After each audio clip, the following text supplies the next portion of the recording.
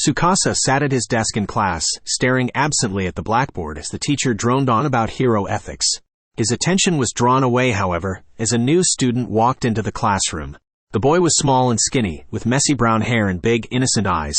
But what caught Tsukasa's attention was the way he walked, with a slight limp, as if one of his legs was weaker than the other.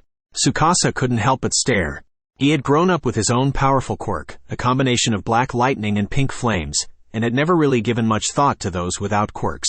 But as he watched the new kid make his way to an empty desk, he felt a strange mix of curiosity and pity. The boy seemed nervous, fidgeting with his pencil and avoiding eye contact with anyone in the class. Tsukasa could sense the other students looking at him with a mixture of confusion and disdain. After all, this was a school for heroes, and a quirkless kid didn't really belong. But Tsukasa couldn't help feeling a sense of kinship with the boy. He knew what it was like to be different, to feel like an outsider. And as he watched the boy struggle to keep up with the lesson, he felt a pang of empathy. As class ended and the students filed out of the room, Tsukasa found himself walking next to the new kid. He hesitated for a moment before speaking up. "Hey," he said, "I'm Tsukasa. What's your name?"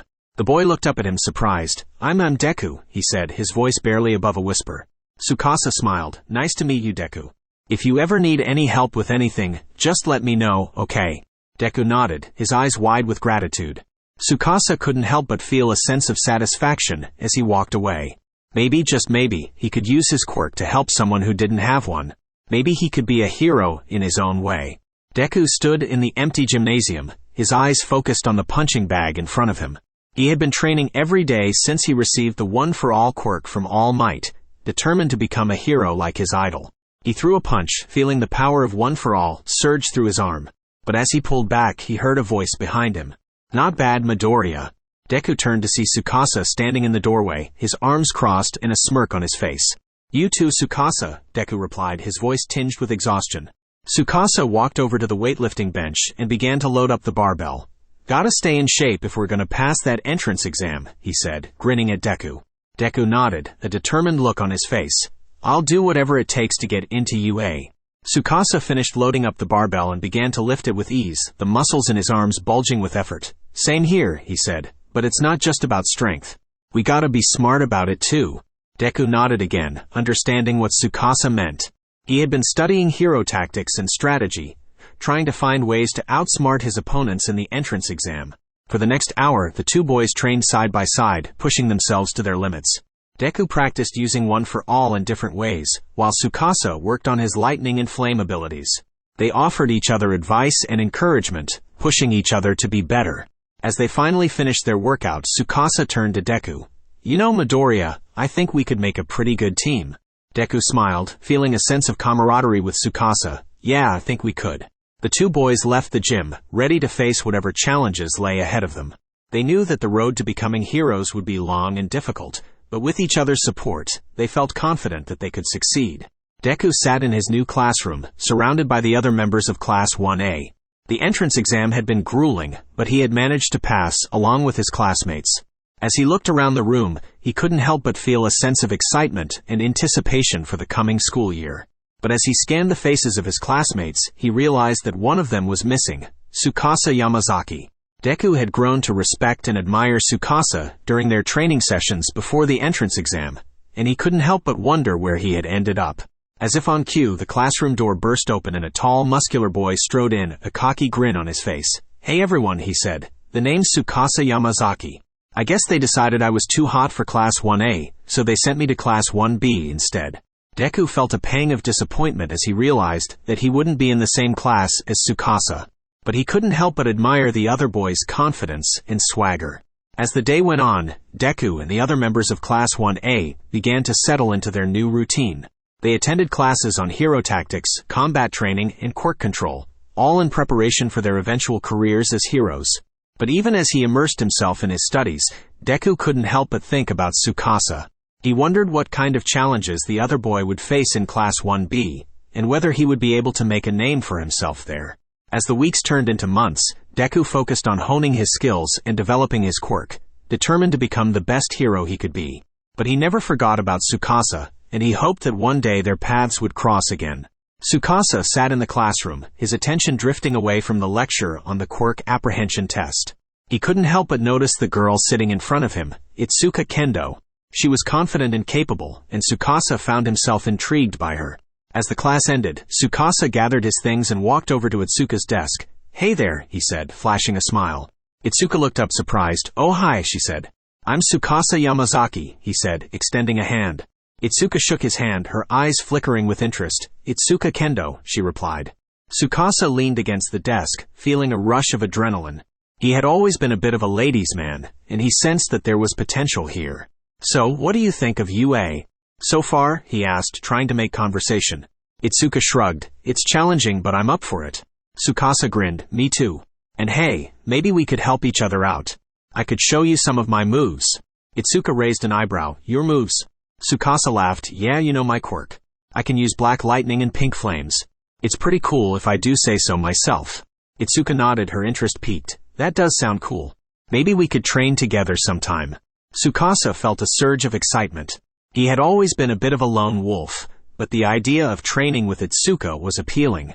"Sounds like a plan," he said, grinning. "I'll meet you after class tomorrow?" Itsuka nodded, a smile playing at the corners of her lips. "I'll be there." As Tsukasa walked away, he felt a sense of excitement and possibility. He had a feeling that this was the beginning of something great. Tsukasa was walking down the hallway, his mind still buzzing from his encounter with Bakugo, when he felt a sudden impact at his side. He looked over to see a girl with purple hair standing next to him, rubbing her arm sheepishly. "I'm sorry," she said. "I wasn't looking where I was going." Tsukasa smiled, recognizing her as Jiro Kyoka, a member of Class 1A. "No problem," he said. "Are you okay?" Jiro nodded, but he could see that she was still rubbing her arm nervously. "Here, let me take a look," he said, reaching out to gently touch her arm. Jiro's face flushed, and Tsukasa felt a spark of attraction. He had always had a weakness for girls who blushed easily. "Thanks," Jiro said, her voice soft. Tsukasa examined her arm, making sure there were no injuries. "Looks like you're good to go," he said, flashing her a smile. Jiro smiled back, her face still pink. "Thanks again," she said. "I'm Jiro, by the way." "I know," Tsukasa said. "I'm Tsukasa Yamazaki. Nice to meet you." They stood there for a moment smiling at each other, before Jiro suddenly realized she was late for class. "I have to go," she said, starting to walk away. Tsukasa watched her go, feeling a twinge of disappointment. He couldn't help wondering if he would see her again. But one thing was certain, he would never forget the way her face had looked when she blushed. Tsukasa was walking down the hallway, lost in thought, when he suddenly heard a deep voice calling his name. He looked up to see MT. Lady, one of the top pro heroes, standing in front of him. "Tsukasa Yamazaki, right?" she said, flashing him a smile. Tsukasa nodded, feeling a little overwhelmed. He had seen MT. Lady on TV before, but he had never expected to meet her in person. "I just wanted to say hello, MT. Lady said. "I've heard good things about you." Tsukasa felt a flush of pride. He had been working hard to establish himself at UA, and it was gratifying to know that people were starting to take notice. But as he turned to walk away, he heard a low murmur of voices behind him. He looked over his shoulder to see a group of girls from both Class 1A and 1B, huddled together, watching him and MT. Lady with curious expressions. Tsukasa knew what they were thinking, that he was somehow involved with MT. Lady, despite the fact that she had approached him without her quirk activated. He could feel their eyes on him, filled with suspicion and jealousy. He wanted to explain, to tell them that there was nothing going on between him and MT. Lady. But he knew that it was pointless. The rumor mill at UA was relentless, and once a story started to circulate, there was no stopping it. With a sigh, Tsukasa turned back to Mount. Lady, hoping to change the subject. But he could still feel the weight of the other students' stares on his back, and he knew that this was a situation that was going to take some time to resolve. Tsukasa was wandering around the empty halls of UA, during study hall, trying to clear his head after a long day of classes. As he turned a corner, he saw a girl with dark hair and glasses struggling to carry a stack of books and papers. "Need a hand?" Tsukasa asked, flashing her a smile. The girl looked up at him, surprised. Tsukasa recognized her as Momo Yaoyorozu, one of the top students in Class 1A. "Oh, thank you," Momo said, her voice soft. "That would be really helpful." Tsukasa took the stack of books and papers from her, feeling a jolt of electricity run through his body as his fingers brushed hers. He couldn't help but notice how pretty she was, with her sharp features and intelligent eyes. "Where are these headed?" he asked, nodding to the stack in his arms. Momo explained that she was working on a project for her heroics class, and that she needed to turn in the materials to her teacher. Tsukasa listened, impressed by her dedication and hard work. "I'll help you take these," he said, gesturing for her to lead the way.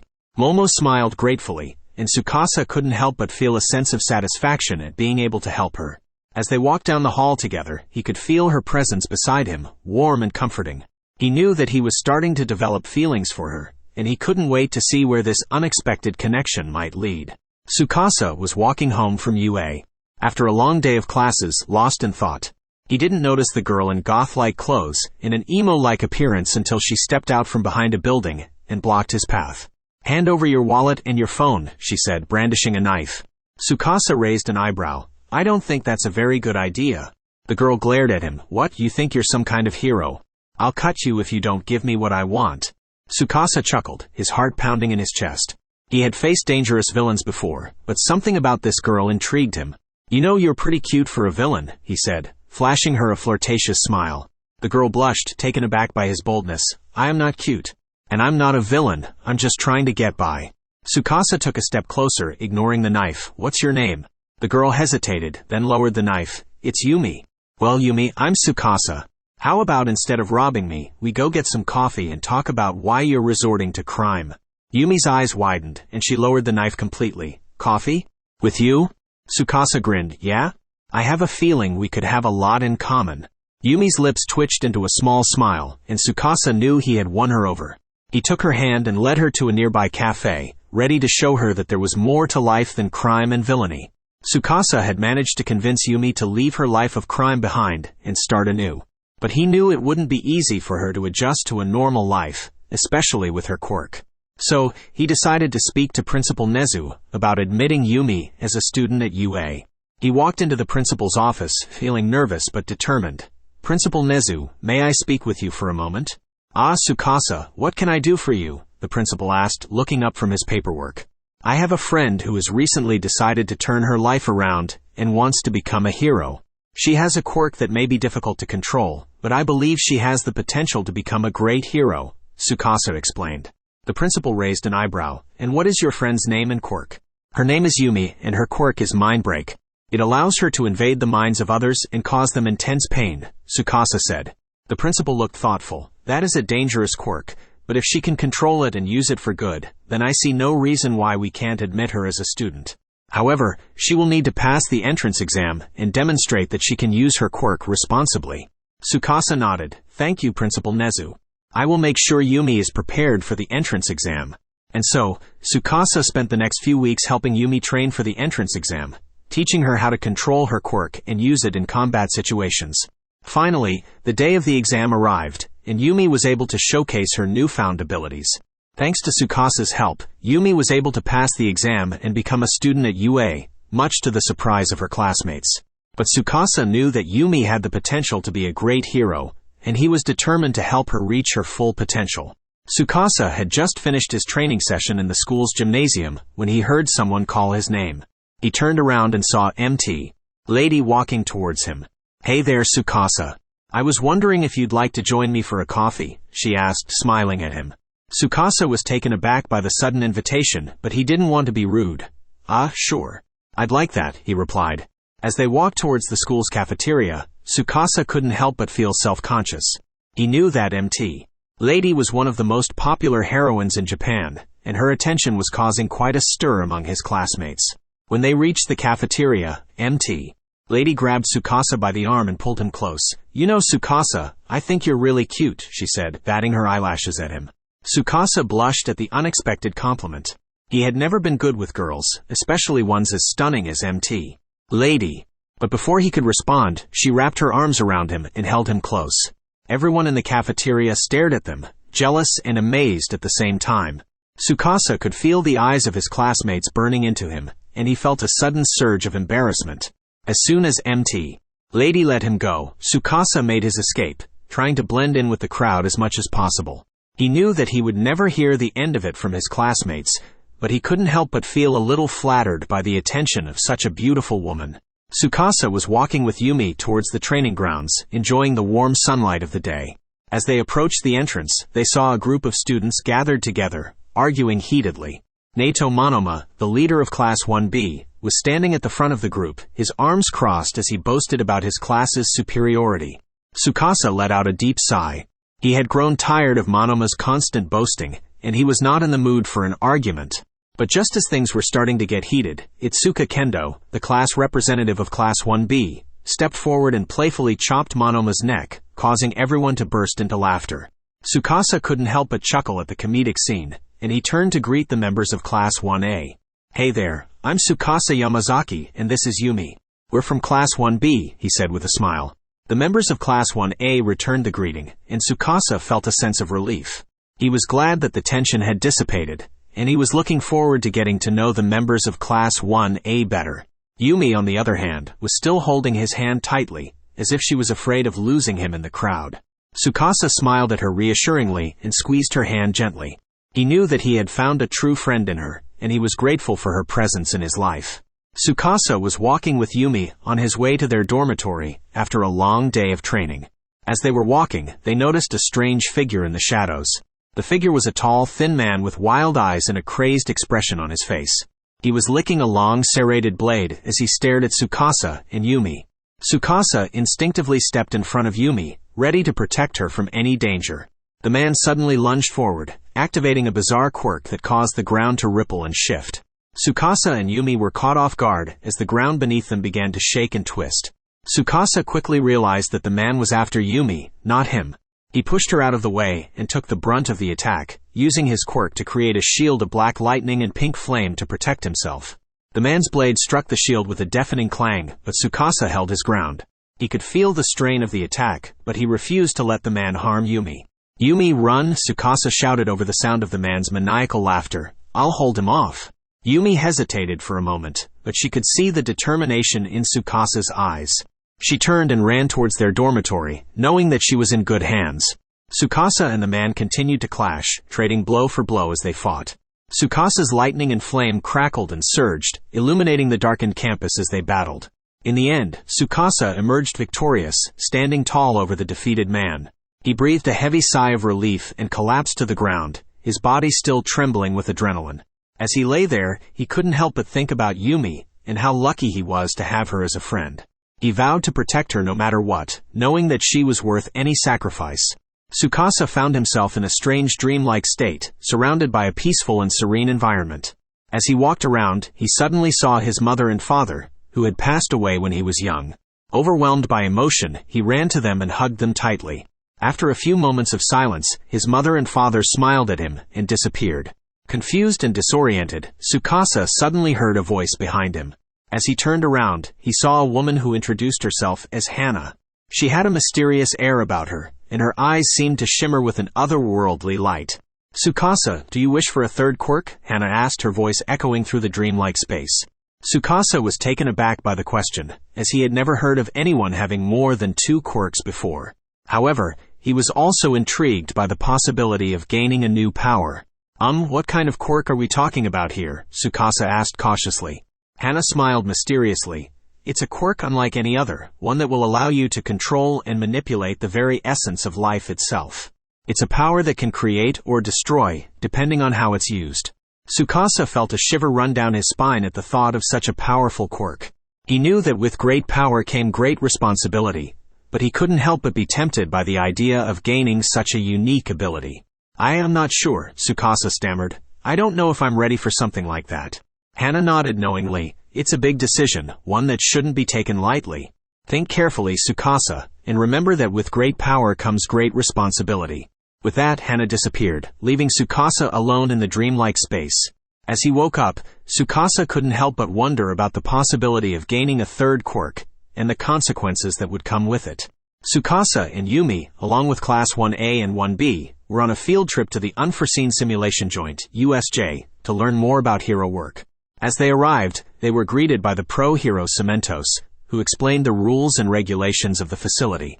As they were exploring the area, suddenly the villains appeared and started attacking them. Tsukasa quickly took charge and instructed the other students to stay calm and work together to defend themselves. As the battle went on, Tsukasa and Yumi were separated from the group and found themselves face to face with the villain Dabi. Dabi was a dangerous villain with the power to manipulate flames, and he had his sights set on taking down Tsukasa and Yumi. Tsukasa and Yumi fought hard against Dabi, using their combined quirks to keep him at bay. However, Dabi was too powerful, and they were soon overpowered. Just when it seemed like all hope was lost, Class 1A and 1B arrived to help them. Together, they were able to defeat Dabi and drive off the rest of the villains. Cementos praised the students for their bravery and teamwork, and Tsukasa and Yumi were grateful for the help of their classmates.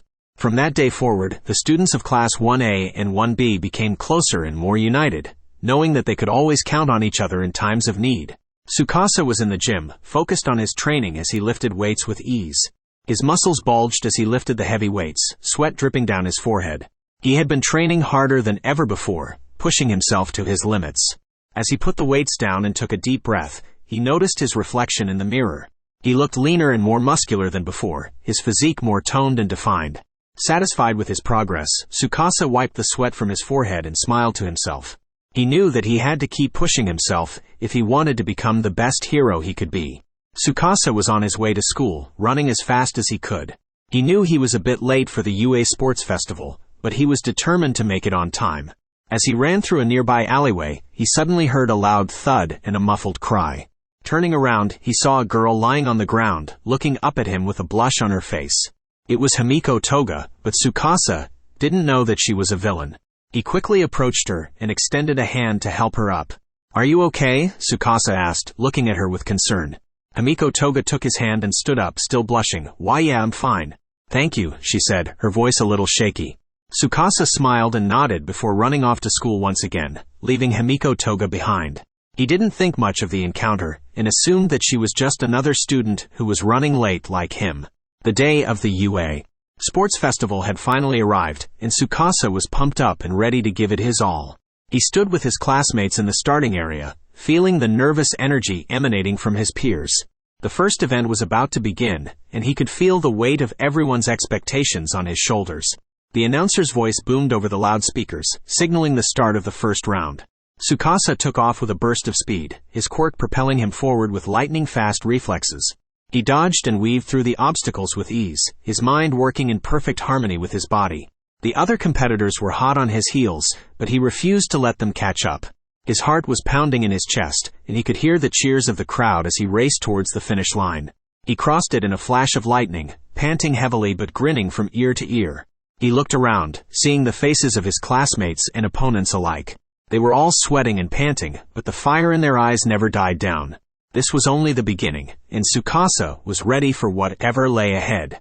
As the cavalry battle was about to start, Tsukasa and Yumi joined their respective teams with determination in their eyes. Tsukasa was with Class 1B, while Yumi was with Class 1A. The teams were ready, and the countdown began. Tsukasa's team quickly devised a strategy, with Tsukasa using his quirk to create a path for them to move forward. They charged ahead, and as they were about to grab the headband, Bakugo's team attacked, sending Tsukasa flying. Meanwhile, Yumi's team was struggling, with other teams targeting them due to Yumi's powerful quirk. However, Yumi remained calm and used her quirk to confuse and disorient the other teams. Tsukasa and Yumi both managed to grab a headband, and they were both in the top 10. As the game continued, Tsukasa and Yumi's teams battled fiercely, each trying to come out on top. In the end, Tsukasa's team managed to secure the most points, with Tsukasa using his quirk to create a massive explosion that sent the other teams flying. Yumi's team also did well, with Yumi using her quirk to control the battlefield. As the dust settled, Tsukasa and Yumi both stood tall, proud of their efforts. They knew that the next round would be even tougher, but they were ready for whatever challenges lay ahead. The third round of the UA Sports Festival had arrived, and the matchup was announced. Tsukasa Yamazaki versus Yumi Hattori. Tsukasa stood on one side of the arena, his arms crossed and a confident smirk on his face. Yumi stood on the other side, her hands in front of her, her eyes focused. The two of them had been friends and training partners for a while now, but in this moment, they were opponents. The crowd was on their feet, cheering and shouting, eagerly anticipating the match. Class 1A and 1B were particularly excited, cheering on their respective classmates. The bell rang, signaling the start of the match, and the two charged at each other. Tsukasa launched himself forward, aiming to land a punch on Yumi, but she quickly dodged to the side, spinning around and landing a swift kick to his back. Tsukasa stumbled forward but quickly regained his footing, turning around and launching a powerful punch at Yumi. She jumped back, barely avoiding it, and responded with a flurry of quick jabs. The two continued to trade blows, each landing hits and dodging attacks. They knew each other's moves so well that it was almost like they were dancing, moving in perfect harmony. The crowd was going wild, cheering and shouting, their excitement growing with every passing moment. Finally, after what felt like an eternity, the match came to an end. Tsukasa landed a decisive blow, sending Yumi flying backward and out of the ring. The crowd erupted into cheers, congratulating Tsukasa on his victory. But even as he basked in the glory of his win, he couldn't help but feel a sense of sadness that he had to defeat his friend. Yumi smiled, looking up at Tsukasa from where she lay on the ground. "Great job, Tsukasa," she said, her voice filled with admiration. "You really are amazing." Tsukasa grinned, feeling a sense of pride and satisfaction wash over him. But at the same time, he couldn't shake the feeling that this was just the beginning of something even bigger. As the third round of the UA Sports Festival continued, Midnight, one of the judges of the competition, couldn't help but feel impressed by Tsukasa's muscular bicep as he walked past her. "Ooh la la, Tsukasa-kun, you really do have some impressive muscles," Midnight said, her hand lingering on his arm. Tsukasa blushed a bit at the attention but tried to keep his composure. Thank you, Midnight-sensei," he replied, a bit flustered. Meanwhile, the other students, both from Class 1A and Class 1B, looked on with envy as Midnight paid attention to Tsukasa. Some of the girls muttered under their breath about how lucky he was, while some of the boys grumbled about how unfair it was that he was getting all the attention. Yumi, standing next to Tsukasa, just rolled her eyes at the situation. "I can't believe you're the one getting all the attention, Tsukasa-kun," she joked. Tsukasa just chuckled and shrugged. "I guess I'm just lucky," he said, still feeling a bit embarrassed by all the attention. As Takashi stood in the center of the arena, his muscles bulging with power, Tokiyami braced himself for the oncoming attack. Takashi's quirk, which enhanced his physical strength, was a formidable one, and Tokiyami knew he would have to be careful to avoid getting hit. The two charged at each other, Takashi's fists flying as he aimed to land a blow on Tokiyami. But the dark bird-like hero was quick, darting and dodging out of the way. Tokiyami then used his own quirk, Dark Shadow, to launch a counterattack, sending his shadowy bird-like creature to strike at Takashi. The two collided in a fierce clash, their attacks canceling each other out. For a moment it seemed like the two were evenly matched, but then Takashi's quirk began to take effect. His muscles bulged even more, and his attacks became faster and stronger. Tokiyami struggled to keep up, dodging and blocking as best he could. But it wasn't enough.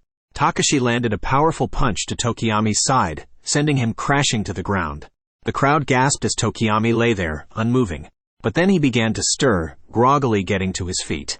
Takashi, too, was stunned by the power of his own attack, and he wavered on his feet before collapsing. The crowd erupted in cheers as the two competitors were helped from the arena.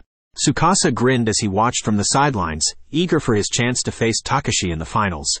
The crowd was buzzing with excitement as the next match was announced, Bakugo vs. Uraraka. Tsukasa leaned forward in his seat, watching intently as the two competitors stepped onto the field.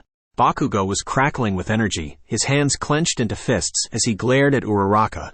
She looked nervous but determined, her hands held up in front of her in a defensive stance. The match began, and Bakugo immediately charged forward, his explosions propelling him towards Uraraka. She dodged to the side, trying to avoid his attacks, but Bakugo was relentless. He unleashed a series of explosions, each one aimed at Uraraka. She managed to dodge some of them, but others caught her off guard, sending her flying through the air. Tsukasa winced as he watched her crash to the ground, but she quickly got back up, determined to keep fighting. She knew she couldn't match Bakugo's power, but she had a plan. As Bakugo charged towards her again, Uraraka activated her quirk, making him weightless. Bakugo was caught off guard, his momentum carrying him off the field and out of bounds. The crowd erupted into cheers as Uraraka was declared the winner. Tsukasa couldn't help but feel impressed by her ingenuity and determination. He made a mental note to watch out for her in the next round. Tsukasa and Takashi stood at opposite ends of the arena, their classmates in the audience cheering them on as they prepared to face off in the first round of the semifinals. Takashi's eyes glinted with a fierce determination, his hands crackling with energy as he readied his quirk. Tsukasa remained calm and focused, his eyes locked onto his opponent as he got into a defensive stance. He knew that Takashi's quirk could enhance his physical abilities, making him a formidable opponent. But Tsukasa was confident in his own strength and agility, and he knew that he could take on anyone who stood in his way. The buzzer sounded, signaling the start of the match, and Takashi wasted no time in charging towards Tsukasa with a flurry of punches. Tsukasa dodged and weaved, his movements fluid and graceful as he waited for the perfect opportunity to strike. Takashi's attacks grew more frenzied and erratic as the match went on, but Tsukasa remained cool and collected, his body moving with the precision and grace of a dancer. He blocked and countered Takashi's attacks, his own fists and feet striking with deadly accuracy. The two fighters were evenly matched, their attacks and defenses perfectly timed and executed. The audience held their breath as they watched the two warriors clash, their strength and determination driving them forward. Finally, after several minutes of intense combat, Tsukasa managed to land a powerful blow to Takashi's chest, knocking him to the ground and rendering him unconscious.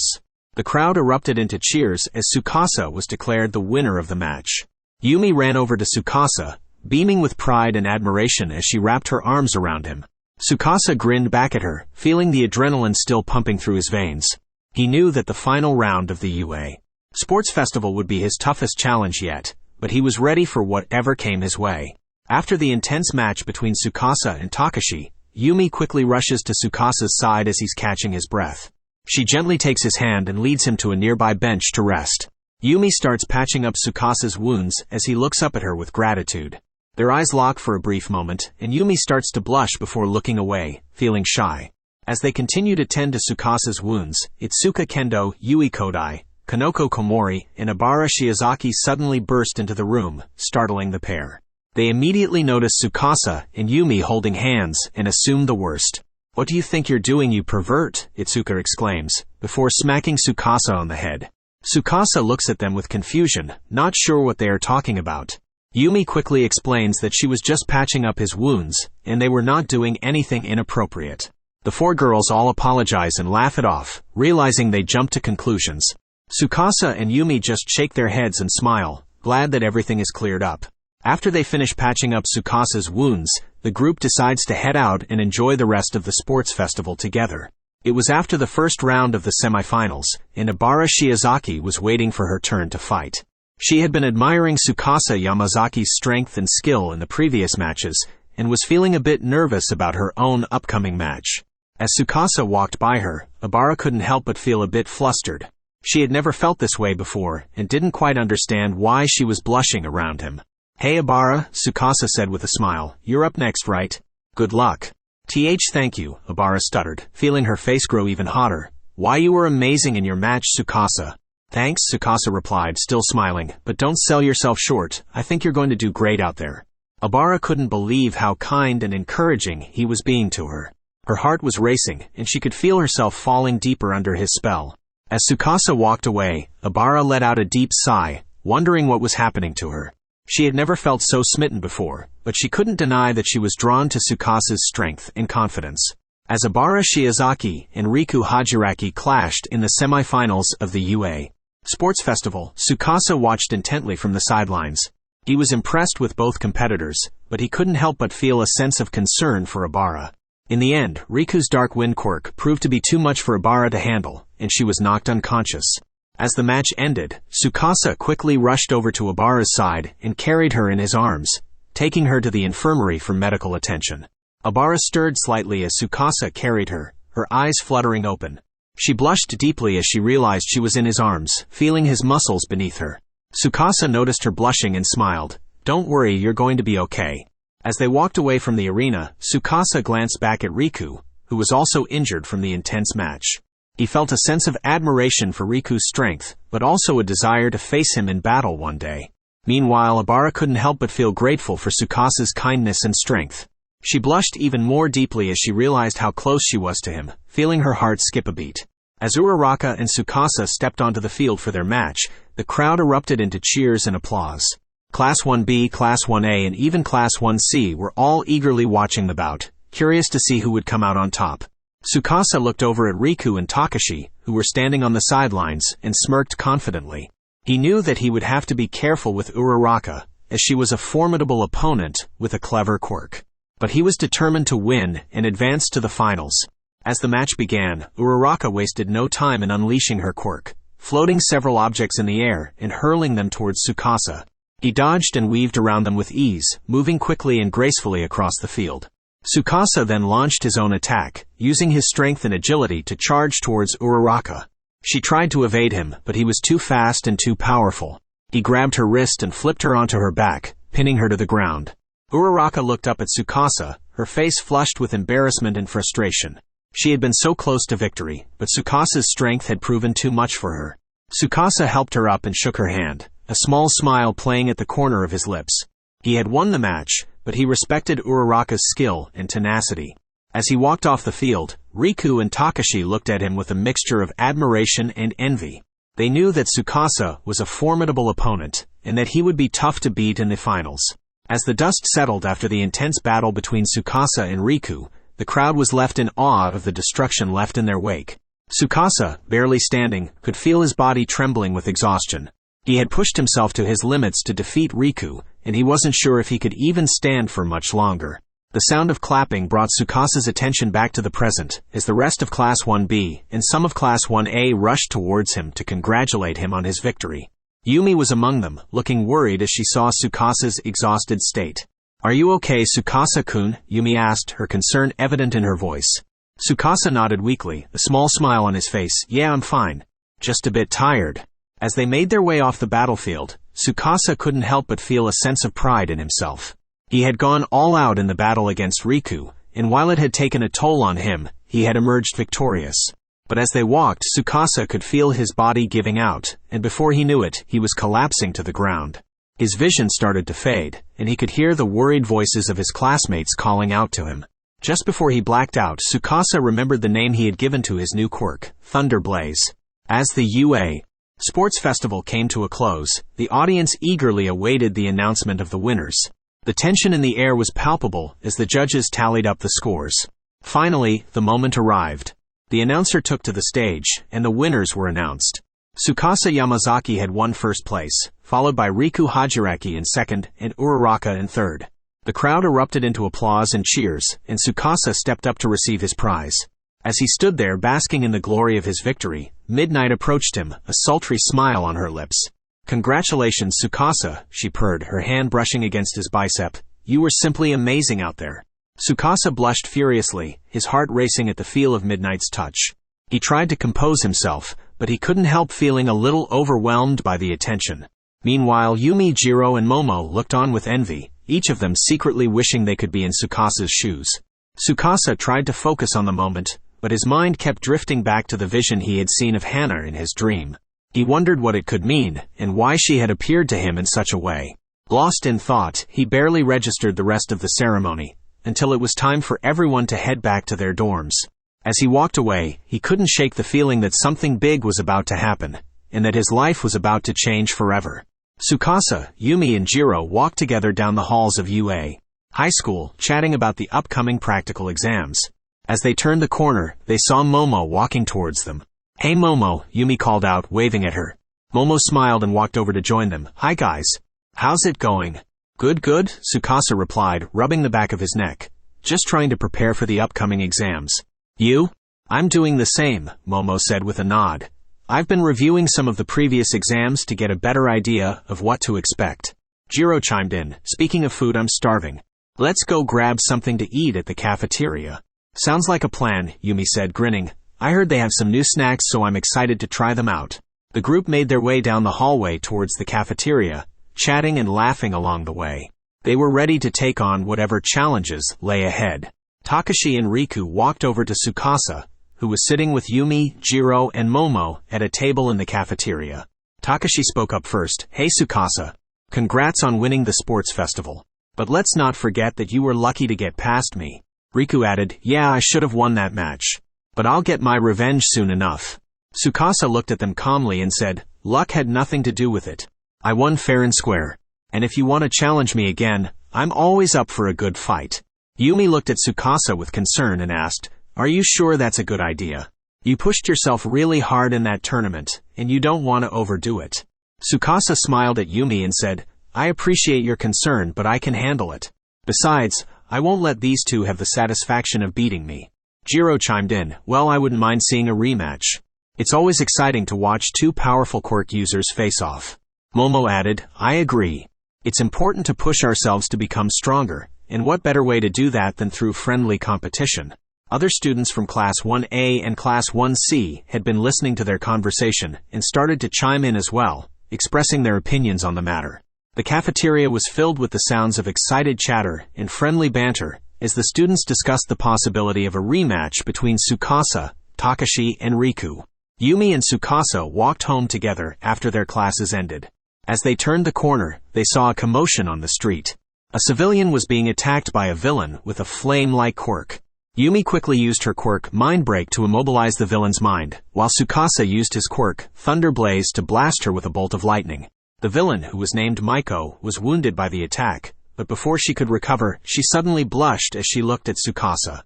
Yumi noticed this and rolled her eyes. "Looks like someone has a crush on you," she said, smirking. Tsukasa shrugged. "That's the least of our concerns right now. Let's make sure this civilian is safe." As they checked on the civilian, Maiko suddenly regained consciousness and attacked them with renewed vigor. Yumi and Tsukasa quickly fought back, using their quirks to subdue her again. But as they did, Maiko's eyes would occasionally dart towards Tsukasa, blushing each time. After the fight, Tsukasa and Yumi walked away from the scene, feeling relieved that they were able to protect the innocent civilian. But as they did, they couldn't help but wonder what was up with Maiko's strange behavior towards Tsukasa. As Maiko began to come to her senses, she looked at Tsukasa and Yumi with a pleading expression on her face. "Please, I don't want to be a villain anymore. I want to be a hero," she said, her voice trembling. Tsukasa looked at her with a serious expression. "I'll do what I can to help you," he said, turning to his sensei. "Sensei, can you help me ask the principal to allow Maiko to enroll in UA High as a member of Class 1C? His sensei nodded. "I'll see what I can do. But you both did well in taking down this villain. I'm proud of you," he said, patting both of them on the back. Yumi looked at Maiko with a sympathetic expression. "Don't worry, we'll help you," she said, using her quirk at 25% towards Maiko to erase any negative thoughts or emotions towards heroism. Maiko looked at them with gratitude in her eyes. "Thank you, I won't forget this. I promise to do my best to become a hero," she said, bowing deeply. Tsukasa and Yumi smiled at her before turning to head back to their homes.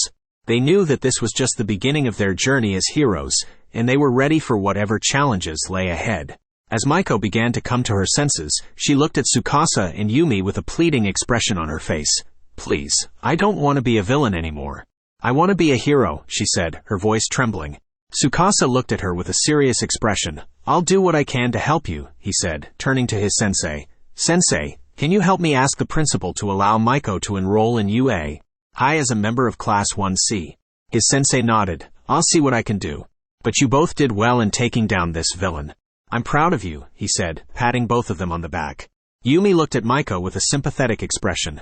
"Don't worry, we'll help you," she said, using her quirk at 25% towards Maiko to erase any negative thoughts or emotions towards heroism. Maiko looked at them with gratitude in her eyes. "Thank you, I won't forget this. I promise to do my best to become a hero," she said, bowing deeply. Tsukasa and Yumi smiled at her before turning to head back to their homes. They knew that this was just the beginning of their journey as heroes, and they were ready for whatever challenges lay ahead. As Maiko arrived in UA High, she was met by Tsukasa and Yumi, who showed her around the campus.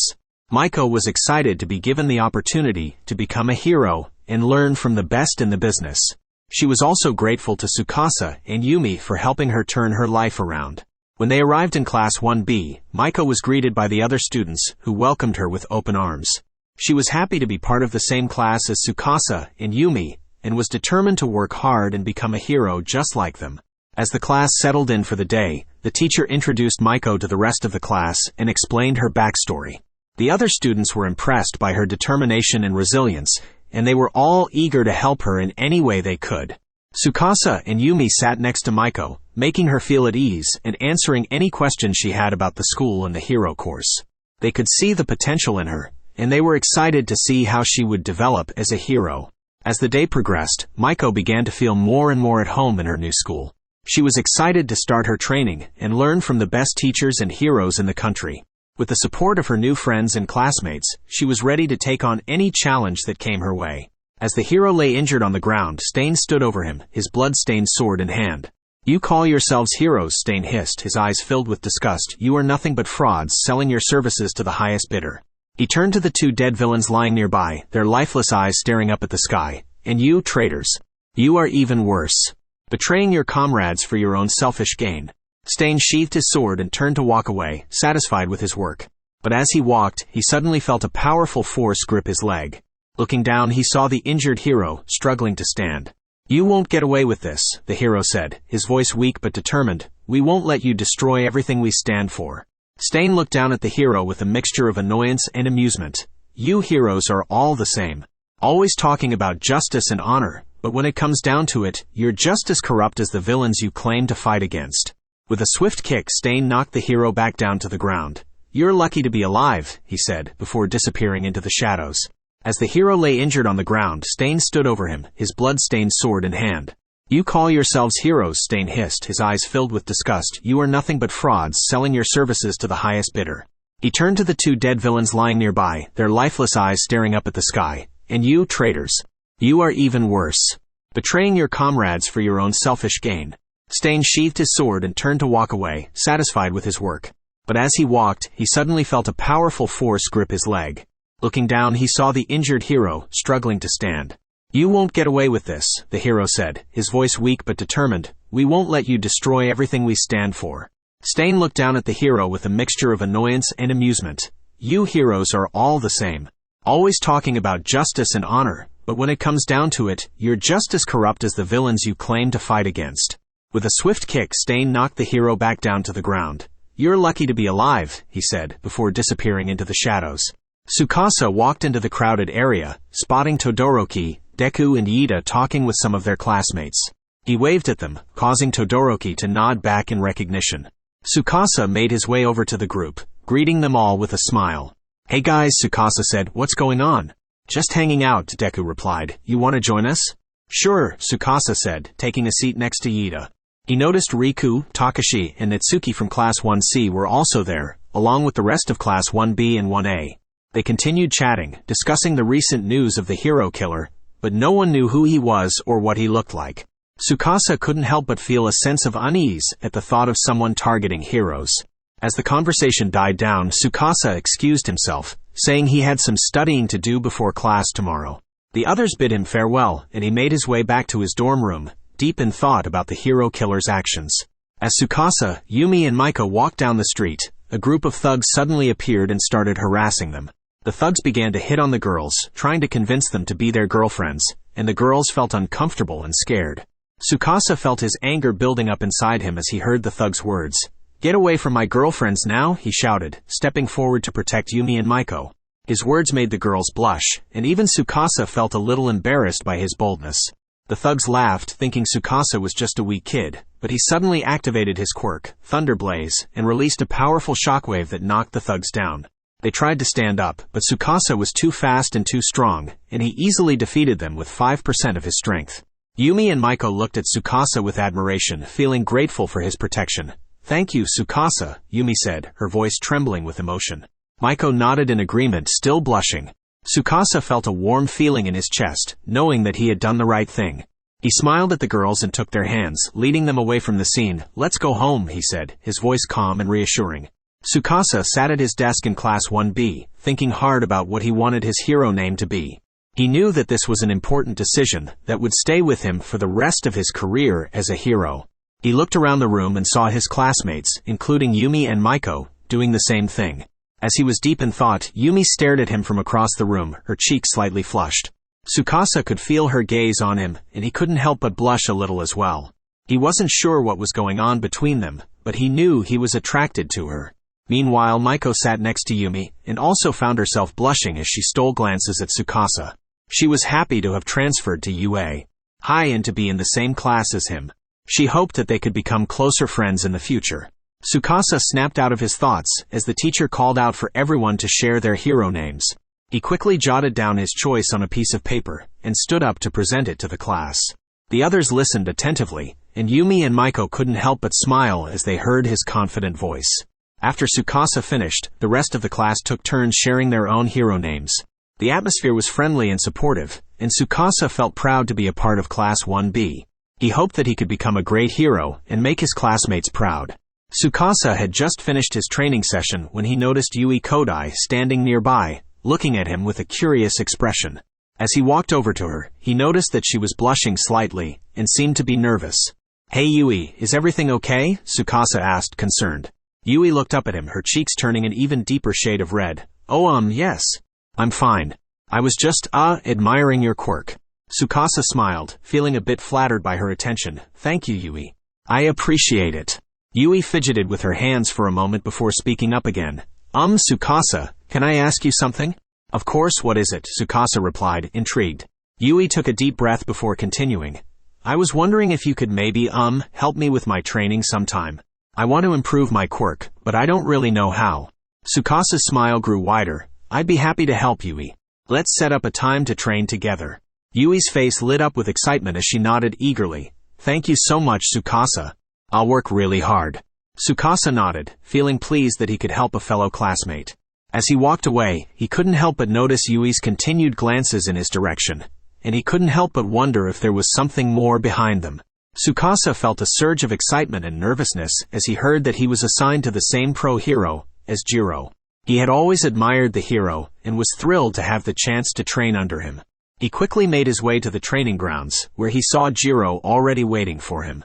Hey Tsukasa, Jiro called out, grinning from ear to ear. I'm so excited that we get to train together. Tsukasa smiled back at her, feeling his heart race at the sight of her. He had always found her to be beautiful and talented, but he was too shy to tell her how he really felt. Yeah, me too, he said, trying to keep his voice steady. As they waited for their pro hero, Tsukasa noticed Yumi and Maiko walking towards them, giggling and whispering to each other. He wondered what they were up to, but before he could ask, the pro hero arrived. All right, listen up, the hero bellowed, his voice commanding attention from everyone on the field. I'm going to push you all to your limits today, so be prepared to work hard. Tsukasa and Jiro exchanged a look of excitement, ready to take on any challenge that was thrown their way. They spent the rest of the day training with the pro hero, honing their skills and pushing themselves to the brink of exhaustion. As the sun began to set, Tsukasa and Jiro walked home together, both feeling the effects of the grueling training session. They talked about their experience and how they could improve, but Tsukasa found it hard to concentrate when Jiro was standing so close to him. He couldn't shake the feeling that there was something between them, something more than just friendship. But he didn't know how to bring it up, so he kept his feelings to himself and walked with her in comfortable silence. Tsukasa was walking down the street, lost in thought, when he heard a scream. Turning around, he saw a female hero with a water quirk being attacked by Stain. Without hesitation, Tsukasa rushed to her aid. Hey, get away from her, Tsukasa shouted, standing between Stain and the hero. She's not a fake hero like you. Stain sneered at Tsukasa. You talk too much, he said, lunging forward with his sword. Tsukasa dodged the attack, using his Thunderblaze quirk to move quickly out of the way. He scooped up the hero and continued to dodge Stain's attacks, buying time for someone else to help. Soon enough, Deku, Todoroki and Iida arrived on the scene, with Deku quickly jumping in to attack Stain. Tsukasa handed off the hero to Iida, who rushed her to safety, while Todoroki and Deku worked together to take down Stain. Tsukasa watched from a safe distance, feeling a sense of relief that the hero was safe, and that Stain had been defeated. He couldn't help but feel a sense of pride that he had been able to help in his own way, even if it was just by buying time for others to arrive. As Todoroki and Tsukasa stared at Stain, thinking they had taken him down, he suddenly got back up and struck them both into the wall. The impact was so strong that a small crater formed where they hit. Iida, who was fighting Stain, managed to piss him off even more, causing Stain to knock him out. Deku rushed to calm Iida down, but it was too late. Tsukasa and Todoroki were up again, and used 35% of their quirk power against Stain. Deku jumped in, using Detroit Smash on Stain, sending him crashing to the ground. As the battle ended, Tsukasa turned to the woman he had saved earlier, Fuyumi, the water hero, Wave. He saw that she had woken up, and was staring at him with gratitude. Are you okay? Tsukasa asked, concerned. Yes, thank you so much for saving me, Fuyumi replied, blushing at him. It's nothing, Tsukasa said, smiling. I'm Fuyumi, the water hero, she said, extending her hand. I'm Tsukasa, Thunderblaze, he said, shaking her hand. Fuyumi took a liking to Tsukasa and blushed at him. You're amazing, she said, still blushing. Tsukasa chuckled. Thank you, but I'm just doing my job as a hero, he said. I hope we can work together sometime, Fuyumi said, still blushing. Tsukasa smiled. I'd like that, he replied. With that, Tsukasa dashed off to the hospital with his Black Lightning version of Thunderblaze, enhancing his speed by 15% to make sure Fuyumi was all right. When he got there, Fuyumi hugged him tightly, thanking him once again for saving her life. Tsukasa smiled, happy to have made a new friend and ally in the world of heroes.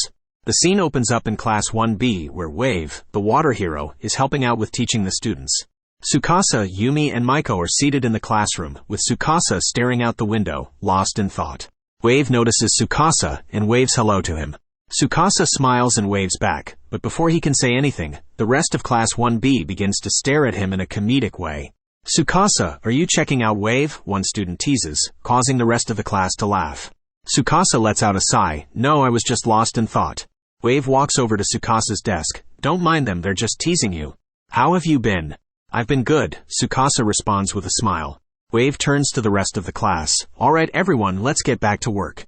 The students turn their attention back to their studies, but Tsukasa can still feel their eyes on him. He mutters to himself, "Why do they always have to be so dramatic?" Yumi and Mika try to stifle their giggles, but Tsukasa can tell they are finding the situation amusing. The class continues on with their lessons, and as the day goes on, Tsukasa finds himself becoming more and more distracted, unable to focus on his studies. He can't help but think about Wave and how kind she is. He wonders if he has a chance with her, but quickly shakes the thought from his head, knowing he needs to focus on becoming a hero first. As the class ends for the day, Tsukasa packs up his bag and heads out of the classroom, feeling relieved that the day is over. Wave catches up to him in the hallway. "Hey Tsukasa, do you want to grab some lunch with me?" Tsukasa's heart skips a beat. "Sure, that would be great." Yumi and Mika watch from the classroom door, giggling as they see Tsukasa walking off with Wave. They both nudge each other, knowing that their friend has a crush. Tsukasa walked into the classroom and immediately noticed the intense glares from Rui and Suna. He couldn't help but feel a bit uneasy. "What's with the glare, Rui?" Tsukasa asked, breaking the silence. Rui crossed her arms and gave a cold response. "Don't act like you don't know. You've been acting strange lately." Suna, who had been quiet until now, spoke up. "We've noticed that you've been holding back during training sessions and not using your full power." Tsukasa's expression turned serious. "I'm not holding back. I just don't want to cause unnecessary damage." Rui scoffed. "That's not what it looks like. We all have to use our full power in order to become better heroes. If you're not willing to do that, then you're not cut out for this." Tsukasa's jaw clenched. "I am willing to use my full power when necessary. I just don't think it's necessary to use it during every single training session." Suna raised an eyebrow. "And how do you plan on determining when it's necessary?" Tsukasa took a deep breath. "I'll know. I trust my instincts and judgment." Rui and Suna exchanged skeptical looks, but didn't press the matter any further. The tension in the air dissipated as the rest of the class began to arrive. Tsukasa couldn't shake the feeling that Rui and Suna's glares were a warning. He knew that he needed to be careful and not let his guard down around them. Tsukasa walked down the hallway, his bag slung over his shoulder as he made his way to his next class. As he turned a corner, he saw Mina walking towards him, and their eyes met. Mina quickly looked away, a blush forming on her cheeks. Tsukasa couldn't help but smile at the sight. He had always thought Mina was cute, but he never really had the chance to talk to her much. He decided to take the opportunity now. "Hey Mina," he greeted her as he caught up to her. "How's it going?" Mina turned to him, still blushing. "It's going fine," she replied softly. Tsukasa smiled at her, hoping to put her at ease. "Are you excited for the upcoming final exams?" he asked, trying to make conversation. Mina nodded, still blushing. "Yeah, I am. I've been practicing my acid quirk a lot lately." Tsukasa chuckled. "I'm sure you'll do great. You have one of the strongest quirks in Class 1A after all." Mina smiled at the compliment. "Thanks, Tsukasa. I hope you do well too." Tsukasa grinned at her. "I'll do my best. I have a feeling we'll both do great." Mina nodded, still blushing. "Yeah, I hope so." Tsukasa said goodbye to Mina and continued down the hallway, feeling a little bit more confident than before. He couldn't wait to see how they both would perform during the final exams. Tsuyu and Tsukasa were sitting together during a break between classes, discussing their recent training. As they talked, they didn't notice Natsuki approaching them until he spoke up. "Hey Tsuyu, Tsukasa. Are you two lovebirds chatting away over here?" Natsuki teased, grinning. Tsukasa looked up at Natsuki, seeming confused. "What are you talking about, Natsuki?" "We're just talking about our training." Tsuyu blushed slightly at Natsuki's comment, but quickly regained her composure. "Yeah, that's right. We're just classmates discussing classwork." Natsuki chuckled. Sure. I won't bother you two lovebirds any longer." He walked away, still grinning mischievously. Tsukasa turned back to Tsuyu, looking confused. "Lovebirds? What does he mean by that, Tsuyu?" Tsuyu blushed again, looking away. "It's nothing, Tsukasa. Just ignore him." Tsukasa nodded, still looking confused but deciding to let it go. "All right if you say so." He smiled at Tsuyu, causing her to blush even more. The day of the final exams had arrived, and Tsukasa and his classmates were all gathered in the training ground, waiting for their respective opponents to be announced. Alright, for our first match, we have Tsukasa from Class 1B against his own classmates, announced the pro hero overseeing the exam. Tsukasa looked around at his classmates, feeling a mix of excitement and apprehension. He had trained hard for this moment, and was eager to show off what he was capable of. Who am I fighting? He asked, looking back at the pro hero.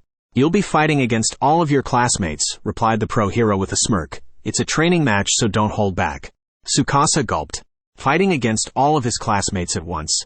That sounded like a challenge. But he was up for it. As the match began, Tsukasa dashed forward, using his Thunderblaze quirk to enhance his speed. His classmates spread out, surrounding him on all sides. Rui, the girl with the ice quirk, shot a stream of freezing air at Tsukasa, who leapt out of the way. Suna, the boy with the shape-shifting quirk, transformed into a wolf and lunged at him, but Tsukasa dodged again. Tsukasa was holding his own against his classmates, but he knew that he couldn't keep this up forever. He needed a strategy. Just then Natsuki, the boy with the Soundwave quirk, shouted out, "Hey Tsukasa, I heard you have a crush on Tsuyu." Tsukasa's face turned bright red, and he sputtered incoherently. Tsuyu, who was fighting on the other side of the field, also blushed furiously. What are you talking about?" stammered Tsukasa. Natsuki just grinned wickedly. "Oh, nothing. I just thought it would be fun to tease you a little." Tsukasa shook his head, trying to clear his mind. He couldn't let his emotions get the best of him in the middle of a fight. With renewed focus, he charged forward once again, determined to prove himself against his classmates. The training match between Class 1B was underway, and Tsukasa was up against his own classmates. Yumi and Maiko, his close friends, were on the opposite team and had been tasked with distracting Tsukasa, while their teammate Daisuke went in for the attack. Tsukasa, however, was a skilled fighter and wasn't easily distracted. He kept his guard up, watching Yumi and Maiko carefully as they attempted to throw him off balance with their quirk abilities. But Tsukasa's focus was unbreakable, and he remained alert for any signs of an impending attack. Suddenly, Daisuke made his move, rushing towards Tsukasa with a fierce attack. Yumi and Maiko continued their distraction, but Tsukasa saw through their ploy and swiftly dodged Daisuke's attack. Tsukasa spun around, catching Daisuke off guard with a swift kick to his side. Daisuke was sent flying backwards, crashing into the wall behind him with a loud thud. Yumi and Maiko were shocked at Tsukasa's quick reaction and impressed with his fighting skills. Tsukasa, however, remained calm and focused, ready for the next attack. The rest of the class watched on, impressed by the display of skill and strategy from both teams. It was clear that Tsukasa was a formidable opponent, and his classmates knew they needed to bring their A-game if they wanted to defeat him. The students of Class 1B had just finished their training match against Tsukasa. They were all sitting on the sidelines, breathing heavily and wiping sweat off their foreheads. Tsukasa had given them a tough fight, but they had learned a lot from the experience. As they were catching their breath, their homeroom teacher, Mr. Monoma, approached them. "Good job, everyone," he said, clapping his hands. "You all put up a good fight, but it looks like Tsukasa is still too strong for you guys." Tsukasa approached them, still catching his breath as well. "You guys did well," he said, nodding at them, "but you still have a lot to learn. Keep training and you'll get there." Suddenly the doors to the training room burst open and in walked Aizawa-sensei, the stern teacher of Class 1A. "All right, Class 1B, he said, his voice firm. "It's time for your final exams. Get ready to show us what you're made of." The students of Class 1B all stood up, determined looks on their faces. They were ready to prove that they were just as strong as their counterparts in Class 1A. As Tsukasa walked out of the training room, he felt the cool breeze on his skin and realized he wasn't wearing a shirt. He looked down and immediately felt his face heat up as he noticed the girls from his class staring at him with wide eyes and flushed cheeks. Sorry about that," Tsukasa said, trying to cover himself with his arms. "I didn't realize." Yumi and Maiko giggled, their faces turning even redder. "It's okay, Tsukasa," Yumi said, trying to hide her face with her hands. "Just put a shirt on next time, okay?" Tsukasa nodded quickly, feeling embarrassed. "Right, of course. Sorry again." He quickly made his way back into the training room, feeling the eyes of his classmates following him. He couldn't help but feel a little self-conscious as he put on his shirt and returned to the group, hoping they would forget about his mistake soon. Tsukasa walked up to Hatsume Mei's workshop, excited to see what new gadgets she had created. He knew that she was a genius inventor who could create anything he needed to improve his quirk. "Hey Mei, do you have any new gadgets that I could use to enhance my quirk?" Tsukasa asked as he entered the workshop. Mei looked up from her work and grinned at Tsukasa. "Of course, I've been working on some new gadgets that I think will be perfect for you." Mei led Tsukasa to a table filled with gadgets and started to explain how they worked. Tsukasa was amazed by her creations and quickly picked out a few that he thought would be helpful. As he was getting ready to leave, Mei stopped him. "Wait, Tsukasa. I have something else for you." She reached under her workbench and pulled out a small gadget. "This is a new prototype I've been working on. It's a wristband that enhances your lightning quirk. I think it will work really well for you." Tsukasa looked at the wristband with amazement. "Wow, Mei. Thank you so much. I can't wait to try it out." Mei blushed and looked away. "Oh, it's nothing. I just wanted to help you out." Tsukasa smiled and left the workshop, excited to try out his new gadgets and the wristband that Mei had created for him. Yukimaru entered the dark, gloomy room where Shigaraki was sitting on a throne made of rubble, surrounded by his loyal followers. "Boss, have you heard about the UA brats who defeated Slain?" Yukimaru asked with a hint of curiosity in his voice. Shigaraki turned his head slowly towards Yukimaru and gave him a cold stare. "Yes, I've heard about them," he replied in a low voice. "What about them?" "I was just wondering if we should do something about them," Yukimaru suggested. "I mean, they're becoming a real pain in our side. They're young, powerful, and getting in the way of our plans." Shigaraki's eyes narrowed, and he stood up from his throne. "You're right," he said with a wicked smile. "We can't let these brats get in our way. It's time to teach them a lesson." Yukimaru nodded, feeling a sense of excitement and anticipation building within him. He knew that with Shigaraki's power and his own skills as an assassin, they could take down the UA brats once and for all. As Yukimaru approached Toga and Dabi, they were lounging lazily on a rooftop, enjoying the view of the city below. Without preamble, Yukimaru cut straight to the chase. "Listen up, you two. I have a job for you. We need to take down those UA brats who defeated Slain." Dabi raised an eyebrow. "And why should we care about that?" "Because they pose a threat to our goals," Yukimaru replied smoothly. "We can't let them interfere with our plans." Toga's ears perked up at the mention of UA. "Wait, are you talking about Tsukasa's school? The one with all the cute heroes in training?" Yukimaru rolled his eyes. "Yes, that one. And if you're interested, I have reason to believe that Tsukasa himself will be there." Toga's eyes widened in excitement. "Really? Then count me in. I want to see my darling Tsukasa again." Dabi sighed. "Fine, I'll come along too. But I'm not doing this for your amusement, Yukimaru. I have my own reasons for wanting to take down those brats." With that, the three of them set off towards UA, determined to carry out their mission. Tsukasa and Yumi were standing by the classroom door, talking with some of their classmates from Class 1B. The chatter was light-hearted, filled with jokes and laughter. "So, Tsukasa, have you thought about what you want to do after graduation?" Maiko asked. "I haven't decided yet. Maybe become a pro hero or maybe something else," Tsukasa replied, shrugging. "That's cool," Yumi said. "I've always wanted to become a pro hero. I want to use my quirk to help people." "I want to be a fashion designer," Natsuki said, twirling a strand of her hair around her finger. "Really?" Tsukasa said, surprised. "I didn't know that." "Yeah, I love designing clothes. I want to create something unique and beautiful," Natsuki replied, smiling. "Speaking of unique, have you seen the gadgets that Hatsume Mei has been making lately?" Koji said, joining the conversation. "They're amazing. I heard she's been working on something that can amplify your quirk." "That sounds interesting," Tsukasa said, intrigued. "Yeah, I might check it out too," Yumi said. The conversation continued for a while longer, with each of the classmates sharing their dreams and aspirations.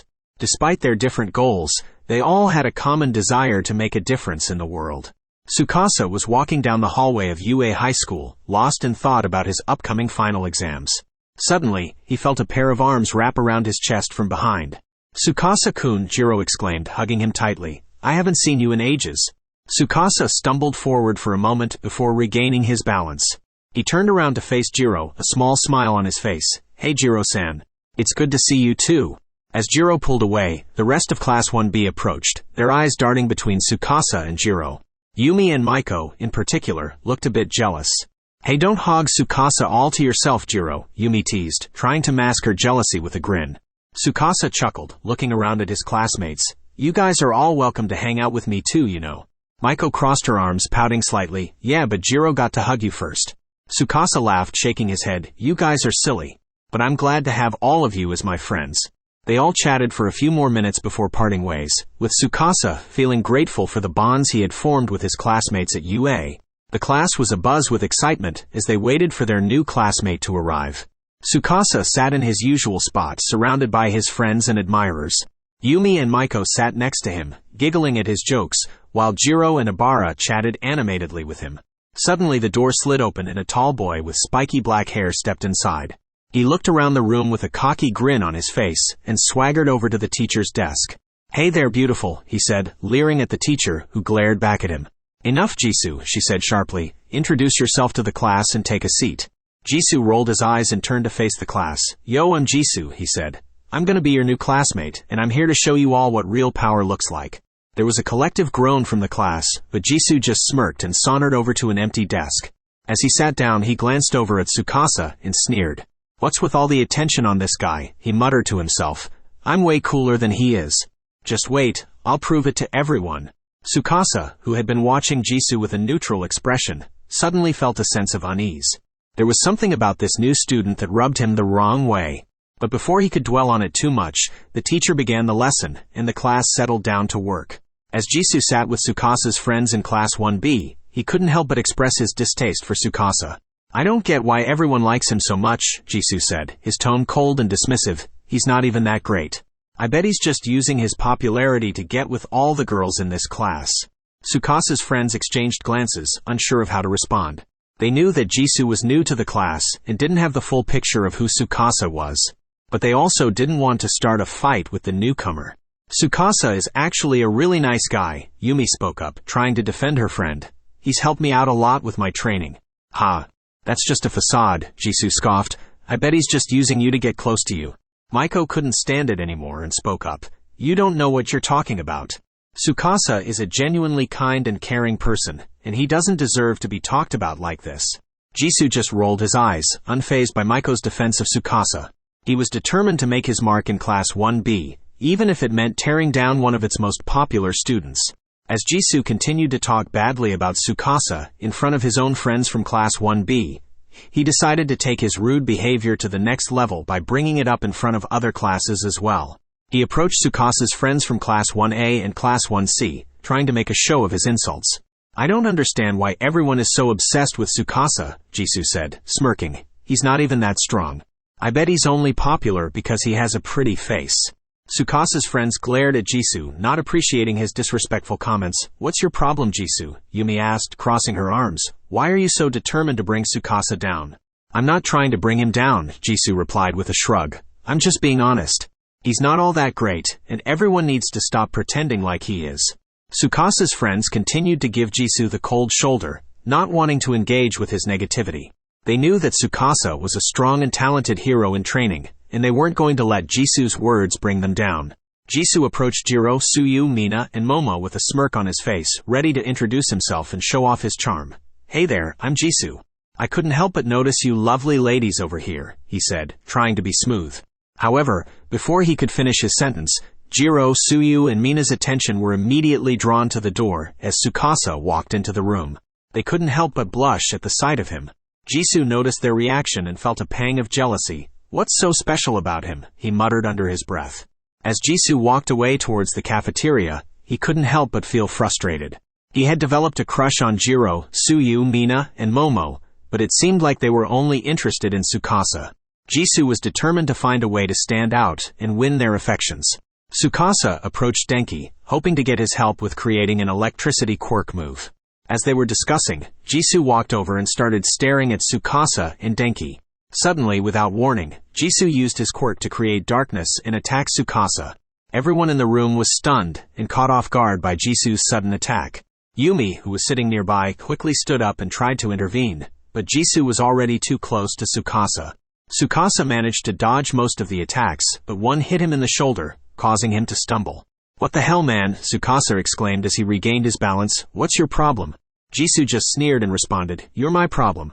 I can't stand how everyone in this class idolizes you. You think you're so great, but you're nothing compared to me." Tsukasa just shook his head in disbelief. "What are you talking about? I don't even know you." Jisoo just laughed. "You will soon enough, Tsukasa. I'm going to make sure everyone in this school knows who I am, and that I'm better than you." Tsukasa just stared at Jisoo, not quite sure what to say. He couldn't understand why someone would act so aggressively towards him for no reason. Meanwhile, Denki and the other students in the room were starting to gather around to see what was going on. They all looked shocked and confused as they watched Jisoo and Tsukasa face off. The tension in the room was palpable as Jisoo and Tsukasa continued to glare at each other. It was clear that this was just the beginning of what was sure to be a long and complicated rivalry. As the final exams approached, the students of UA High school worked hard to prepare themselves for the challenging tests ahead. Among them was Tsukasa from Class 1B, who was determined to do his best and prove his worth as a hero. In the weeks leading up to the exams, Tsukasa spent countless hours training his quirk and studying various hero techniques. He also helped his classmates in Class 1B, such as Yumi and Rui, with their own training. As the day of the exams arrived, Tsukasa and his classmates gathered in the exam room, ready to face the challenges ahead. The first part of the exam was a written test, which Tsukasa found relatively easy thanks to his diligent studying. The second part of the exam was a practical test, which involved a simulated rescue mission in an urban area. Tsukasa and his team worked well together, using their quirks and skills to rescue the civilians and defeat the villains. After the practical test, the students were given a brief break before the final part of the exam, one-on-one battles with other students. Tsukasa's first opponent was a student from Class 1A, who proved to be a formidable opponent with his powerful quirk. But Tsukasa did not give up, using his own quirk and agility to dodge the attacks and counter with his own. In the end, he emerged victorious, earning praise from his classmates and teachers. The final battle was against a student from Class 1C, who also had a unique and powerful quirk. The two clashed fiercely, trading blows and using their quirks to gain the upper hand. In the end, Tsukasa emerged victorious once again, earning a high score and cementing his status as a top hero in training. As the final exams came to a close, Tsukasa and his classmates celebrated their hard-earned success, looking forward to the challenges and opportunities that lay ahead in their future as heroes. After the final exams, the students were in high spirits, chatting and laughing with one another. Tsukasa was standing with Yumi, Maiko, and some other friends from Class 1B, discussing their exam scores, when suddenly, a commotion caught their attention. Turning around, they saw Jisoo standing in the middle of the room, surrounded by a group of students. He was shouting something, but they couldn't make out what he was saying. Tsukasa walked over to see what was going on, and as he approached, Jisoo's words became clearer. "You all think Tsukasa is so great, but he's just lucky," Jisoo was saying. "I could take him down any day of the week." Tsukasa raised an eyebrow. "Is that a challenge?" Jisoo sneered. "You wish it was, loser. But I don't fight for fun. I fight for a reason. And my reason is to prove that I'm the strongest." Tsukasa chuckled. "You're not the first person to say that to me, kid. But if you really want to go, I'm up for it." The other students tried to intervene, telling Jisoo to calm down and not to start a fight. But Jisoo was determined, and before anyone could stop him, he lunged at Tsukasa. The two clashed, their quirks sparking against each other as they fought. Students from other classes crowded around them, cheering and shouting. Yumi and Maiko tried to pull Tsukasa away, but he was too focused on the fight. Jisoo, meanwhile, was starting to tire, and his attacks were becoming more erratic. Finally, with one last burst of energy, Tsukasa knocked Jisoo to the ground. The room fell silent, and everyone stared at Jisoo, who was lying motionless on the floor. Tsukasa looked around, feeling a mix of pride and embarrassment. He had won the fight, but at what cost? He didn't want to be known as a fighter, but rather as a hero.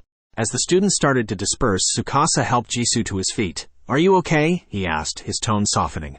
Jisoo looked up at him, his eyes filled with hatred. "I'll get you next time, Tsukasa," he spat, before storming out of the room. Tsukasa watched him go, feeling a twinge of sadness. He didn't want to fight anymore. He just wanted to be a hero. As Jisoo continued to talk badly about Tsukasa in front of his classmates, the people who Tsukasa knew since the beginning came to support him and tell Jisoo off. Yumi stepped forward and said, "What's your problem, Jisoo? Tsukasa is our classmate and our friend. We won't let you talk about him like that." Tsuyu and Mina nodded in agreement. "Yeah, you have no right to badmouth him like that. He's a great person and a talented hero," Tsuyu said firmly. Even Tsukasa's rivals from other classes were getting fed up with Jisoo's behavior. "Enough is enough, Jisoo. You're being disrespectful and immature. Tsukasa is a skilled fighter and a good person. You should learn to show some respect," said one of Tsukasa's rivals. Jisoo didn't seem to be listening, and continued to flirt with the girls who were in love with Tsukasa. This only made them feel more uncomfortable and worried for their friend. "Stop it, Jisoo. You're making us all uncomfortable. We don't like the way you're talking about Tsukasa or how you're acting towards us," Maiko said, trying to keep her voice steady.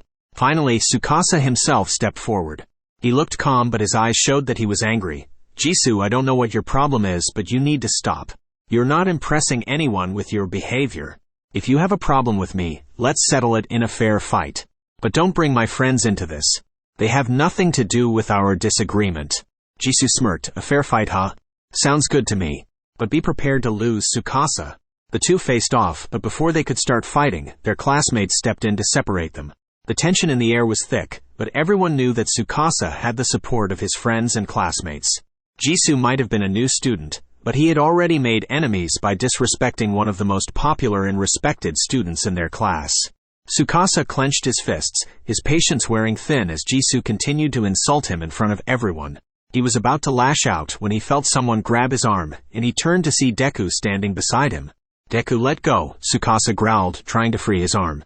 "No, Tsukasa," Deku said firmly. "Fighting won't solve anything. Let's just walk away from this." Tsukasa hesitated for a moment, his eyes still fixed on Jisoo's smirking face.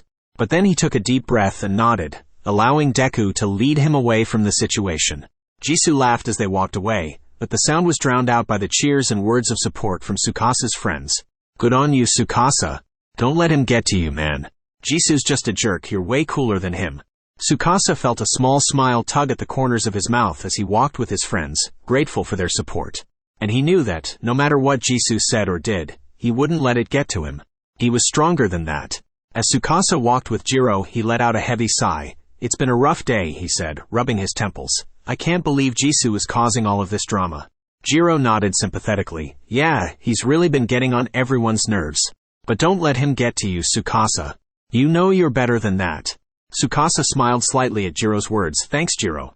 You always know how to cheer me up." He paused for a moment before asking, "How about you? Do you have anything on your mind that you want to talk about?" Jiro hesitated for a moment before nodding. "Actually, there is something I've been struggling with lately. I'm having a hard time finding inspiration for my music. I feel like I'm in a creative rut." Tsukasa listened attentively as Jiro explained her struggles, offering words of encouragement and support. As they walked, they noticed Toga lingering nearby, watching them with a blush on her face. Meanwhile, Jisoo was giving Shigaraki and the other villains detailed information about the UA students. "I overheard some of their conversations," he said smugly. "I know all of their weaknesses and fears. They won't stand a chance against us." Shigaraki nodded, pleased with the information Jisoo had gathered. "Good work," he said. "This will be very useful for our plans." As the sun began to set, Tsukasa and Jiro headed back to their dorms, feeling a little better after their conversation. But little did they know, the villains were already planning their next move, and the UA students were in for a fight. As Tsukasa and Itsuka were walking together, they entered the cafeteria, where they saw Jisoo sitting at a table with a group of other students. Jisoo noticed Tsukasa and pointed at him, drawing attention to him. "Hey everyone, look at the big shot Tsukasa," Jisoo said loudly, trying to get a rise out of him. Tsukasa scowled at Jisoo and clenched his fists.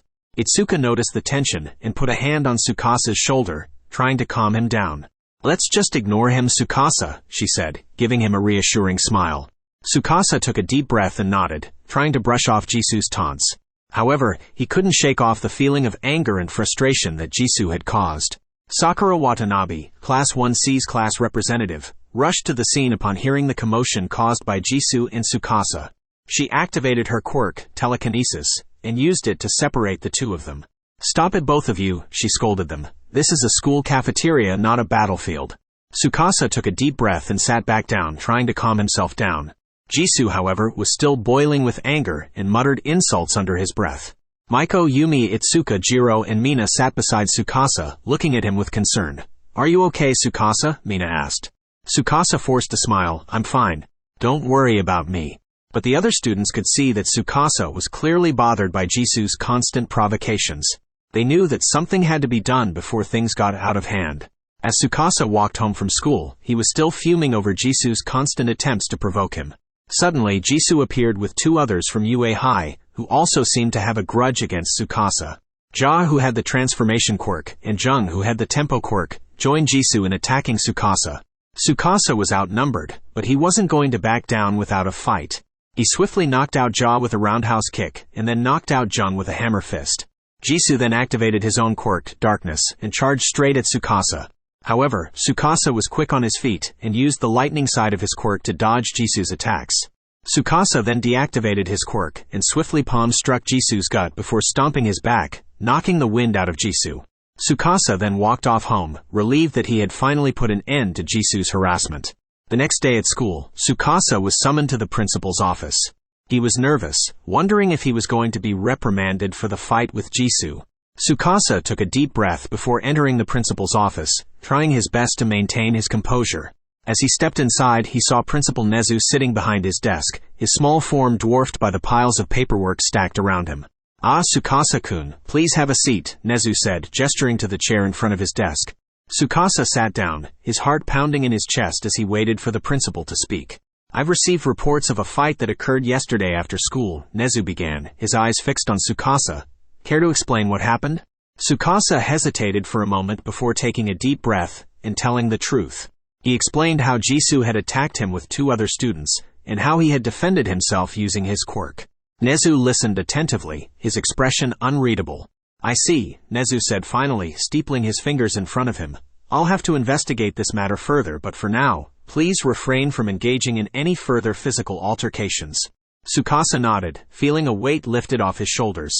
He stood up and left the principal's office, wondering what would happen next. Jisoo smugly grinned at Tsukasa as he walked away, but he wasn't paying attention to where he was going and ended up tripping over his own feet. Takashi and Riku, even though they were Tsukasa's rivals, rushed over to help him up and make sure he was okay. Tsukasa just stood there, still angry but trying to calm down. Jisoo quickly regained his composure and walked away, trying to pretend like nothing happened. However, everyone who witnessed the scene started laughing at Jisoo's clumsiness, even some of his own friends. Tsukasa couldn't help but crack a small smile at the situation. As the morning bell rang, the Class 1B students were surprised to see a new face in their classroom. It was a girl named Hana, and she seemed to catch the attention of many students, especially Jisoo, who tried to flirt with her as soon as she entered the classroom. Hana, however, wasn't interested, and quickly shut him down with a smack to his face. The other students in the classroom couldn't help but chuckle at the scene, except for Tsukasa, who looked a bit concerned. Tsukasa noticed that Hana was looking at him, and before he could say anything, she approached him and hugged him. This surprised the class, as well as Takashi and Riku, who were also present in the classroom. Jisoo, seeing Hana's interest in Tsukasa, couldn't help but feel annoyed and jealous. He walked away, muttering to himself, while Takashi and Riku walked up to Tsukasa and Hana. "Hey Tsukasa." "Who's this girl?" Takashi asked, a bit confused. "This is Hana. She's an old friend of mine," Tsukasa explained, smiling at Hana. Riku nodded in understanding. "It's nice to meet you, Hana." "I'm Riku." Hana smiled back. "It's nice to meet you too, Riku." The rest of the class started to buzz with excitement as they saw the interaction between Tsukasa and Hana. Jisoo, on the other hand, tried to act nonchalant, but he couldn't shake off the feeling of jealousy and annoyance that was consuming him.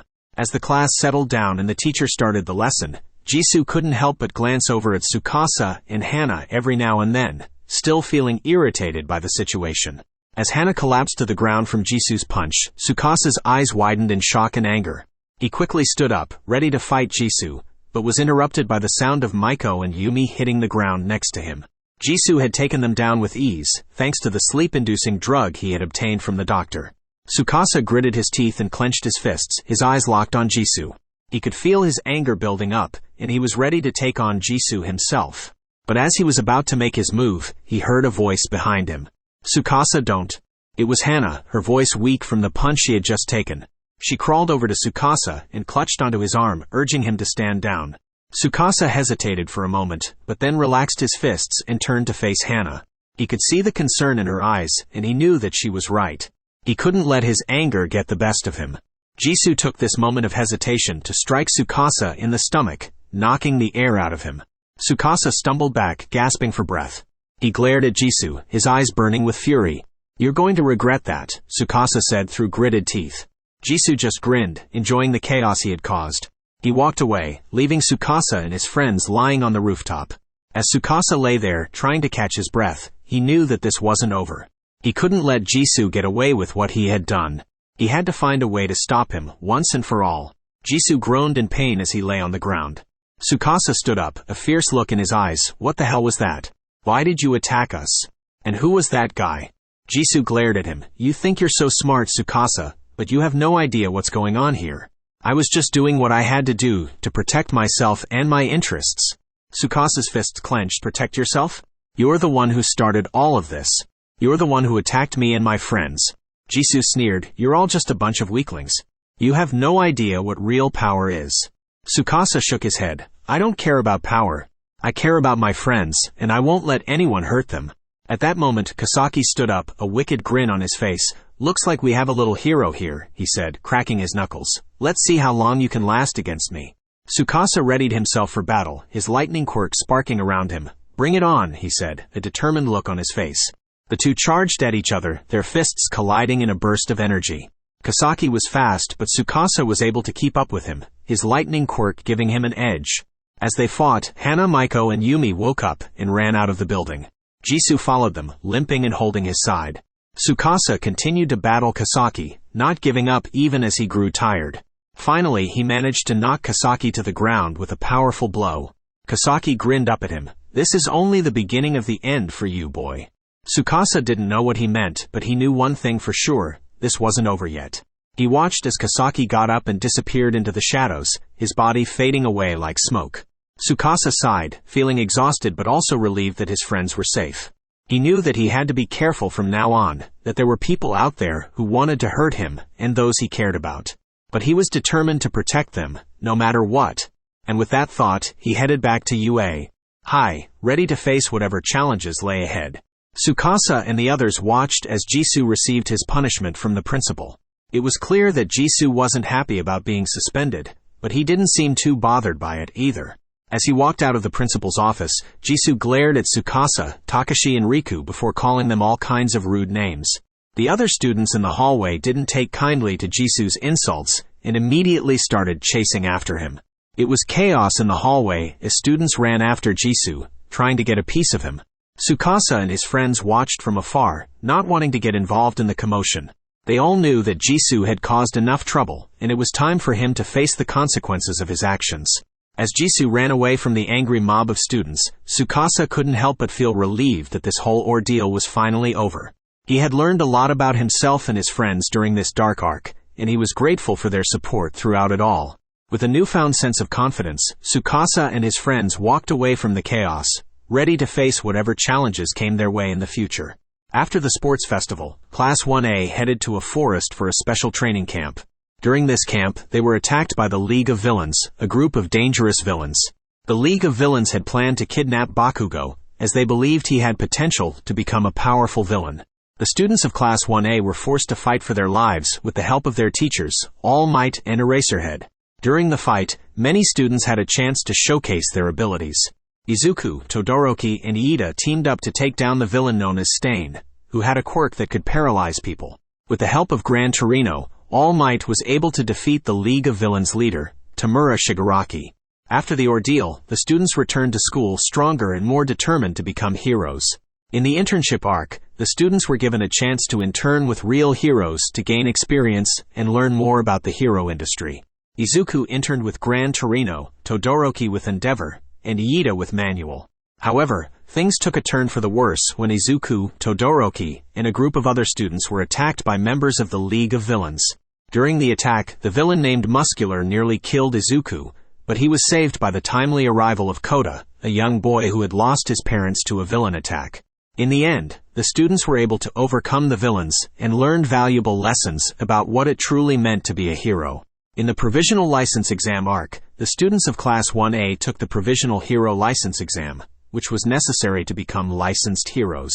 During the exam, the students were put into teams with students from other schools and had to pass various tests to prove their worth.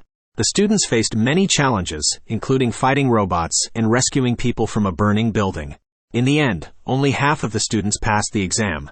However, those who failed were given a chance to retake it later.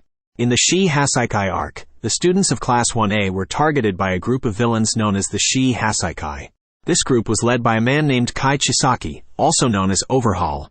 Overhaul had a quirk that allowed him to disassemble and reassemble anything he touched. The students teamed up with pro heroes Sir Naitai and Mirio Tagata to take down Overhaul and his minions. During the fight, many of the students had a chance to showcase their abilities once again. Izuku, in particular, had a chance to work with Mirio and learned valuable lessons about how to become a better hero. In the end, the students were able to defeat Overhaul and save a young girl named Eri, who had been held captive by the Shi Hasaikai.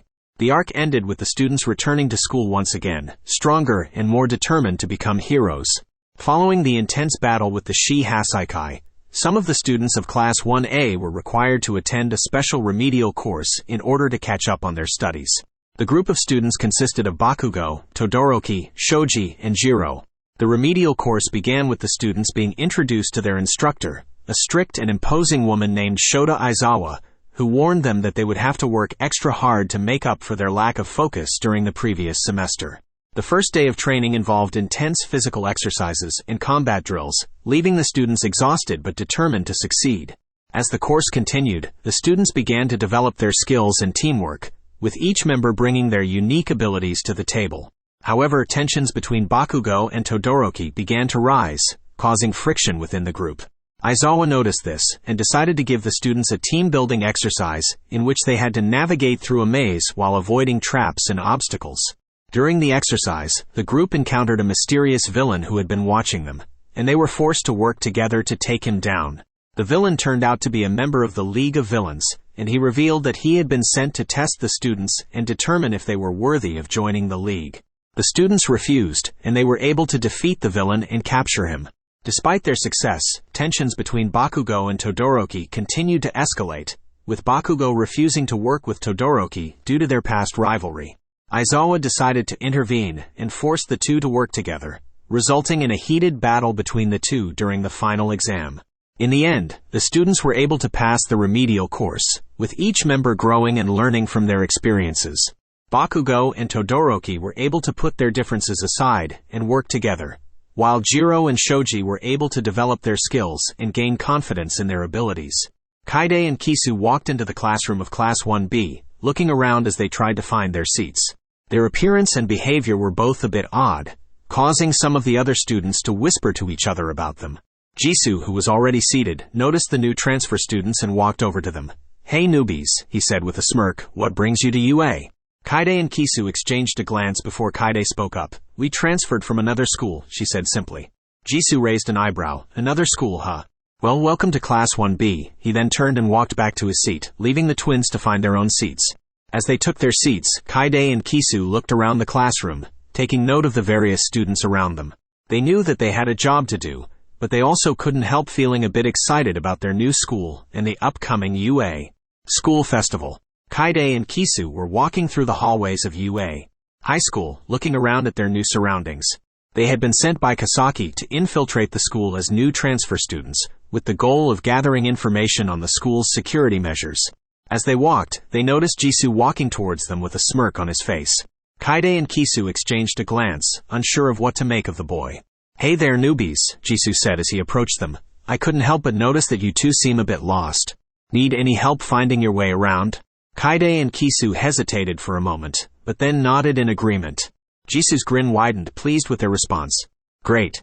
I'll show you around," he said, putting his arm around Kaide's shoulders. "I've been here a while, so I know all the best spots." As Jisoo showed them around, Kaide and Kisu couldn't help but feel grateful for his help. They began to relax around him and even started chatting with him.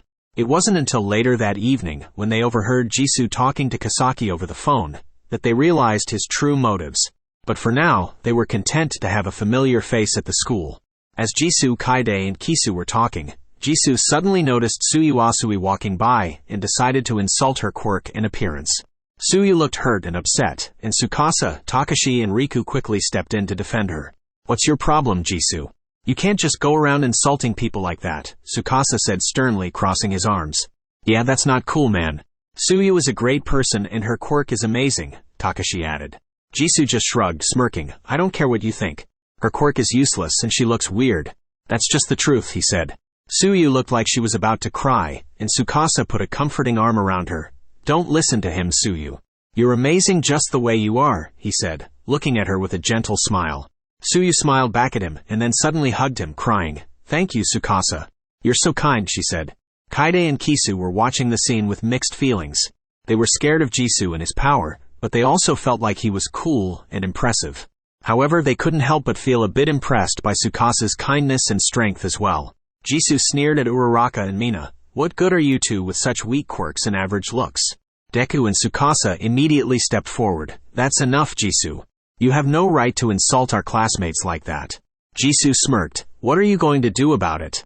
"You can't stop me," he turned to Kaide and Kisu. "Let's go." As they walked away, Jisoo suddenly stopped and turned to look at Mei, who was showing off her gadgets. "What a waste of time," he muttered under his breath. "Those gadgets are useless." Mei, offended, started to protest, but Jisoo was already walking away with Kaede and Kisu. Tsukasa went to Mei and patted her on the back. "Don't listen to him, Mei. Your gadgets are amazing." Mei smiled. "Thanks, Tsukasa." As they walked back to the classroom, Tsukasa couldn't help but feel uneasy about Jisoo's behavior. He knew he had to keep an eye on him and make sure he didn't cause any trouble. As the UA school festival continued, Jisoo was still seething with anger towards Tsukasa and was looking for ways to get him in trouble. He called Ja, a shapeshifter from his team, and gave her a new mission. "Ja, I need you to transform into Tsukasa and frame him for being in the girls' locker room. Put someone's belongings in his bag and leave it there for someone to find." "Can you do that?" Jisoo ordered. Ja looked hesitant at first, but then nodded her head. "I can do it, but what's in it for me?" she asked. Jisoo smirked. "I'll owe you a favor." "You know I always pay my debts," he said. Ja nodded again and quickly left to carry out her task. Jisoo chuckled to himself, feeling satisfied that he had finally found a way to get back at Tsukasa. He just couldn't wait to see the look on his face when he was caught. Tsukasa was confused as he walked towards his classroom, only to be met with a sea of angry and accusatory faces. "What's going on?" he asked, looking around at the crowd of girls that had formed around him. "You know exactly what you did," one of the girls from Class 1A accused, pointing a finger at him. "You were spying on us in the locker room." Tsukasa's eyes widened in shock. "What? No, I wasn't. I just came back from training." "Save your lies," another girl from Class 1C shouted. "We found a girl's underwear in your bag." Tsukasa's jaw dropped.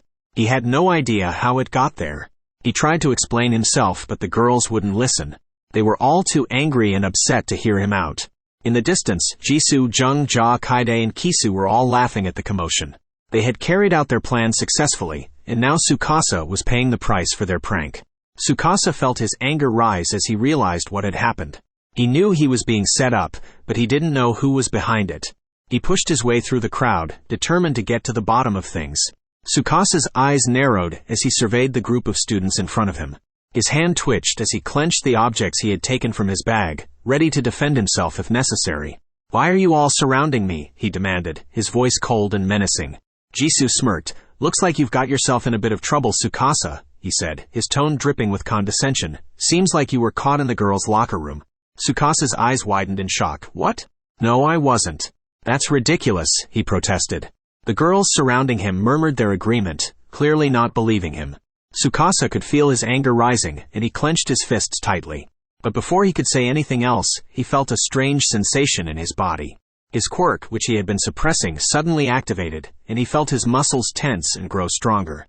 He pointed one of the objects in his hand at Jisoo and his group, his voice low and dangerous. "You did this, didn't you? You pranked me." Jisoo and his group laughed, clearly not taking him seriously. But Tsukasa refused to back down. He advanced on them, his muscles bulging as he readied himself to fight. But before he could attack, Ja stepped forward. "Wait, Tsukasa, it wasn't what you think," she said, her voice trembling slightly. Tsukasa glared at her. "What do you mean?" he demanded. Ja bit her lip, looking uncomfortable. "Jisoo asked me to transform into you and put some things in your bag," she admitted. Tsukasa's eyes widened in shock. "What? Jisoo, is this true?" he demanded. Jisoo scowled, looking annoyed that his prank had been exposed. "Yeah, so what?" "It was just a joke," he said, trying to sound nonchalant. But Tsukasa wasn't having it. He strode forward, his quirk still activated, and grabbed Jisoo by the collar. "This wasn't funny," he growled. "You could have gotten me expelled." Jisoo looked taken aback, clearly not expecting Tsukasa to be so angry. The rest of his group looked uneasy, unsure of what to do. Tsukasa glared at them all, then released Jisoo's collar and turned to leave. "Stay away from me," he warned them, his voice low and menacing, "or you'll regret it."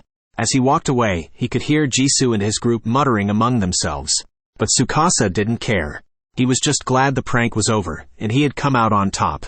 As Tsukasa turned around, he saw Mina with a big smile on her face, her arms wrapped tightly around his waist. "Hey there, Tsukasa," she exclaimed. "I'm glad you're okay. That was a pretty crazy prank Jisoo pulled on you." Tsukasa smiled and turned to face her. "Yeah, it was pretty wild," he said, patting her on the head. "But I'm fine now. Thanks for worrying about me, Mina." Mina's smile widened and she leaned in closer to him. "Of course, silly. You're one of my best friends. I don't want anything bad to happen to you," she said, before letting go of him and standing up straight. Tsukasa chuckled and shook his head, feeling grateful for Mina's kindness. "You're too sweet, Mina.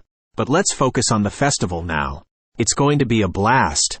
As the commotion finally died down and the crowd dispersed, Mina found herself standing in front of Tsukasa. She felt a rush of gratitude towards him for standing up for her and defending her honor. She felt a sudden urge to thank him in a special way, and before she knew it, she had leaned in and planted a soft kiss on his cheek. Tsukasa was momentarily stunned by the gesture, but quickly regained his composure and smiled at her. "You don't have to thank me, Mina. I'll always be there for you." As they shared a moment together, Jisoo was being chased by a mob of angry girls. He had insulted and angered them one too many times, and they were determined to give him a taste of his own medicine. Kaide and Kisu, who had been watching from a distance, couldn't help but feel a twinge of sympathy for their friend, even if he had brought it upon himself. They decided to stick around and see how things would play out. As the UA School Festival continued, everyone was enjoying the festivities. Tsukasa and Jiro had been working hard on their music performance, and it was finally time for them to take the stage. As they played their instruments and sang together, the crowd was captivated by their performance. They had an undeniable chemistry on stage, and it showed in their music. But as they leaned in towards each other during a particularly emotional part of the song, they accidentally kissed each other on the lips. The entire crowd was stunned and silent for a moment, before bursting out into laughter. Tsukasa and Jiro were both embarrassed and quickly pulled away from each other, but they couldn't help but laugh at the situation. The rest of their classmates, including Jisoo, Kaide, and Kisu, were also amused by the unexpected kiss. Despite the comedic moment, the rest of the UA School Festival continued without a hitch. Everyone had a great time, and Tsukasa and Jiro's accidental kiss became a fun and memorable part of the event. After the UA School Festival, Kaide and Kisu approached Jisoo and reminded him of their mission to gather information for Kasaki. Jisoo hesitated at first, but eventually agreed to continue gathering information for them. Kaide and Kisu then bid farewell to Jisoo and disappeared to report back to Kasaki. Jisoo watched them leave, feeling conflicted about his involvement with Kasaki in the League of Villains. He knew that he had to make a decision soon about which path to take, but for now, he would continue to work with Kaide and Kisu while keeping an eye on Tsukasa and his friends at UA High. The Pro Hero arc begins with the introduction of several pro heroes, including Endeavor, Hawks, Maruko, Best Jeanist, and Edgeshot. The heroes are preparing for a battle against the League of Villains, who have been causing chaos and destruction across the city. As the heroes begin their battle, the League of Villains launches a surprise attack, causing chaos and destruction throughout the city. The heroes struggle to contain the villains, and many are injured or killed in the process. Endeavor takes charge of the situation, and leads a group of heroes to confront the League's leader, Tamura Shigaraki. Despite their best efforts, the heroes are unable to defeat Shigaraki, who uses his powerful quirk to take down many of them. Hawks, who has been secretly working as a double agent for the heroes, takes advantage of the chaos to confront Dabi, one of the League's most powerful members.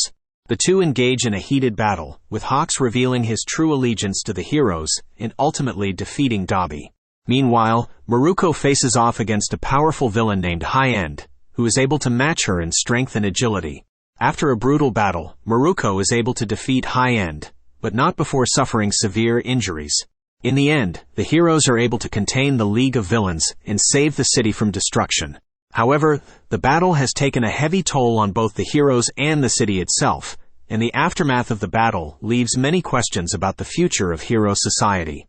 The students of Class 1A, 1B, 1C, and 1D gathered together in the training ground, each student wearing their respective school uniforms. They were all excited for the joint training exercise that their teachers had announced earlier. "All right, listen up everyone," Aizawa-sensei, the homeroom teacher of Class 1A, called out. "Today we will be doing a joint training exercise between all 4 classes. You will be working with students from the other classes, so make sure to communicate effectively and use your strengths to your advantage." The students cheered in response, eager to show off their skills and work together with their peers. They were then divided into groups, with a mix of students from each class in each group. Tsuyu from Class 1A was grouped with Abara from Class 1B, Monoma from Class 1B, and Honanuki from Class 1B. They quickly began discussing their strategy, with Tsuyu suggesting that they focus on defense and counterattacks.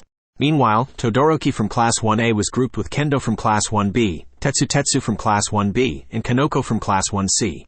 They discussed their strengths and weaknesses, with Todoroki suggesting that they try to take advantage of their opponent's quirks. As the training exercise began, the students put their plans into action, using their quirks and working together to take down their opponents. The air was filled with the sound of explosions, metal clanging, and shouts of encouragement and strategy.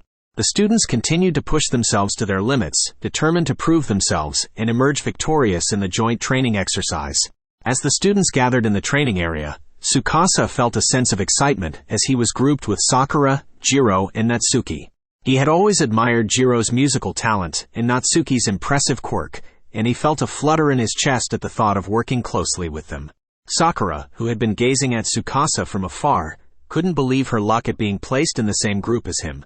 She felt nervous and tongue-tied around him, but she was determined to make the most of the training session. Jiro, who had noticed the looks that Sakura and Natsuki were giving Tsukasa, felt a twinge of jealousy but quickly brushed it off.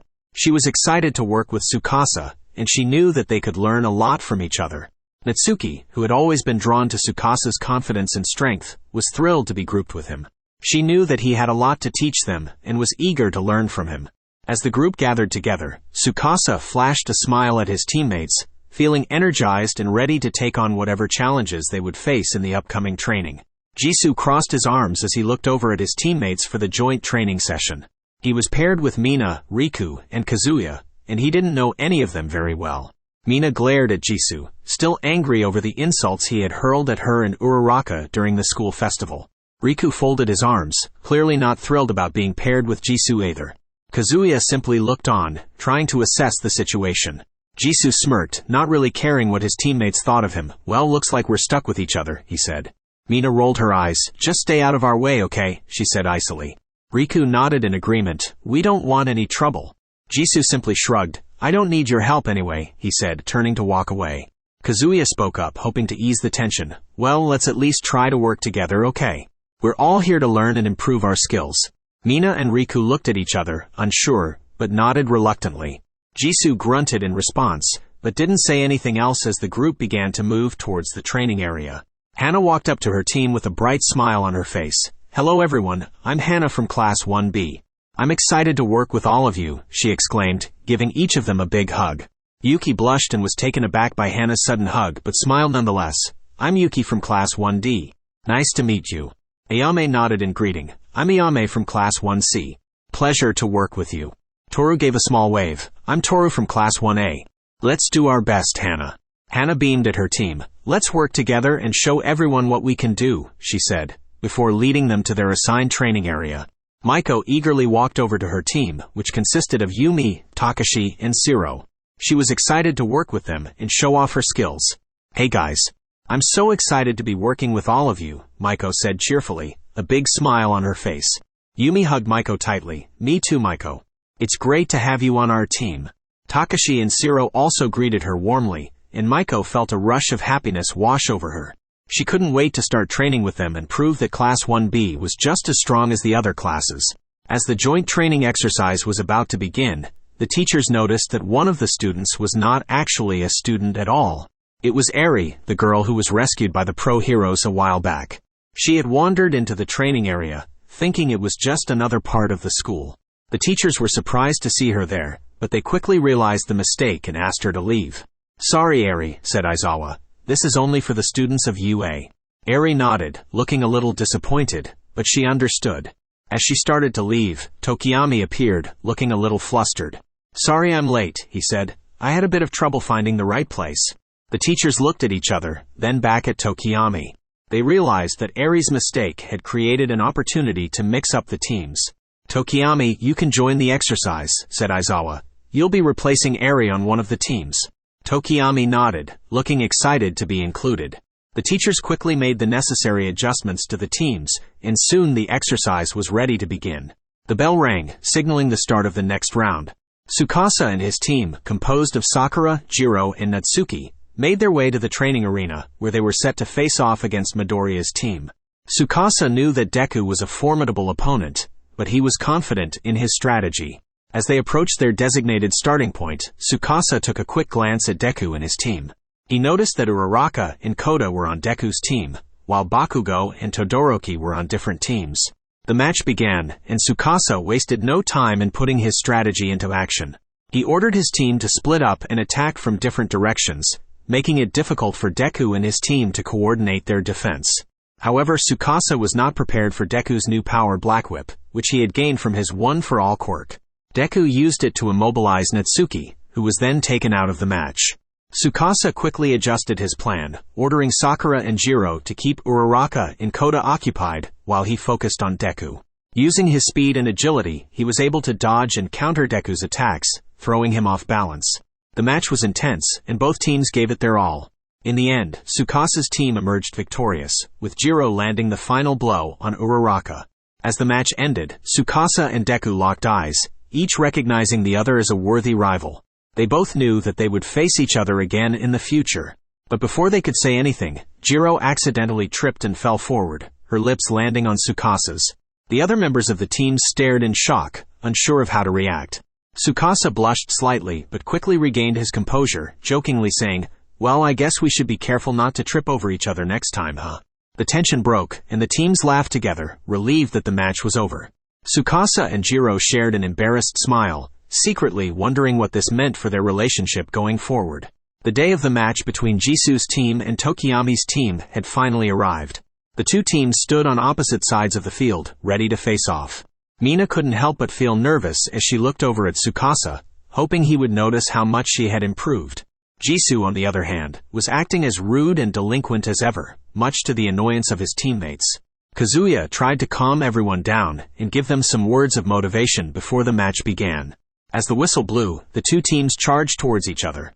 Riku, who had been training hard to defeat Tsukasa, was eager to show off his skills. He charged towards Tokiyami, who was known for his powerful quirk. Meanwhile, Jisu was taking on Daiki, who was quick on his feet. Jisu was struggling to keep up, and he started to get frustrated. He began to say some rude things about Tsukasa, which caused Mina to snap. Mina smacked Jisu across the face, stunning everyone in the stands as well as both teams. She told him off for his disrespectful behavior, and reminded him that they were a team. Jisu was taken aback by Mina's sudden outburst, but he knew she was right. As the match continued, Tokiyami's team seemed to be gaining the upper hand. However, Jisu and his team refused to give up. Riku was determined to show Tsukasa how much he had improved, and Mina was fighting with all her might to impress him. In the end, it was a close match, but Tokiyami's team emerged victorious. As they left the field, Jisu couldn't help but feel a little disappointed. He had wanted to show Tsukasa how strong he was, but he knew he had let his rude behavior get in the way. As for Mina, she couldn't help but feel proud of herself for standing up to Jisu.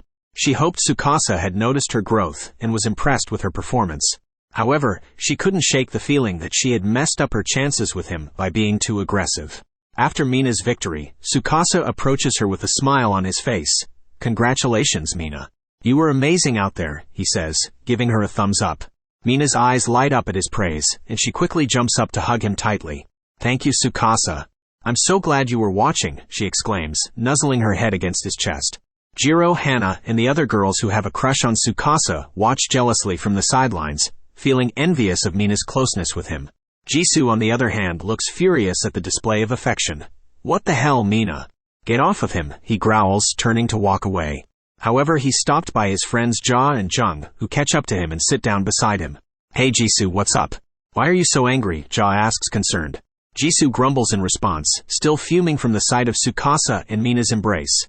Jung notices the tension and decides to lighten the mood. "Hey, why don't we watch the rest of the matches together? It'll be more fun that way," he suggests, giving Jisu a playful nudge.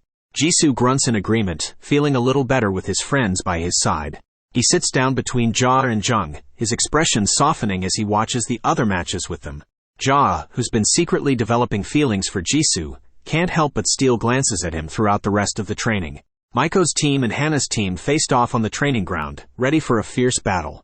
Yuki stood confidently, determined to show off her skills to Tsukasa. "Let's do this, Tsukasa-kun," she said with a smile. Yumi scoffed, "Don't get too ahead of yourself, Yuki-chan. I'm going to impress Tsukasa-kun with my moves." Ayame grinned, "You both are so silly. Tsukasa-kun doesn't care about who's the strongest or the prettiest. He just wants everyone to do their best." Maiko nodded in agreement. "Exactly. We should focus on working together and showing off our team's strengths." Hana's team looked equally determined, with Hana herself giving a confident smile. "Let's show them what we're made of," she said to her teammates. Ayame called out the start of the match, and both teams charged forward, ready to clash. As the battle raged on, Yuki and Yumi were both fiercely competitive, trying to outdo each other with flashy moves and tactics. Meanwhile, Hana and Maiko's teams focused more on teamwork, using their unique abilities to support each other and cover their weaknesses. Despite the heated competition, both teams showed great sportsmanship and respect towards each other, even as they traded blows and dodges. As the match drew to a close, Hana's team emerged victorious. Yuki and Yumi were disappointed, but still proud of their efforts. Tsukasa approached them all with a smile, congratulating both teams on their great performance. Yuki and Yumi blushed, feeling a mix of happiness and nervousness at being praised by him. Jiro and the other girls who liked Tsukasa couldn't help but feel a bit envious, but they also felt happy for their friends who had impressed him. Jisoo watched from the sidelines, looking unimpressed. Ja and Jung sat beside him, cheering for their friends on the winning team. Ja smiled at Jisoo, hoping to cheer him up and make him feel better about the loss. As Tatsua's team and Akane's team faced off, the tension in the air was palpable. Tatsua's team was made up of Tatsua, Aiko, Genki, and Saya, while Akane's team consisted of Akane, Kento, Maki, and Yuta. "Let's give it our all, guys," Tatsua exclaimed, pumping his fist in the air. Akane looked determined as she replied, "Don't think you can beat us so easily, Tatsua." The match began, and both teams fought fiercely. Tatsua's team had excellent teamwork and strategy, while Akane's team relied more on their individual strengths. However, in the end, Tatsua's team emerged victorious. Akane looked disappointed as she walked off the field, and Tsukasa noticed her mood. He walked over to her and put a comforting hand on her shoulder. "Hey, don't worry about it. You guys did your best." Akane smiled weakly, and Tsukasa's gesture made her feel better. She leaned against him, resting her head on his lap. Some of the girls watching looked jealous, while Jisoo scowled, feeling a pang of jealousy himself. As Tatsua's team celebrated their win, Jisoo muttered to himself, "Why does he always have to steal the spotlight? I was going to talk to Akane after the match, and now he's ruined everything." Meanwhile, Aiko and Genki noticed Jisoo's frustration and tried to cheer him up. "Come on, Jisoo, don't let it get you down. There's always next time," Aiko said. Jisoo sighed, calming down a bit. "Yeah, you're right. I'll just have to work harder next time." In the next match, Team 11 led by Shiro would face off against Team 12 led by Koji. Shiro's team consisted of Shiro, Haruka, Kenji, and Sora. Koji's team consisted of Koji, Akira, Yuto, and Rina. The two teams stood facing each other as the match began. Shiro immediately charged towards Koji's team, while Haruka created a barrier with her quirk to protect her team. Koji's team was quick to respond, with Akira and Yuto attacking Shiro with their respective quirks, while Rina supported them from a distance with her ranged quirk. Kenji tried to counterattack with his quirk, but it wasn't enough to stop the coordinated attacks from Koji's team. Sora, the last member of Shiro's team, stepped in to help and used her quirk to create a smokescreen to obscure Koji's team's vision. In the confusion, Shiro managed to land a powerful blow on Koji, sending him flying back. However, Akira and Yuto were quick to recover and launched a joint attack on Shiro. Haruka managed to deflect some of their attacks with her barrier, but it was not enough to stop them completely. In the end, Koji's team emerged victorious, with Shiro's team being forced to retreat. Despite the loss, Shiro was proud of her team's efforts and promised to train harder for the next match. As the match ended, the teams gathered to discuss their strategies and reflect on their performance. Tsukasa watched from the sidelines, analyzing the various teams' strengths and weaknesses, preparing for his own upcoming match. The second round of the joint training matches was underway, and Tsukasa's team was up against Jisoo's team. The tension was high, as the two frenemies faced off against each other. Jisoo sneered at Tsukasa, "You think you're better than me? I've been training hard to beat you this time." Tsukasa just smirked and replied, "You've got a long way to go, Jisoo. But let's see what you've got." Riku, who had a rivalry with Tsukasa, rushed towards him, aiming to take him down. But Tsukasa was too quick, dodging his attack and landing a punch on his side. Meanwhile, Mina and Jiro were fighting each other, trying to win Tsukasa's affection. They both wanted to show him that they were the stronger and more capable fighter. Their punches and kicks were strong and fast, but neither could land a solid hit on the other. Kazuya, on the other hand, was fighting with all his might against Sakura and Natsuki. He was determined to win this round and prove that Jisoo's team was the stronger one. However, Tsukasa's words of encouragement to his teammates gave Sakura and Natsuki the confidence they needed to fight back against Kazuya. The battle raged on, with both teams giving it their all. In the end, it was Tsukasa's team who emerged victorious, but not without a fierce fight from Jisoo's team. As they walked off the battlefield, Jisoo muttered, "You may have won this round, Tsukasa, but next time I'll be the one who comes out on top." Tsukasa just grinned, "Bring it on, Jisoo. I'll be waiting for you." As the second round of the joint training matches continued, it was Rei's team against Kiko's team. Both teams were determined to give it their all and win the round. Rei's team, consisting of Rei, Kaito, Kaide, and Yuto, were strategizing their next move. Kaito suggested that they split up and take on Kiko's team individually. Rei agreed, and they all went off in different directions to find their opponents. Meanwhile, Kiko's team, consisting of Keiko, Akio, Chisato, and Shun, were ready and waiting for Rei's team to make their move. Akio suggested that they stick together and focus on defending themselves, while also trying to find and defeat their opponents. As the two teams clashed, there was a flurry of action and intense battles. Kaito and Akio were engaged in a fierce battle of strength, each trying to overpower the other. Kaide and Chisato were exchanging rapid-fire attacks, dodging and weaving around each other.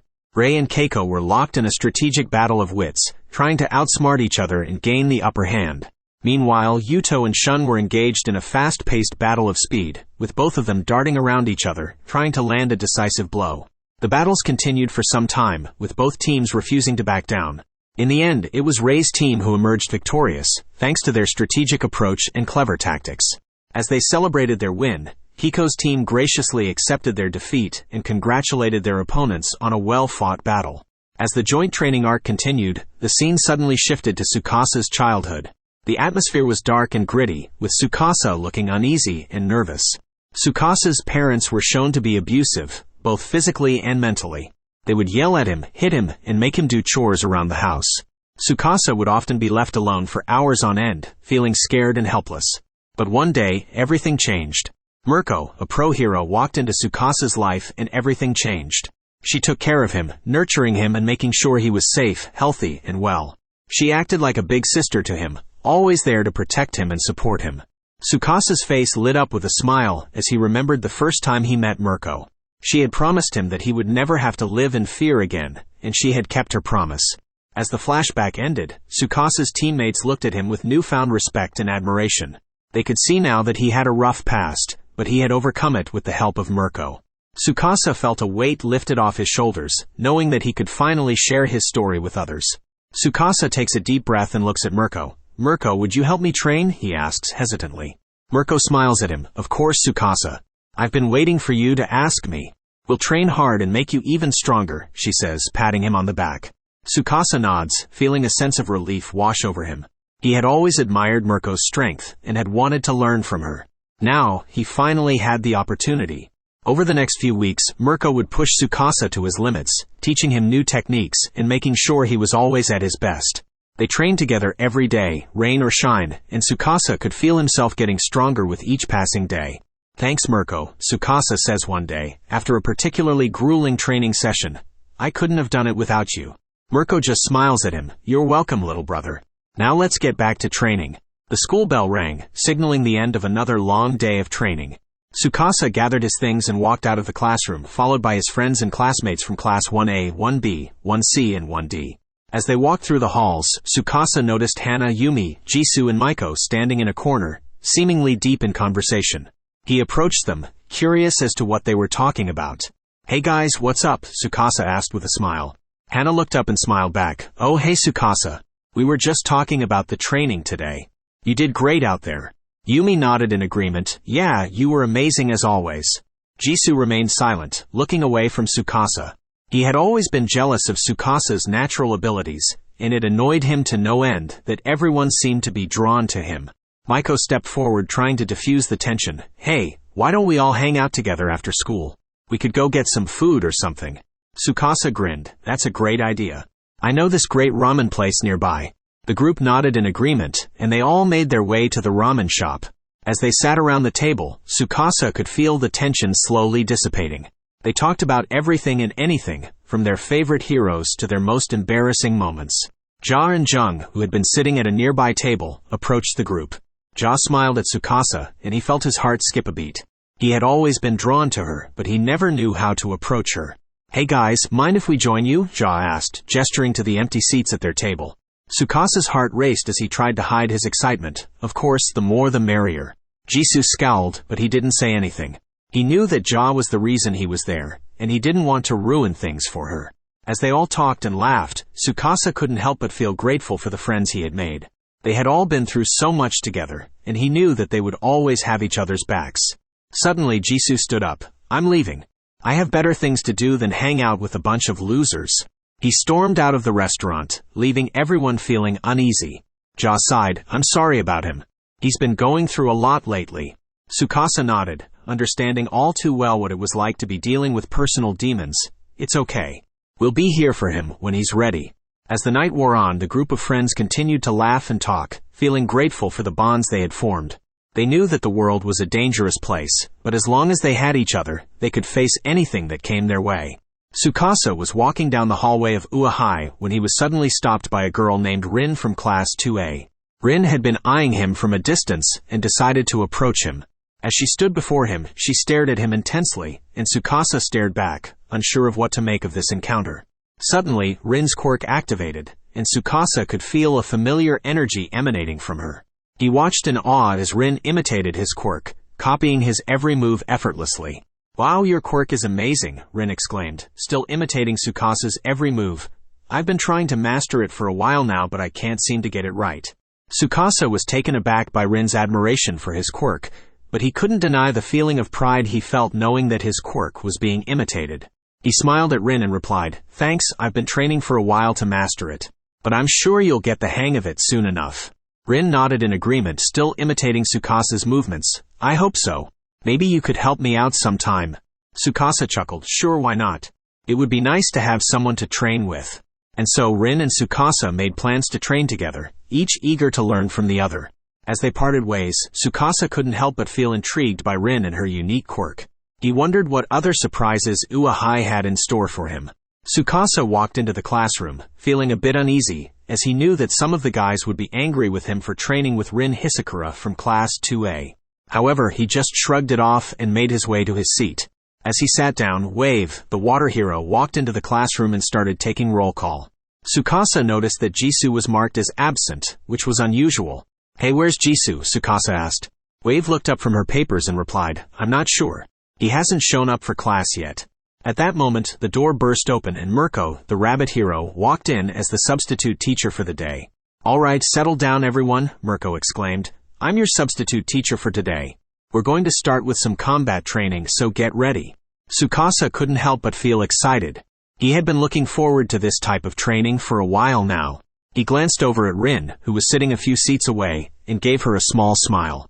As Mirko began to explain the rules of the training exercise, Tsukasa couldn't help but wonder where Jisoo was. He made a mental note to check on him after class. As Jisoo changed into his villain outfit, Dabi looked at him and smirked. Finally ditching the hero outfit, huh? He said with a chuckle. Yukimaru looked at Jisoo with admiration. You're always so cool, Jisoo. I wish I could be as strong as you, he said with a hint of envy in his voice. Toga, on the other hand, just grinned mischievously. Are you going to make any cute UA kids cry today, Jisoo? She asked teasingly.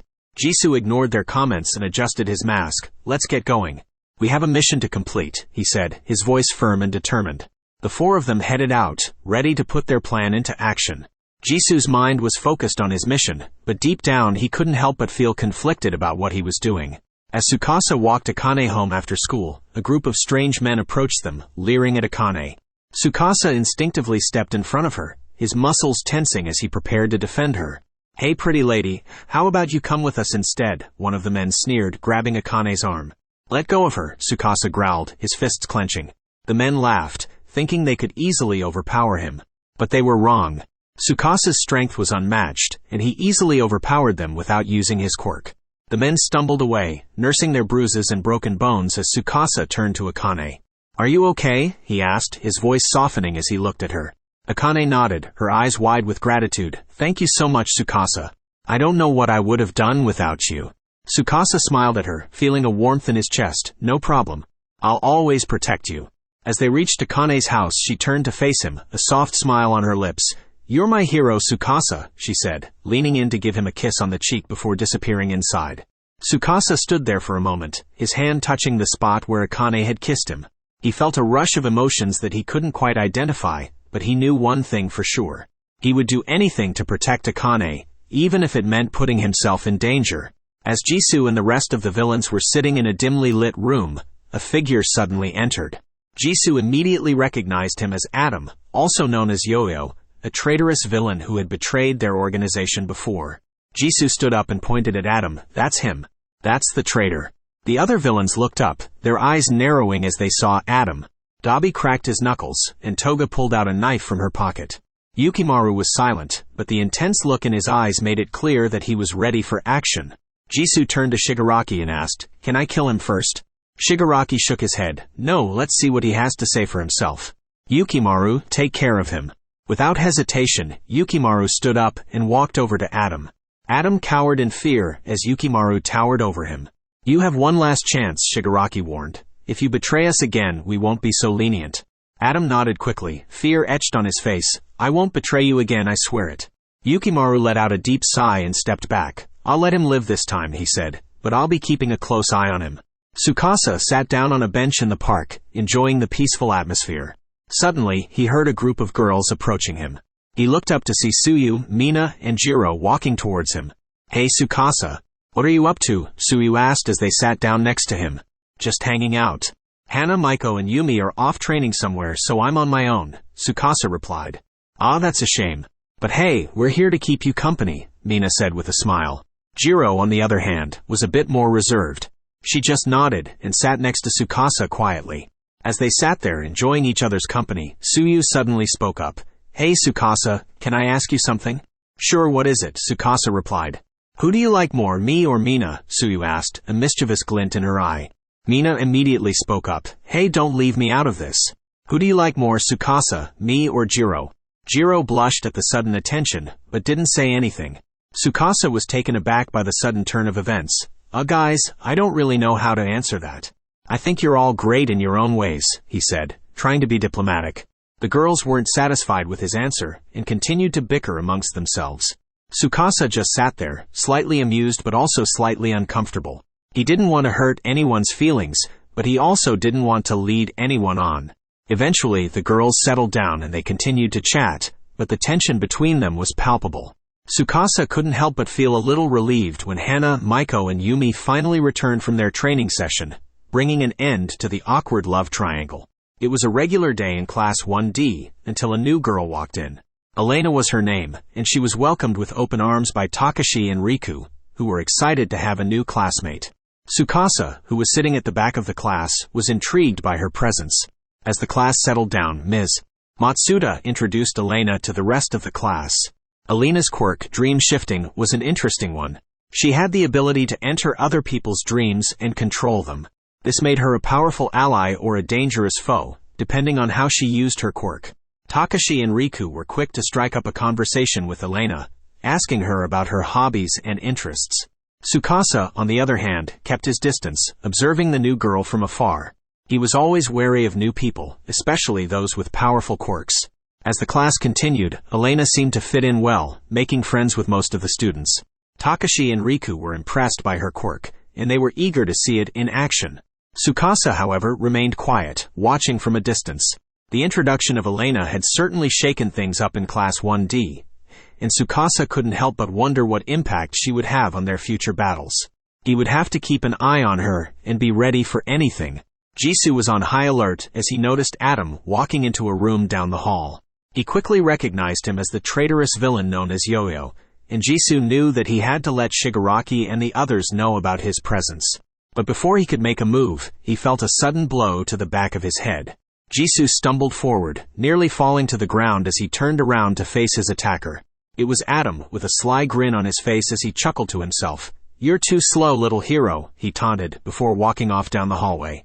Jisoo tried to follow him, but his vision was blurry, and his head was pounding. He stumbled around for a few moments before collapsing to the ground, unconscious. Adam had gotten the drop on him, and Jisoo couldn't believe that he had been so careless. Meanwhile, Shigaraki and the others had no idea what had just happened. They were in the middle of a discussion when they noticed that Jisoo was missing. They searched the area for him but found no trace of him until they came across him lying on the ground, knocked out cold. Shigaraki gritted his teeth, realizing that Yo-Yo was still lurking around and causing trouble. He knew that they needed to be extra cautious from now on, and that they couldn't let their guard down for even a moment. Yo-Yo stood before his own group, a look of determination etched on his face. "Listen up, everyone," he said, his voice ringing out with authority. "We're going to take down Shigaraki and his group once and for all. Are you with me?" The other members of Yo-Yo's group exchanged glances, unsure of what to do. But Yo-Yo's conviction was contagious, and slowly but surely, they all nodded in agreement. Good, Yo-Yo said, a sly grin spreading across his face. Then let's move out. We have a score to settle. As Jisoo regained consciousness, he found himself lying on the ground with Toga crouching beside him, a concerned expression on her face. Toga. What happened? Jisoo groaned, rubbing his aching head. You got knocked out by that traitor guy, remember? Toga explained, patting his head gently. Are you feeling okay? Jisoo slowly sat up, feeling a bit dizzy. Yeah, I think so. Thanks, Toga, he said, grateful for her concern. No problem, Jisoo, Toga smiled. We'll take care of that traitor guy. You just rest for a bit. Jisoo nodded, leaning back against the wall and closing his eyes.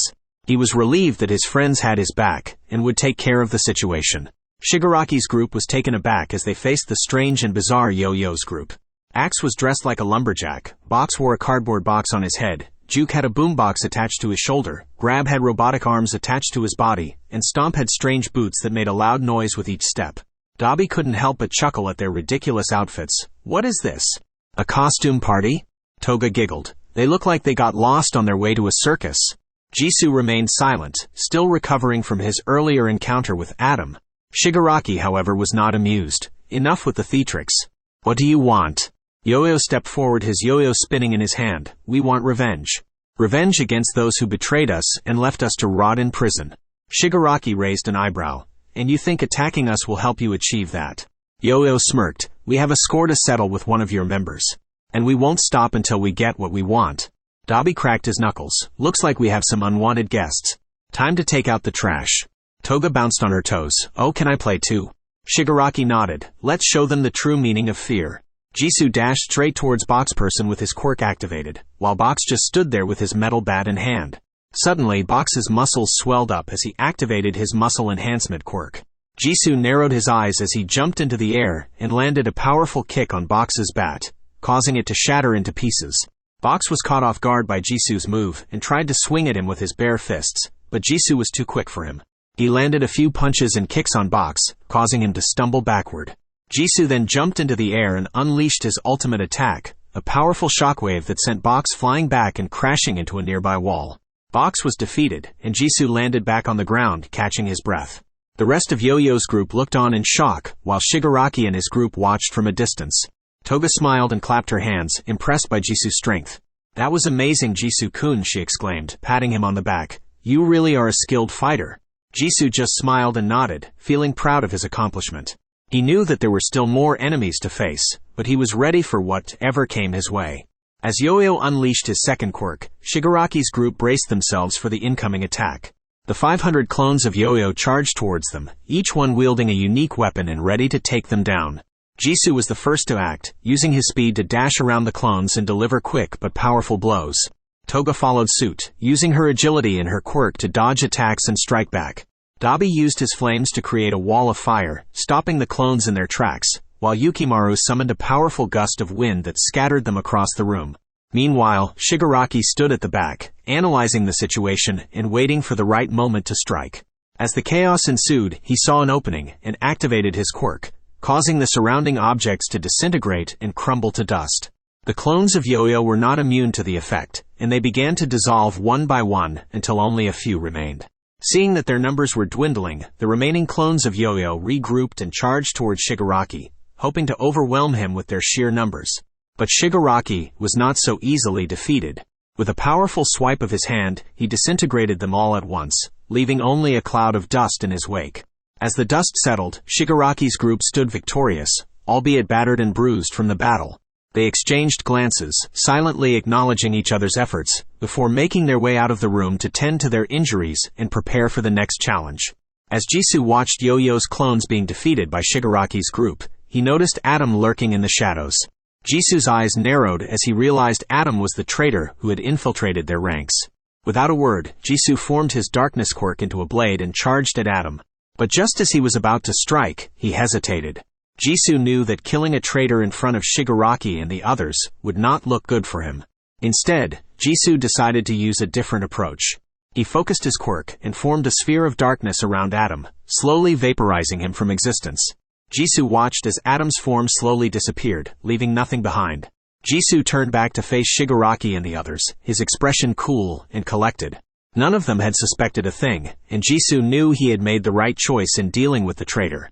As they all continued their mission, Jisoo kept his secrets close, knowing that one wrong move could expose him as a villain. But for now, he remained a trusted member of Shigaraki's group, ready to do whatever it takes to achieve their goals. After Jisoo vaporized Adam, the rest of Yo-Yo's team were defeated by the combined efforts of Shigaraki, Toga, Dabi, Yukimaru, and the others. Yo-Yo used his quirk to create hundreds of clones, but he was eventually taken down by Shigaraki's decay. With the Meta Liberation Army defeated, the League of Villains saw an opportunity to expand their power. Shigaraki approached Redestro and proposed that they combine their groups to take down the heroes once and for all. After a heated debate, Redestro agreed to the merger. The new group, now known as the Paranormal Liberation Front, began to execute their plan to take over society. They started by attacking key locations and taking hostages, including some of the top heroes. The remaining heroes, including those from Ua High, quickly mobilized to stop them. As the two sides prepared for battle, Shigaraki made a chilling speech, declaring that the age of heroes was over, and that it was time for the villains to rule. The heroes, however, remained determined to protect society and restore peace. The battle between the heroes and the Paranormal Liberation Front was intense and brutal, with casualties on both sides. In the end, the heroes emerged victorious, but at a great cost. Many of them were injured or killed in the fight, and the public's faith in heroes was shaken to its core. Despite the losses, the heroes vowed to keep fighting, to keep protecting those who couldn't protect themselves. The villains, however, were not done yet. They retreated to regroup and plan their next move, determined to succeed in their quest for domination. And so the war between heroes and villains continued, with neither side willing to back down. The future of society hung in the balance, and the fate of countless lives rested in the hands of those brave enough to fight for what they believed in. Jisoo arrived at Ua High School, after being away for 6 months due to personal reasons. As he walked through the school grounds, he noticed that many students were staring at him with a mix of surprise and concern. He could hear whispers and murmurs as he walked past them. "Is that Jisoo? He looks different. What happened to him? He looks so different. Is he okay? He seems different from before." Jisoo kept his head down and walked to his classroom, feeling the weight of everyone's eyes on him. When he entered the classroom, he could feel the tension in the air, as everyone turned to look at him. "Hey Jisoo," one of his classmates called out, "you're finally back. Are you okay?" Jisoo forced a small smile and nodded. "Yeah, I'm fine. Just had some personal things to deal with." The rest of the class was quiet for a moment, looking at him with a mix of concern and curiosity. Then someone spoke up. "Hey Jisoo, your hair is different," a classmate said. "It looks good on you." Jisoo ran his hand through his hair, which was now shorter and styled differently. "Thanks," he said, feeling a bit more at ease. For the rest of the day, Jisoo could feel everyone's eyes on him, but he tried his best to act like nothing had changed. He didn't want anyone to know what he had been through during his time away, especially since he was trying to maintain his cover as a UA student while secretly working with the League of Villains. As Tsukasa and Ja walked down the hallway, Jisoo saw them from a distance and felt a pang of jealousy. He had always liked Ja, but never had the courage to confess his feelings to her. As he walked towards them, he saw Tsukasa lean in close to Ja and whisper something in her ear, making her giggle. Jisoo couldn't take it anymore. He charged towards Tsukasa, ready to punch him in the face. But Tsukasa was quick to react and caught Jisoo's fist mid-air. "What's your problem, man?" Tsukasa asked, holding Jisoo's fist firmly. "You know what my problem is," Jisoo growled, trying to free his hand. Tsukasa let go of Jisoo's hand and took a step back. "Look, Ja and I were just talking. There's no need to get so worked up about it." Jisoo took a deep breath and tried to calm himself down. "I'm sorry, Tsukasa. It's just that I really like Ja, and it hurts to see you two getting so close." Tsukasa looked at Jisoo sympathetically. "I understand, man. But you gotta tell her how you feel. Keeping your feelings bottled up inside won't do you any good." Jisoo nodded, feeling a bit embarrassed. "Yeah, you're right. Thanks, Tsukasa." Tsukasa gave Jisoo a pat on the back. "Anytime, man. Good luck." As Tsukasa and Ja walked away, Jisoo stood there, feeling a mix of emotions. He knew he had to confess his feelings to Ja, but he wasn't sure if he was ready for the outcome. As Tsukasa walked with Ja, Akane suddenly appeared out of nowhere and jumped onto Tsukasa, wrapping her arms around his neck. Most of the girls, including Ja, Jiro, Mina, Tsuyu, Hana, Maiko, Yumi and Sakura, all noticed this and felt a bit jealous. "Hey there, Tsukasa Tilda," Akane said with a playful grin. "What are you up to?" Tsukasa chuckled and gently pried her off of him. "Just walking with Ja here," he said, gesturing to the girl beside him. Akane's grin faltered a bit as she glanced over at Ja. "Oh hey Ja," she said, before turning back to Tsukasa. "So what do you say we go grab a bite to eat? Just the two of us?" Tsukasa hesitated for a moment before glancing over at Ja. "Sorry, Akane," he said, "but I actually promised Ja that I'd take her out to lunch today." Akane's face fell a bit, and Ja blushed at Tsukasa's words. Jisoo, who had been watching the whole scene unfold, felt his heart break a little at the sight of Ja blushing at Tsukasa's words. He couldn't help but feel a twinge of jealousy as he watched the two of them walk off together. Jung saw Jisoo approaching him and immediately knew what was about to happen. He braced himself for impact as Jisoo used him as a punching bag. Blow after blow, Jisoo vented his frustrations and anger on Jung, who took it without retaliating. After a few minutes, Jisoo finally stopped and took a step back. Jung, bruised and battered, looked up at Jisoo and spoke. "Feeling better now?" Jisoo nodded. "Yeah, thanks. I needed that." Jung let out a sigh and stood up. "You know, you could have just talked to me instead of using me as a punching bag." Jisoo looked at him. "I know, but sometimes hitting something just feels better than talking." Jung shrugged. "Suit yourself. Just don't make a habit out of it, okay?" Jisoo nodded and walked away, feeling a bit more relieved after the physical exertion. As Jisoo left the classroom, he headed towards a secluded area to contact Shigaraki. He pulled out his phone and dialed the number, waiting for a response. After a few seconds, Shigaraki answered. "What's the matter, Jisoo?" Jisoo spoke in a hushed voice. "I need to tell you something. It's about the UA students and teachers." Shigaraki replied, "Go on." Jisoo proceeded to tell him about the quirks of each student and teacher, as well as their weaknesses and strengths. He also mentioned the location of the dormitories and the security measures put in place by the school. Shigaraki listened intently and thanked Jisoo for the information. "You've done well, Jisoo. I'll make sure you're rewarded for this." Jisoo hung up and let out a deep sigh. He knew he was risking a lot by betraying his classmates and the school, but he had no choice. He needed to do everything in his power to help the League of Villains achieve their goal. As Jisoo was on the phone with Shigaraki, he didn't realize that Jung had noticed him and was listening in.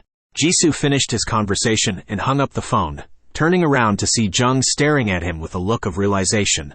"You're a traitor," Jung said quietly. Jisoo's eyes widened for a moment, but then he quickly composed himself. "What are you talking about?" he asked innocently.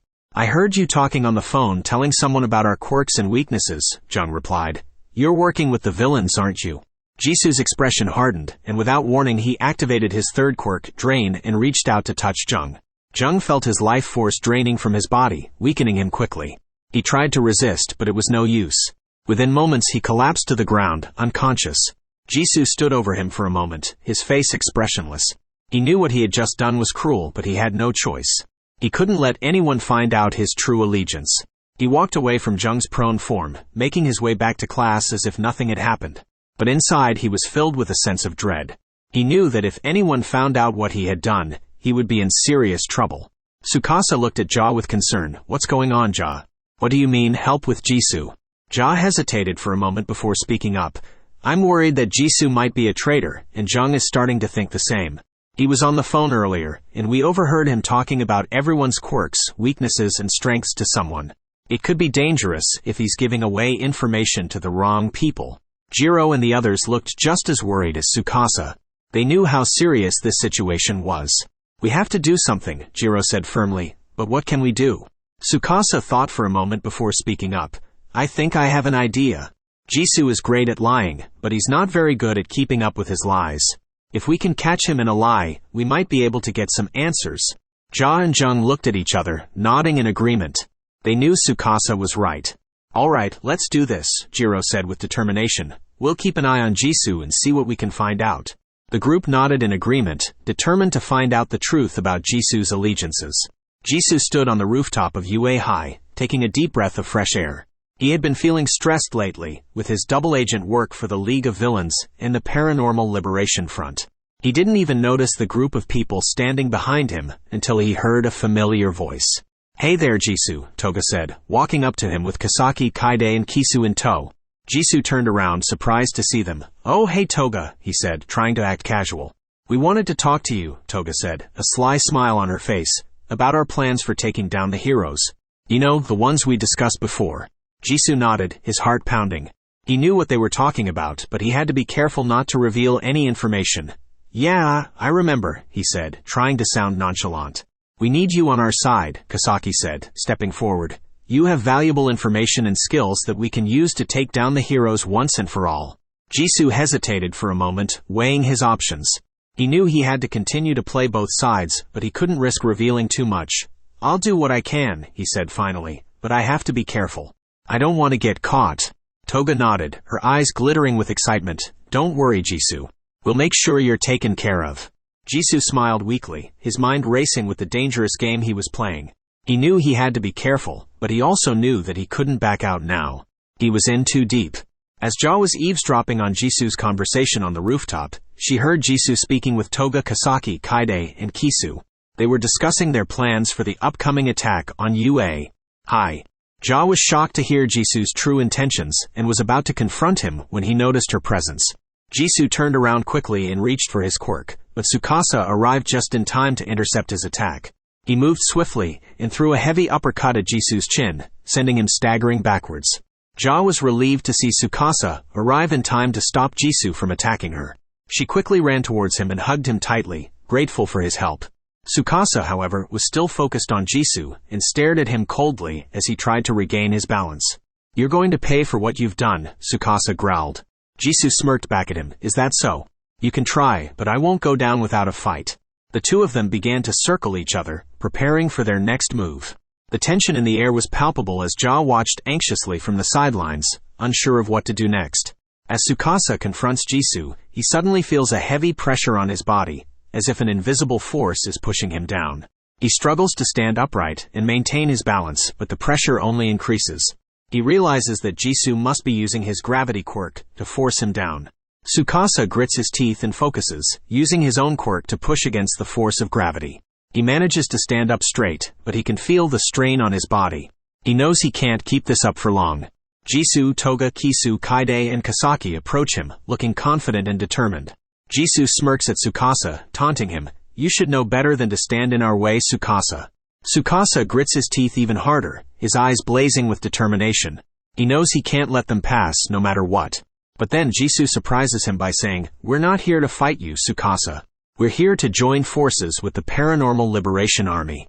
We want to help take down the heroes and create a better society for everyone." Tsukasa is taken aback by Jisoo's sudden change of heart. He looks at the others, trying to gauge their sincerity. They all look serious and committed, and he can sense a genuine desire to make a difference.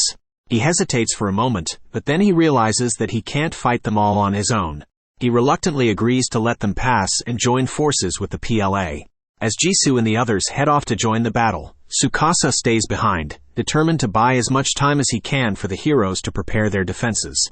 He knows that the coming battle will be brutal, and he's prepared to fight to the death to protect his friends and his beliefs. As Jisoo and Tsukasa clashed attacks, Jisoo noticed that Tsukasa's eyes had turned from black to a red-like color, and he could feel a sudden surge of power emanating from him. Jisoo knew that Tsukasa had unlocked a new power, and it made him even more dangerous than before. Jisoo used his darkness quirk to create a smokescreen and quickly retreated, trying to come up with a strategy to deal with Tsukasa's newfound power. He knew that he had to be careful and not underestimate his opponent, as Tsukasa was a formidable fighter, even without his new power. Jisoo gathered with Toga, Kisu, Kaide, and Kasaki, and they discussed their plan of attack for the upcoming battle. They knew that the heroes would be coming soon, and they had to be ready to fight. Jisoo couldn't shake off the feeling of unease that he had about Tsukasa's new power. He knew that Tsukasa was a close friend and ally, but he couldn't help but feel a sense of danger around him. As they waited for the heroes to arrive, Jisoo prepared himself mentally and physically for the upcoming battle. He knew that he had to be ready to fight with everything he had if they were to emerge victorious against the heroes. As Jisoo stood over the unconscious body of Tsukasa, he heard footsteps approaching. He quickly turned around to see Toga walking towards him with a smile on her face. "Jisoo, you did it," Toga exclaimed as she threw herself onto him, wrapping her arms around his neck. Jisoo tried to push her off, but she held on tightly. "Get off me, Toga. We need to focus on the mission," Jisoo said coldly. Toga's smile faltered for a moment before she let go of him. "Right, sorry. So what's the plan now?" she asked, trying to regain her composure. Jisoo took a deep breath before responding. "We need to regroup with Kisu, Kaide, and Kasaki. Then we'll meet up with the rest of the Paranormal Liberation Army and launch our attack on the heroes." Toga nodded in agreement, her excitement returning. "Let's do it then," she exclaimed as she followed Jisoo out of the hiding place. As they made their way towards the rendezvous point, Jisoo couldn't help but feel a twinge of guilt for what he had done to Tsukasa. But he pushed the feeling aside, reminding himself that sacrifices had to be made for the greater good. Little did Jisoo know that Toga was silently plotting to use this opportunity to get closer to Tsukasa, hoping that he would reciprocate her feelings. As Class 1A was making their way through the battlefield, they stumbled upon their friend from Class 1B, Tsukasa, lying unconscious on the ground. The group quickly rushed over to him, with Deku checking for any signs of life. "He's still breathing," Deku reported back to the rest of the group. "But we need to get him out of here before anything else happens." Bakugo nodded in agreement. "We can't leave him here. Let's carry him and get him to safety." The group carefully lifted Tsukasa's body and began making their way towards the nearest safe zone. Along the way, they encountered other injured heroes and civilians, but they remained focused on their mission to get Tsukasa to safety. As they approached the safe zone, they were met by several other heroes, who offered to help with Tsukasa's treatment. Class 1A handed him over to the medical team, and watched as they rushed him into the emergency room. The group was relieved to have found Tsukasa, and were hopeful that he would make a full recovery. But their relief was short-lived as they knew there was still a long and difficult battle ahead of them. As Tsukasa regained consciousness, he felt a surge of power within him, unlike anything he had experienced before. He could feel his body vibrating with energy, and as he tried to stand up, he noticed that his surroundings seemed to be shifting and distorting around him. Suddenly, he realized what had happened. He had gained a new quirk, the ability to copy other people's quirks. Excitedly, he thought of all the possibilities this new power could bring. With this quirk, he could not only copy the quirks of his enemies, but he could also copy the abilities of his fellow heroes. As Tsukasa began to experiment with his new power, he felt a rush of adrenaline. This was what he had been training for all these years, to become a true hero and protect those he cared about. He knew that the coming battle against the Paranormal Liberation Army would be tough, but with this new ability, he was ready for anything. Jiro and Ja arrived at the infirmary where Tsukasa was being treated. They were relieved to see that he was stable, but still unconscious. They decided to take turns watching over him until he woke up. As they were settling in, they heard a commotion outside the door. Mina, Tsuyu, Hana, Maiko, Yumi, and Sakura had arrived, all of them worried about Tsukasa's condition. Jiro and Ja exchanged glances, knowing that things might get a bit awkward with all of Tsukasa's admirers in the same room. They welcomed the girls in, and everyone took a seat around Tsukasa's bed. They began to talk about what had happened during the battle, and Jiro and Ja filled in the others on the details of Tsukasa's new power. As they talked, they couldn't help but notice the jealous glances the girls were giving each other. Ja tried to break the tension by suggesting they take turns singing to Tsukasa to keep him company, but that only made things worse. The girls began arguing over who had the better singing voice, and the room filled with chaos. Jiro and Ja exchanged another glance, realizing that they had their work cut out for them trying to keep the peace among Tsukasa's admirers. They vowed to do their best to look after him and make sure he was surrounded by love and support. As Deku opened his eyes, he realized he was back in the hospital room he had been recovering in since the last battle. His mind was a blur as he tried to piece together what had happened, but he knew he had to get out of there. He sat up in bed, his body still weak from the injuries he sustained, and slowly swung his legs over the side of the bed. He took a deep breath, closed his eyes, and focused on his one-for-all quirk. Suddenly, he felt a surge of power run through his body as he activated his quirk, giving him a burst of energy. He stood up, feeling his strength slowly returning to him, and looked around the room. The hospital was quiet, the only sound coming from the steady beeping of the machines around him. He knew he had to leave before anyone noticed he was gone. Deku made his way to the window, which was cracked open slightly for ventilation, and pushed it open wider. He climbed onto the windowsill, taking a deep breath before leaping out into the night. He hit the ground hard, his body still weak and his injuries not fully healed, but he pushed through the pain and kept moving. He knew he had to keep moving if he wanted to stay ahead of whoever was after him. As he stumbled through the streets, he could feel his strength slowly returning to him. He didn't know where he was going or what he was going to do, but he knew he had to keep moving forward. With his quirk and his determination, Deku vanished into the darkness, leaving his hospital room and his old life behind him. Deku was sitting alone in a dark room, his body covered in sweat and his breathing heavy. He had been training for hours, pushing his body to the limit as he tried to control the multiple quirks that had suddenly appeared within him. As he closed his eyes and focused on his breathing, he felt a sudden surge of energy within him, and his wounds began to heal rapidly.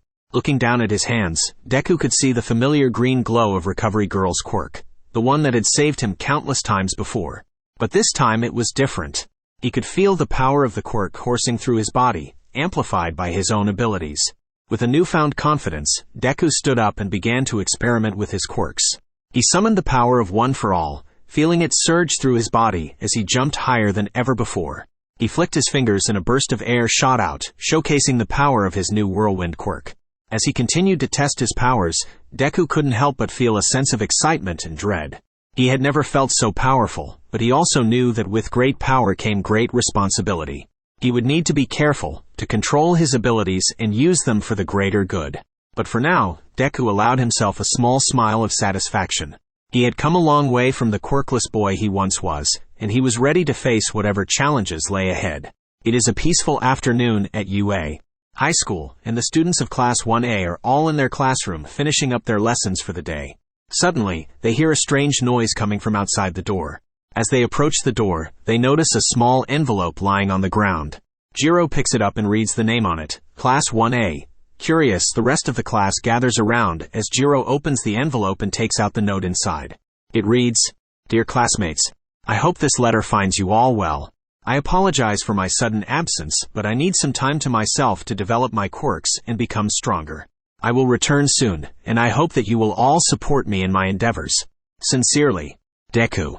The classmates are all surprised and worried about their friend's sudden disappearance, but they also understand his desire to become stronger. They all vow to support him and eagerly await his return. Tsukasa and Jiro were walking together in the hallway of UA High School. Jiro was feeling a bit nervous around him since she had developed feelings for him. Suddenly, Tsukasa stopped and grabbed Jiro's hand gently. Jiro's face turned red in embarrassment as she looked up at Tsukasa. What are you doing?" she stuttered. "I just wanted to walk with you," Tsukasa replied with a smile. Jiro couldn't believe it. She had always admired Tsukasa from afar, but now he was holding her hand. She couldn't help but feel a bit giddy. But her nerves got the best of her and she quickly smacked Tsukasa's hand away. I can walk on my own," she exclaimed, still blushing. Tsukasa chuckled at her reaction. All right. I won't hold your hand if you don't want me to," he said with a grin. Jiro sighed in relief, but couldn't help the smile that crept onto her face. She continued walking alongside Tsukasa, feeling grateful for his company. As Tsukasa walked through the dark alleyways of the city, he felt a familiar presence following him. He turned around to see Kasaki standing a few feet away, his hand already on the hilt of his sword. "You again," Tsukasa said, tensing up. "What do you want this time?" Kasaki smirked. "I just couldn't resist coming back for another round with you. But this time I've brought a little surprise." He gestured to a group of villains who had suddenly appeared behind him. Tsukasa tensed even more, but he didn't let his guard down. Suddenly he heard a voice behind him, "Tsukasa-kun." He turned around to see Jiro running towards him, her face flushed with embarrassment. Without thinking, she grabbed his hand, causing Tsukasa to blush as well. Kasaki watched the scene with interest, but then quickly focused his attention back to Tsukasa. "Sorry, but you'll have to deal with me first before you can play around with your little girlfriend." Tsukasa's eyes narrowed as he charged up a powerful strike, his red eyes glowing fiercely. Kasaki smirked and unsheathed his sword, preparing for the fight. The two clashed, their attacks and defenses equally matched. Kasaki was agile and quick, but Tsukasa's strength and power were unmatched. As they fought, Jiro watched from the sidelines, feeling worried and anxious. She hoped that Tsukasa would win, but she knew that Kasaki was a formidable opponent. The fight continued for what felt like hours, until finally, Tsukasa landed a heavy blow on Kasaki's sword, causing it to shatter into pieces. Kasaki stumbled back, his eyes wide with shock. Tsukasa took advantage of the opportunity and landed a final blow on Kasaki's chest, knocking him out cold. Jiro rushed over to Tsukasa, her heart pounding. "Are you okay?" she asked, her voice filled with concern. Tsukasa smiled at her. "I'm fine thanks to you," he said, taking her hand in his. Jiro blushed, feeling embarrassed again. She didn't know what to say, but she was glad that Tsukasa was safe. The two of them walked away, leaving Kasaki and his minions defeated and unconscious on the ground. Tsukasa lay on the ground, his body convulsing in pain. Kasaki stood over him with a sinister smile on his face. "You really are too naive, Tsukasa," he said, his voice dripping with malice. "Did you really think I would fight you head-on and give you a fair chance?" Tsukasa gritted his teeth and tried to stand, but his body refused to obey him. He could feel the poison spreading through his veins, weakening him further. "What did you do to me?" he growled, his eyes narrowing as he glared up at Kasaki. Kasaki chuckled. "My quirk allows me to secrete a poisonous substance from my skin. All I had to do was touch you once, and you were done for. It's a shame, really. You had so much potential." Tsukasa clenched his fists, determined not to give up. He forced himself to stand despite the pain racking his body. "I won't let you win," he spat, his eyes blazing with fury. Kasaki merely smiled. "You don't have a choice, Tsukasa. You're done for." With that, he turned and walked away, leaving Tsukasa to struggle on the ground. Tsukasa closed his eyes, his body trembling with the effort to stay conscious. He knew he was in trouble, but he refused to give up. He would find a way to overcome Kasaki's poison and defeat him, no matter what it took. The group of friends had been searching for Tsukasa for hours, worry and fear creeping up their spines. Jiro's heart was pounding so loudly that she could hardly hear her own footsteps. They had searched high and low, but he was nowhere to be found. Suddenly they stumbled upon him lying on the ground, unconscious and pale as a sheet. "Tsukasa! Wake up!" Jiro shook him gently, tears forming in her eyes. "What happened? Who did this to you?" The others huddled around him, checking his pulse and trying to see if there were any signs of what had happened. "He's been poisoned," Momo declared grimly, "and it's a powerful one. I can't even detect what it is." "What kind of sick person would do this?" Ida's voice shook with anger. "We need to find whoever did this and make them pay." "But how are we supposed to find them?" Ochako asked, looking around frantically. "We don't even know where to start." "We'll have to use our connections," Shoto said, a determined look on his face. "We'll talk to everyone we know, see if they've heard anything. We'll find out who did this, and they'll pay." Jiro looked up at Tsukasa's pale face, her heart heavy with worry. She couldn't imagine who would do this to him, or why. But one thing was for sure, they weren't going to give up until they found out the truth. Tsukasa struggled to stand, his vision blurred and his body weak from the poison coursing through his veins. His friends gathered around him, concern etched on their faces, but he refused to back down. "You guys need to leave," he said firmly, his voice strained. "I can handle this." His friends refused to budge, insisting that they would stay and fight with him. As they argued, Kasaki, the poison quirk user, sneered and grabbed Jiro, one of Tsukasa's closest friends. Tsukasa's eyes blazed with fury as he launched himself at Kasaki, unleashing a series of rapid-fire punches and kicks. The two clashed in a fierce battle, their movements blurring together as they exchanged blows. Tsukasa's friends watched in horror as he fought with all his might, his rage boiling over. "Get away from her," Tsukasa roared, his voice shaking with emotion. Kasaki grinned as he dropped Jiro, taunting Tsukasa with a sneer. Tsukasa's eyes narrowed, and he unleashed a new attack, a powerful blast of energy that sent Kasaki flying back. The villain crashed into the ground with a sickening thud, but to Tsukasa's surprise he got back up, grinning maniacally. "Is that all you've got?" Kasaki taunted. "I expected more from you, hero." Tsukasa gritted his teeth, his fists clenched tightly. "You don't know when to quit, do you?" he snarled. "Well, I'll make sure you regret ever crossing me." He charged towards Kasaki, his eyes blazing with determination. But just as he was about to land the finishing blow, Kasaki vanished into thin air, leaving Tsukasa to stumble forward, his attack missing its mark. Tsukasa's friends rushed to his side, concern etched on their faces. "Are you okay?" they asked, but Tsukasa merely nodded, his eyes fixed on the spot where Kasaki had vanished. "That bastard," he muttered, clenching his fists tightly. "I'll get him next time." His friends looked at him in awe, amazed by his strength and resilience. "You're amazing, Tsukasa," one of them said, and Tsukasa couldn't help but smile despite the pain coursing through his body. "Thanks," he said, his voice hoarse, "but we can't let our guard down. Kasaki is still out there, and he won't stop until he gets what he wants." Tsukasa collapsed on the ground, exhausted from his fight with Kasaki. His friends from Class 1A, Class 1B, Class 1C, and Class 1D gathered around him, worried about his condition. "Sue, are you okay?" asked Jiro, putting her hand on his shoulder. "I'm fine," Tsukasa replied, his breathing still ragged. "Just need a minute to rest." "We can't rest for too long," said Iida, looking around at the group.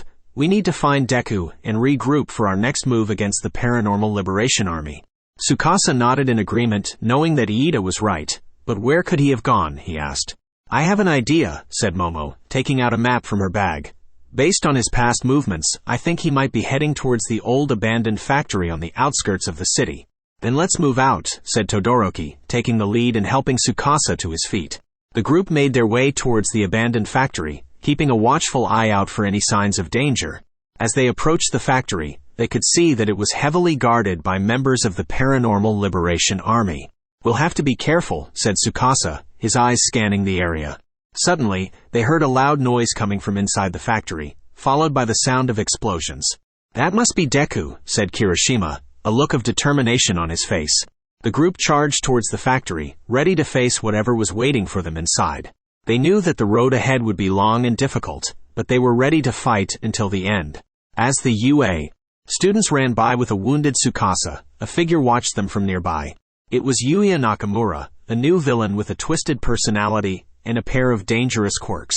He sat there, smoking a cigarette with a grin on his face as he watched the chaos unfold. "Ah, this is perfect. Another opportunity to cause some mayhem," he said to himself with a dark chuckle. As he watched the students run past him, he noticed one in particular, a boy with green hair who looked like he was in bad shape.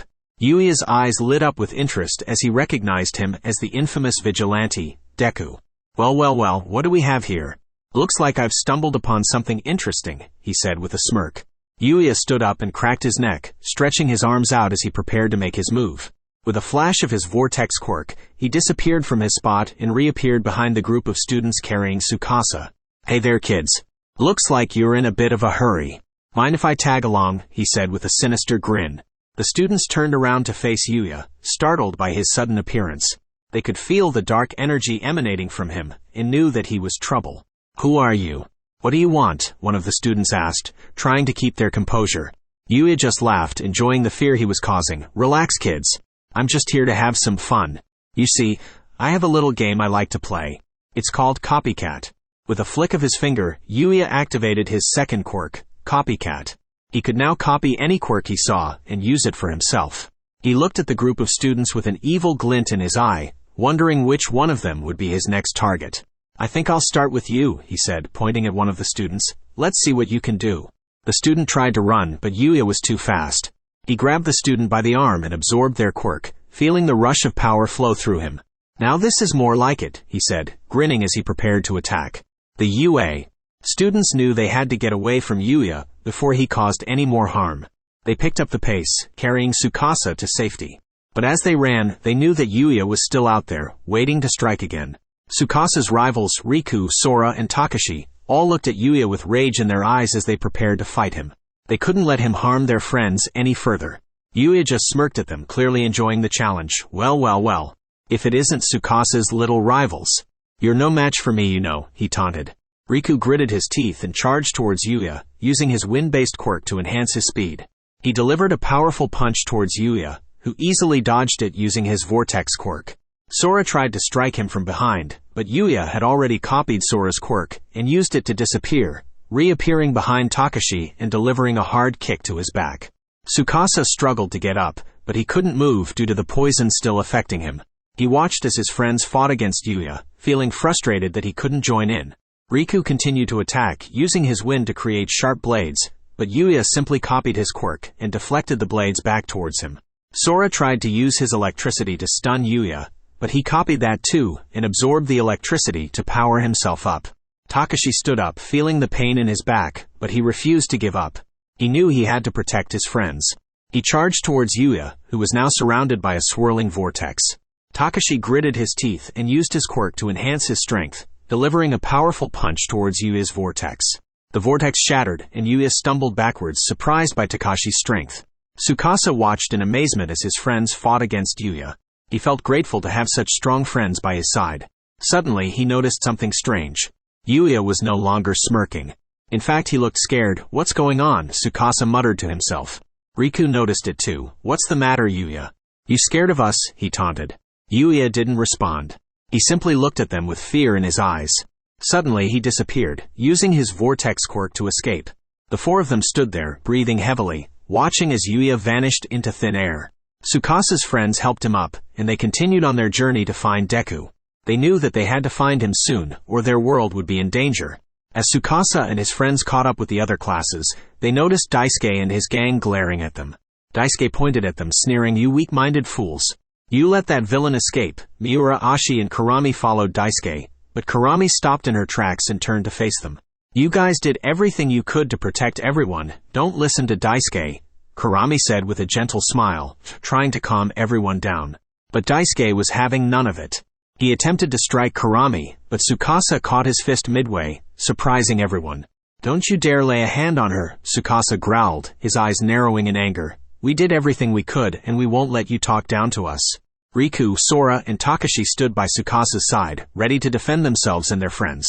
Daisuke's gang backed off, intimidated by the sudden show of force. The rest of the UA students looked on in shock, unsure of what to do. Finally, one of them stepped forward and said, "Let's just focus on finding Deku and preparing for the next attack." Tsukasa nodded in agreement, and the group continued on their mission. But the tension between Daisuke's gang and Tsukasa's friends lingered, adding yet another layer of complexity to their already difficult situation. As Tsukasa, Kurami, and the others from UA High ran towards where they believed Deku to be, they could sense the tension in the air. They were all eager to find Deku and make their next move against the Paranormal Liberation Army. Suddenly, they saw Deku standing before them, his face grim and determined. Without a word, Deku charged towards them with incredible speed, his fists glowing with power. The UA High students, caught off guard, were forced to defend themselves against his fierce attacks. Tsukasa was surprised by Deku's sudden aggression, but he refused to back down.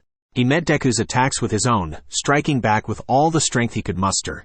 Kurami and the others also fought back, their powers and skills on full display. The battle was intense, with both sides unleashing their full power. However, as the fight raged on, it became clear that Deku was holding back, his attacks lacking their usual ferocity. Tsukasa couldn't help but wonder why Deku was holding back. Was he trying to test their strength, or was he hiding something? The fight was left on a cliffhanger, as the UA High students tried to figure out what was going on with Deku, and how they could best prepare for the coming battle against the Paranormal Liberation Army. As Tsukasa, Kurami, and the others from UA High ran towards where they believed Deku to be, they could sense the tension in the air. They were all eager to find Deku and make their next move against the Paranormal Liberation Army. Suddenly, they saw Deku standing before them, his face grim and determined. Without a word, Deku charged towards them with incredible speed, his fists glowing with power. The UA High students, caught off guard, were forced to defend themselves against his fierce attacks. Tsukasa was surprised by Deku's sudden aggression, but he refused to back down.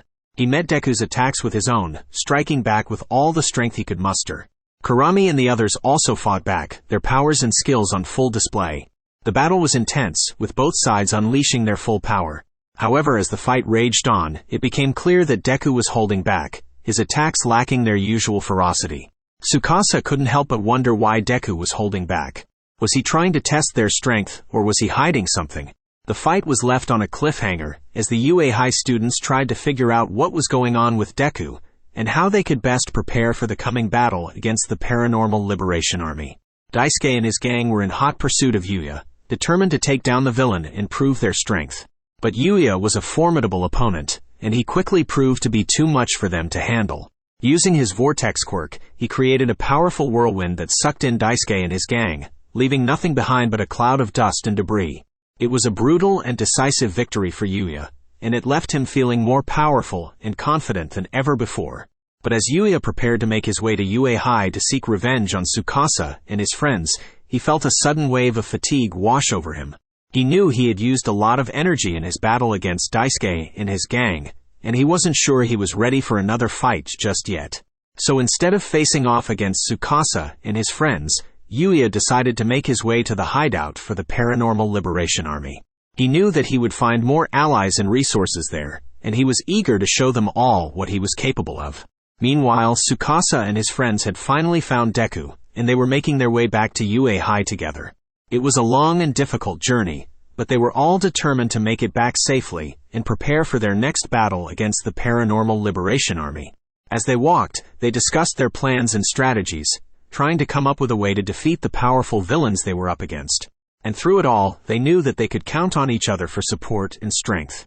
Eventually, they arrived back at UA High, tired but determined. They knew that there was no time to waste, and that they had to begin preparing for their next battle as soon as possible. But little did they know, Yuya was already on his way to the hideout for the Paranormal Liberation Army, ready to unleash his power and take down anyone who stood in his way. The stage was set for an epic battle, and only time would tell who would emerge victorious. Mirko noticed Tsukasa stumbling and falling behind the group as they made their way back to UA High. She quickly turned around and saw him collapsing on the ground. Mirko immediately rushed to his side and picked him up, carrying him in her arms. "Tsukasa, are you okay?" "What happened?" Mirko asked, her tone filled with concern as she carried him towards the nurse's office. Tsukasa groaned in pain, his body feeling weak and heavy, I think the poison is getting worse, he said, his voice barely above a whisper. Mirko's eyes widened in shock. Poison? Who did this to you? She asked, her voice becoming more serious. Tsukasa gritted his teeth in pain. It was a villain we encountered earlier. I didn't realize how bad it was until now, he explained, his words interrupted by coughs and wheezes. Mirko shook her head in disbelief. We need to get you to the nurse's office right away. Hang on, Tsukasa, she said, her voice firm and determined. Tsukasa nodded weakly, grateful for Mirko's help.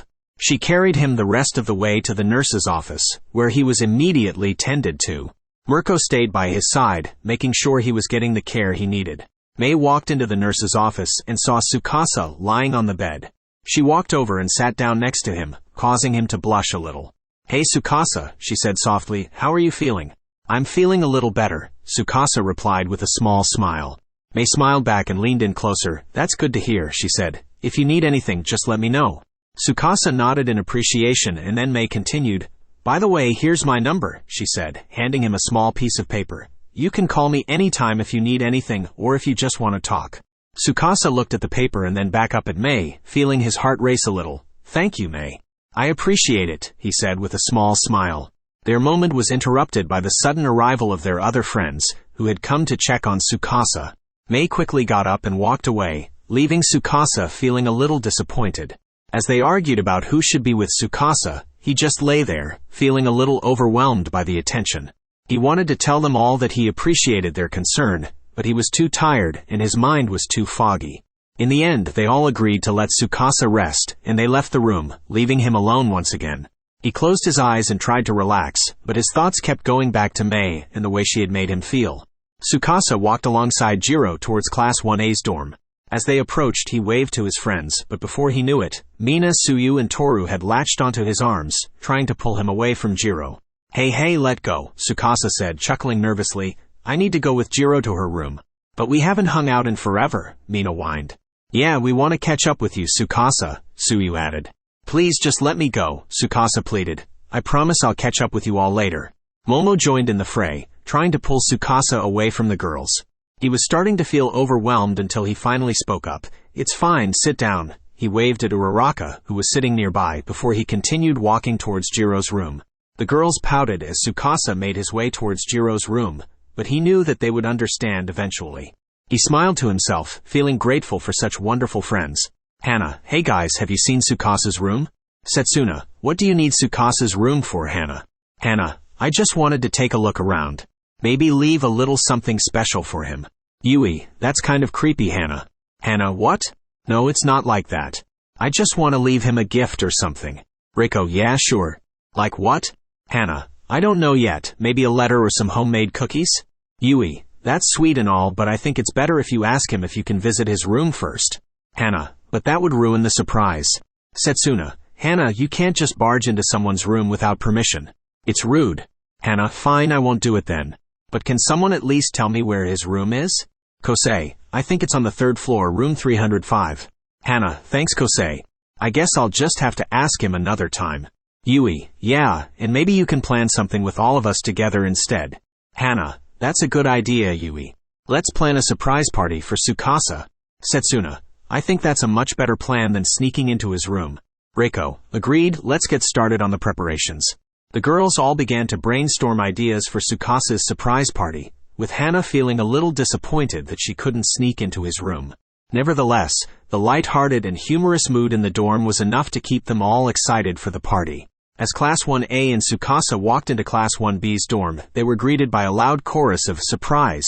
Hana, who had been trying to sneak into Tsukasa's room, was caught off guard and nearly fell over in shock. Wow, you guys really know how to throw a surprise party, Tsukasa said, grinning from ear to ear. We had a little help from our friends in Class 1C and 1D, replied Yui, one of the Class 1B students. We thought it would be a nice way to welcome you to our dorm. Thank you so much, everyone, Tsukasa said, looking around at the party decorations and the delicious food spread out on the table. This is amazing. As everyone settled in and began to chat and eat, there were plenty of comedic moments from the dialogue. Hey Tsukasa, I heard you're a real hero now, said a Class 1C student. Is it true you can take down villains with just one punch?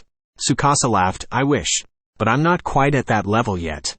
Hey, have you heard about that new hero All Might? Asked another Class 1D student. They say he's unbeatable.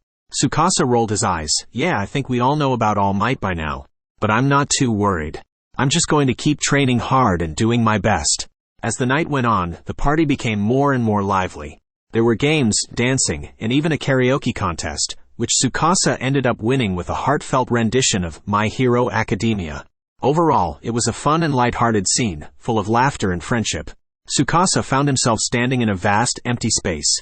Everything was pitch black, except for a faint light in the distance.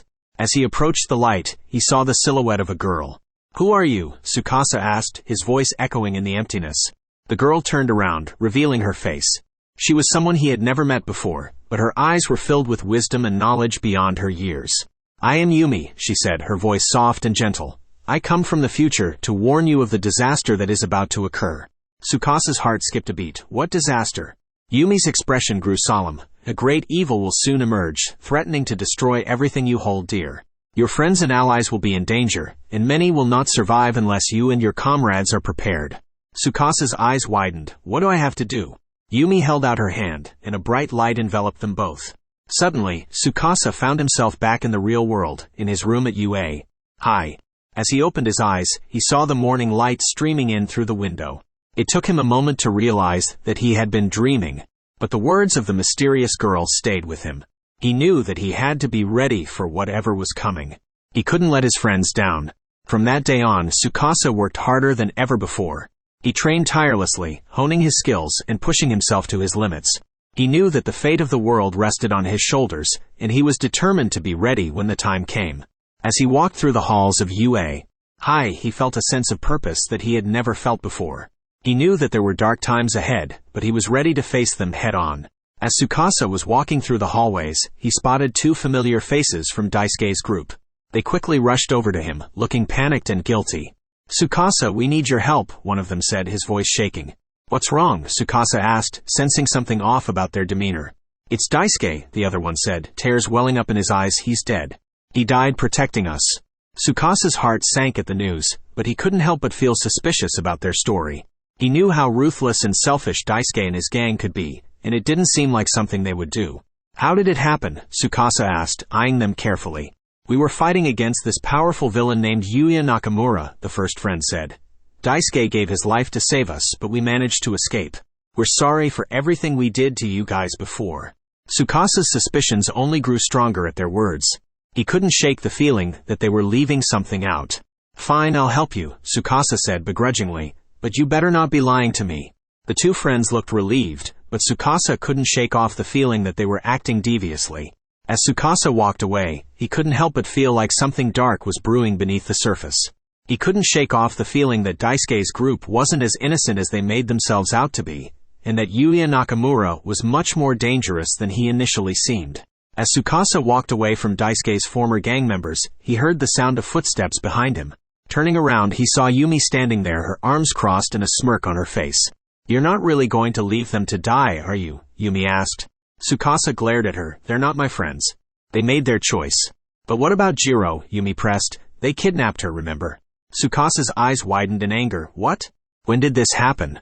Yumi rolled her eyes. "While you were off dealing with Yuya. Daisuke's gang was helping him, remember? They must have taken Jiro as leverage." Tsukasa clenched his fists. "Those bastards. They're going to regret crossing me." With a fierce determination, Tsukasa headed towards Daisuke's hideout, his friends following closely behind. As they approached the building, they could hear the sounds of a struggle coming from inside. Without hesitation, Tsukasa kicked down the door and charged into the room. Daisuke and his gang members were there, along with Yuya and his henchmen. In the center of the room was Jiro, tied up and gagged. Tsukasa's eyes blazed with fury. "You're going to pay for what you've done," he growled. Daisuke sneered at him. "You're too late, Tsukasa. Yuya has already promised us power and riches beyond our wildest dreams." Tsukasa didn't even give him a chance to finish his sentence before launching himself at Daisuke. The two fought viciously, their punches and kicks echoing through the room. Meanwhile, the other members of Class 1B took on Daisuke's former gang members and Yuya's henchmen. It was a brutal battle, but Tsukasa and his friends were determined to rescue Jiro and put an end to Yuya's plans. Finally, after what seemed like hours, the battle was won. Daisuke and his gang members lay defeated on the ground, and Yuya and his henchmen had fled the scene. Jiro was safe, and Tsukasa was filled with a sense of triumph. But even as he looked around at his friends, all of them battered and bruised but alive, he couldn't shake the feeling that this was just the beginning of a much bigger fight. And he knew that he would have to be ready for whatever came next. Tsukasa was sitting alone in the classroom, staring at the empty seat next to him. He was lost in thought, thinking about everything that had happened in the past few weeks. Yumi, one of his classmates, walked into the room and noticed that he was alone. "Hey Tsukasa, what's up?" Yumi asked as she walked over to him. Tsukasa looked up at her and smiled. "Nothing much, just thinking about some stuff." Yumi nodded, and then took a seat next to him. She stared at him for a moment before she spoke again. "You know, I've been watching you for a while now, Tsukasa. I think you're really cute." Tsukasa blushed at her words and looked away. "Thanks, Yumi. That's really nice of you to say." Yumi noticed his discomfort and decided to make a move. She stood up, walked around the desk and then sat on his lap. "You know, Tsukasa, I think we could be really good together. I'll make sure to take good care of you," Yumi said as she looked at him with a smile. Tsukasa was surprised by her sudden move and blushed even harder. He wasn't sure how to react, but before he could say anything, Jiro walked into the classroom. "Hey Tsukasa, what are you doing sitting here all alone?" Jiro asked as she walked over to them. Yumi quickly got off his lap and walked away, looking annoyed. Jiro looked at Tsukasa with a raised eyebrow. "What was that about?" Jiro asked, curious. Tsukasa shook his head and smiled. "Nothing really. Just another girl who has a crush on me." Jiro laughed and shook her head. "You're quite popular, Tsukasa. But don't worry, you'll always be my number one." Tsukasa smiled at her and then stood up. "Thanks, Jiro. Let's go see what the others are up to." As they walked out of the classroom, they saw Kurami, Mei, Hana, Tsuyu, Mina, Momo, Toru, Yumi, Maiko, Rin, Yui, Obara, Itsuka, Sakura, and Kanoko all gathered in the hallway. They all looked up when they saw Tsukasa and Jiro. "Hey, what's up, guys?" Tsukasa asked as he walked over to them. Kurami, Mei, and Hana all blushed and looked away, while Tsuyu, Mina, Momo, Toru, Yumi, Maiko, Rin, Yui, Obara, Itsuka, Sakura, and Kanoko all smiled and greeted him. "We were just waiting for you, Tsukasa," Yui said as she smiled at him. Tsukasa smiled back at her and then turned to Jiro. "Hey Jiro, why don't you show everyone the new move you taught me?" Jiro grinned and then stepped forward. "Sure thing, Tsukasa. Watch closely, everyone." As Jiro demonstrated the new move, the rest of the class watched in awe. Tsukasa felt grateful for all the support he had from his friends, and even though he had a lot of love interests, he knew that he had a special connection with each of them. He felt lucky to have so many people who cared about him and supported him, and he knew that he would always be there for them too. The scene begins with a flashback to Tsukasa's past. He was in his old junior high school, sitting in class with his head down. The other students around him were whispering and giggling, making fun of him. Tsukasa was always the outcast in class. He didn't have any friends, and was constantly bullied and harassed by his classmates. His quirk, Thunderblaze, was weak and uncontrollable, causing him to be afraid to use it. His parents were also abusive towards him, making his home life even more unbearable. As Tsukasa sat there in class trying to ignore the other students, a group of boys came up to him. They started to taunt him, calling him names and pushing him around. Tsukasa tried to defend himself, but his quirk was too weak, and he couldn't fight back. The bullying continued for months, and Tsukasa felt like he had nowhere to turn. He felt alone and hopeless, and the abuse from his parents only made things worse. The scene then flashes back to the present, with Tsukasa sitting alone in his room. He's deep in thought, remembering the pain and suffering he endured in his past. But he also remembers the strength he gained from overcoming those obstacles. Tsukasa stands up, determined to never let anyone treat him that way again. He's thankful for the friends he's made at UA. High in the strength he's gained through his experiences. "I won't let anyone push me around anymore," he says to himself, his eyes filled with determination. "I'll stand up for myself and for others who can't. I'll become the hero I was always meant to be." Tsukasa was determined to fight back against the bullies who had tormented him for years. He had been training in secret, building up his strength and refining his quirk. One day when the bullies came to taunt him again, Tsukasa stood his ground. At first the bullies laughed and mocked him, but Tsukasa refused to back down. He unleashed a bolt of lightning from his hands, surprising the bullies and knocking them back. Tsukasa continued to use his lightning to fend off their attacks, slowly gaining the upper hand. As the fight wore on, Tsukasa's lightning grew stronger and more intense. He was finally able to defeat the bullies, leaving them shocked and bruised on the ground. Tsukasa stood over them, panting and victorious. For the first time in his life, Tsukasa felt a sense of power and control. He knew that he still had a long way to go in mastering his quirk, but he was no longer the weak and helpless victim he once was. Tsukasa stood in the staff room with the group of bullies and their parents, feeling a sense of anger and frustration boil inside of him. He could feel their mocking gazes and whispered taunts, and he couldn't bear it any longer. He looked down at the ground, his fists clenched tightly at his sides. As the teacher began to lecture him, Tsukasa's anger began to build up. "What's the point of coming back?" he shouted suddenly, his voice echoing through the room. Everyone fell silent, staring at him in shock. The bullies started laughing at him again, and Tsukasa couldn't take it anymore. He turned to face them, his eyes blazing with fury. "You think you're so great, don't you? Making fun of someone weaker than you just to feel superior? You and your parents are nothing but a bunch of cowards." The room fell silent once again, and Tsukasa knew he had crossed a line. But he didn't care. He was tired of being pushed around and belittled. He stormed out of the room, leaving behind a stunned teacher and a group of bullies who were suddenly very quiet. Tsukasa's past was dark and full of pain, but this experience taught him to stand up for himself, and to never let anyone make him feel small or powerless again. Tsukasa walked off from school, his backpack slung over his shoulder. He knew what awaited him at home, a beating from his abusive parents. As he walked down the street, he tried to steel himself for what was to come. He took a deep breath and opened the front door to his house, only to be greeted by his mother's shrill voice. "Where have you been, you worthless brat?" she screamed, slapping him hard across the face. "You think you can just come and go as you please?" Tsukasa winced in pain, trying to push his mother away. But she was stronger than he was, and she continued to hit him. His father appeared from the other room, his eyes cold and unfeeling. "What's going on here?" he asked, a hint of anger in his voice. "Why are you making such a racket?" "It's this useless son of ours," his mother replied. "He thinks he can just walk out of school whenever he wants. He needs to be punished." Tsukasa tried to defend himself, but it was no use. His parents continued to hit him, leaving bruises all over his body. He cried out in pain, begging them to stop, but they just laughed at him. "You're such a weakling," his father sneered. "No wonder you can't even control your own quirk." Tsukasa felt a surge of anger at his father's words. He knew he wasn't weak, he just didn't know how to control his quirk yet. But he also knew that there was no point in arguing with his parents. They were too set in their ways to ever change. As the beating finally ended, Tsukasa stumbled to his feet and made his way to his room. He lay down on his bed, his body aching all over. He closed his eyes and tried to block out the pain, but it was no use. The memories of the abuse haunted him, making it impossible for him to find any peace.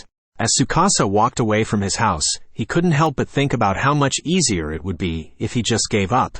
He thought about how much he hated his life and how hopeless everything seemed. He was tired of the constant abuse from his parents and the bullying from his classmates. But as he continued to walk, something in him shifted. He realized that taking the easy way out wouldn't solve anything. It wouldn't make his life any better, and it would only cause more pain for those around him. Tsukasa took a deep breath and made a decision. He would keep fighting, no matter how difficult things got. He knew it wouldn't be easy, but he also knew that giving up was not an option. He thought about his dreams of becoming a hero and realized that they were still worth fighting for, even if they seemed out of reach. Tsukasa looked up at the sky, the determination in his eyes shining through the darkness. He knew that he had a long road ahead of him, but he was ready for the challenge. For the first time in a long time, he felt like there was hope for a better future. As Tsukasa entered the classroom, he could feel the eyes of his classmates on him. He tried his best to ignore it and headed to his desk. As he took off his shirt to change into his gym uniform, his classmates gasped in horror as they saw the bruises and scratches on his body. Tsukasa heard their reactions and looked up, meeting their concerned and shocked gazes. He could feel their pity and sympathy, but he didn't want it. He didn't want anyone to know about the abuse he endured at home. So he just shrugged it off and put on his gym uniform as if nothing was wrong. One of his classmates couldn't help but ask, "Tsukasa, what happened to you? Did you get into a fight?" Tsukasa just smiled weakly and said, "Nah, I just fell down the stairs." No big deal, but deep down he knew that it was a big deal. He knew that he couldn't keep up with the lies forever, but he didn't want anyone to get involved. He just wanted to endure it all on his own, no matter how hard it may be. As Tsukasa was walking home from school, he heard someone calling out to him. He turned around to see a woman with wild hair and a confident smile standing before him. "Hey there, kiddo. I'm Mirko," she said, holding out a hand. Tsukasa hesitated for a moment before slowly reaching out to shake her hand. "I've heard some things about you," Mirko continued. "Things aren't going so well for you at home, huh?" Tsukasa was taken aback. He hadn't told anyone about what was happening at home, so how could Mirko know? But as she looked at him with understanding and kindness, something in Tsukasa's heart began to stir. Maybe there was hope for him yet. Over the next few weeks, Mirko would check in on Tsukasa, making sure he was okay, and even taking him under her wing as a student of her own. She helped him find a purpose and a drive to become stronger, not just physically but emotionally as well. For the first time in his life, Tsukasa felt like he had a real friend. And even though his struggles at home continued, he knew that he could always count on Mirko to have his back. As Tsukasa sat in the police station waiting room, his mind was swirling with a mixture of relief and sadness.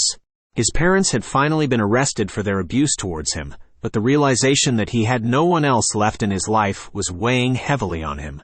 Suddenly the door opened and Mirko walked in. She had been the one who had called the police, and had been by Tsukasa's side throughout the entire process. As soon as Tsukasa saw her, he stood up and walked over to her. "Thank you," he said quietly. "If it wasn't for you, I don't know what would have happened to me." Mirko smiled at him. "You don't have to thank me. I could tell that something was wrong with you from the moment I met you. I just wanted to help." Tsukasa nodded, feeling grateful for her presence in his life. From that moment on, Mirko took Tsukasa under her wing and began to teach him about heroism and how to control his quirk. Despite his initial reluctance, Tsukasa began to enjoy working with her and started to see a brighter future for himself. Years went by and Tsukasa became a strong and skilled hero under Mirko's guidance. She had taken a liking to him and saw potential in him that no one else had. Tsukasa had finally found someone who believed in him and supported him unconditionally. At the rooftop of his high school, Tsukasa looked out at the city below, feeling a sense of pride and accomplishment. He had come a long way since his dark past, and he knew that he had Mirko to thank for it. As he closed his eyes, he felt a sense of peace wash over him. "I may not have a family, but I have something even better," he thought to himself. "I have the support and love of my mentor and my fellow heroes. And that's all I need to keep moving forward." Tsukasa stood alone on the rooftop, gazing at the sunset with a heavy heart. His thoughts were filled with the painful memories of his past, but he tried his best to keep them at bay. However, his friends had noticed that something was wrong with him, and they decided to pay him a visit. Todoroki was the first to approach him. "Hey Tsukasa, are you okay?" he asked, placing a hand on his shoulder. Tsukasa turned around to face his friend, surprised that they had come to see him. "I'm fine," he said, but his voice trembled slightly. Kirishima stepped forward. "We know something's been bothering you, man. We're your friends, you can talk to us." Tsukasa hesitated for a moment, but then he took a deep breath and told them everything about his past. His friends listened intently, shocked and saddened by what they heard. Midoriya spoke up. "Tsukasa, we had no idea, but we're here for you. Whatever you need, we'll help you." Tsukasa felt a weight lift off his shoulders as he heard those words. He had never felt so supported before. "Thank you guys," he said, tears streaming down his face. "I don't know what I'd do without you all." Bakugo rolled his eyes, but a small smile played on his lips. "Don't get all sappy on us, Yamazaki. We're just doing what any decent friends would do." Tsukasa laughed, feeling a warmth in his chest that he hadn't felt in a long time. "Yeah, I guess you're right." They all shared a moment of silence before Uraraka spoke up. "Hey, let's make a promise. We'll always be here for each other, no matter what. And we'll make sure that we never let anyone feel alone again." The group nodded in agreement, and Tsukasa felt a newfound sense of hope in his heart. He knew that things wouldn't be easy, but with his friends by his side, he knew he could face anything. As they all stood together, watching the sunset, Tsukasa felt a sense of peace wash over him. He knew that he had a long way to go, but for the first time in his life, he didn't feel like he was alone. The Paranormal Liberation Army was gathered in their hideout, their faces twisted in anger and determination. Redestro, the leader of the organization, slammed his hand down on the table, causing everyone to jump. "We cannot let those UA High students and heroes get away with what they did to us," he growled. "They humiliated us and made us look weak. We must show them our true power."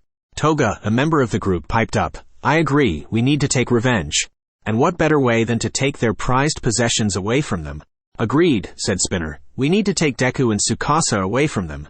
They are two of their strongest assets, and if we can take them out, the rest of UA High will crumble." Tamura, the true leader of the group, nodded. "We need to plan this carefully. We cannot afford to fail again. Our reputation is at stake." The room fell silent as everyone contemplated their next move. The tension in the air was thick and palpable. Suddenly Tamura spoke again. "We will strike tomorrow night. Under the cover of darkness, we will infiltrate UA High and take what is rightfully ours. Are you all ready?"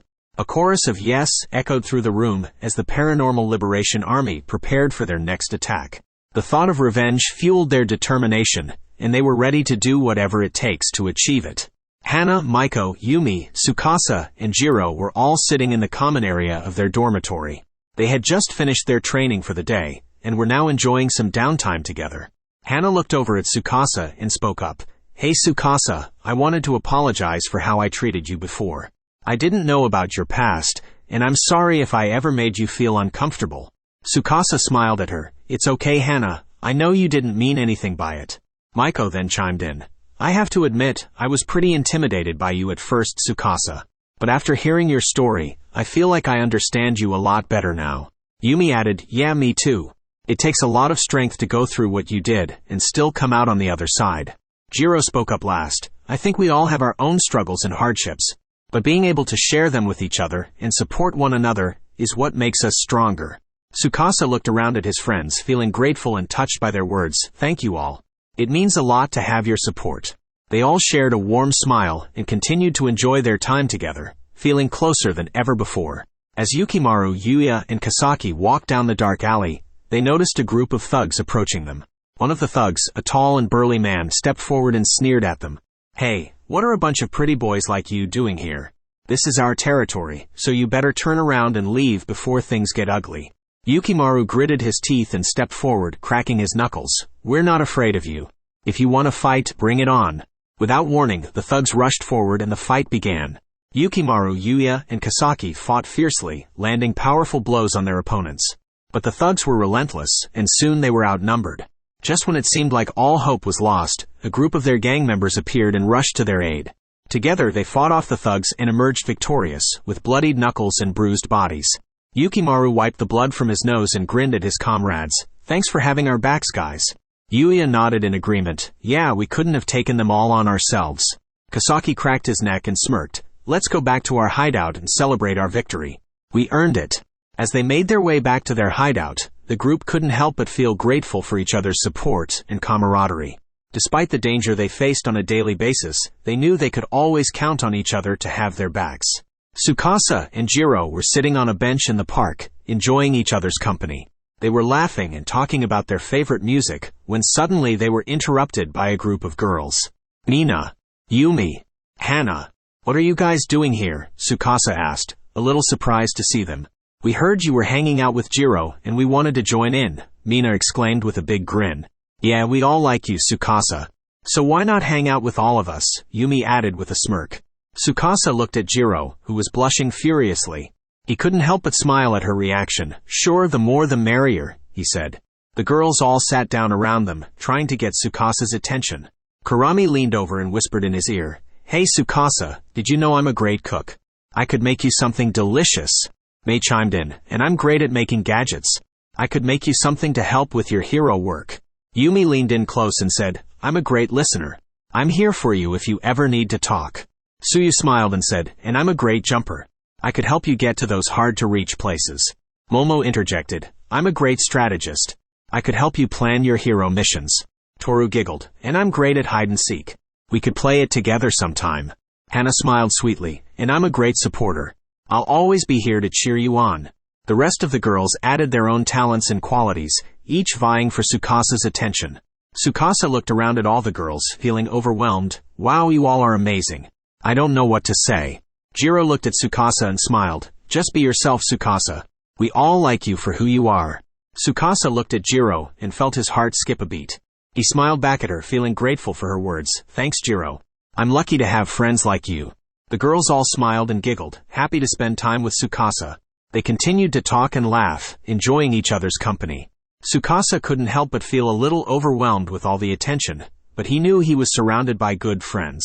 Takashi, Riku, and Sora were sitting in the courtyard, chatting with each other, when they spotted Sakura, the student council president, lurking in the distance, trying to hide behind a bush. Sora nudged Riku and pointed towards Sakura. "Hey, isn't that the student council president? What's she doing over there?" Takashi snickered, probably stalking Tsukasa again. "She's been acting weird around him lately." Riku frowned. "What do you mean?" Takashi chuckled. "She's always trying to get close to him, but he's too dense to notice." Sora grinned. "Maybe we should help her out and tell him how she feels." Riku rolled his eyes. "Yeah, because that won't cause any more drama." Just then, Tsukasa walked over to them, looking confused. "Hey, have you guys seen Sakura around here?" I think she's been following me. Takashi smirked. Oh, we saw her all right. She's over there. He pointed towards the bush. Tsukasa raised an eyebrow. Why is she hiding in a bush? Riku snickered. Maybe she's practicing her ninja skills. Sora giggled. Or maybe she's trying to sneak up on you. Tsukasa looked at them suspiciously. What are you guys talking about? Takashi grinned mischievously. Nothing. Just go talk to her and find out for yourself. Tsukasa shook his head. I don't think that's a good idea. She's the student council president, after all.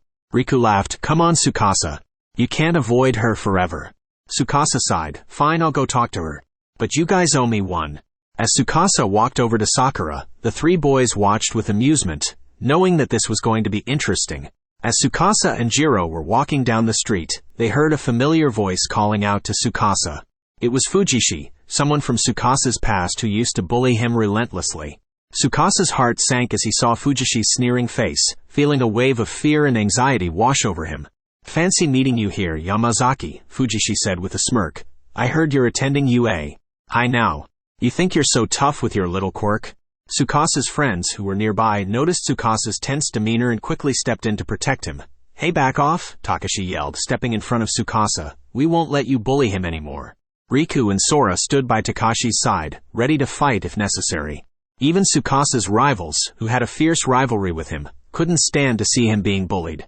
You think you can just come here and pick on our friend? Jiro said, standing beside Tsukasa with a determined look in her eyes. Fujishi scoffed. You guys really think you can take me on? I have a powerful quirk that can control minds, you know. Suddenly, Fujishi's eyes glowed with a strange light, and Tsukasa's friends all fell to the ground, writhing in pain as Fujishi's quirk took hold of them. Tsukasa felt a sense of dread wash over him as he realized that his friends had been brainwashed by Fujishi's quirk.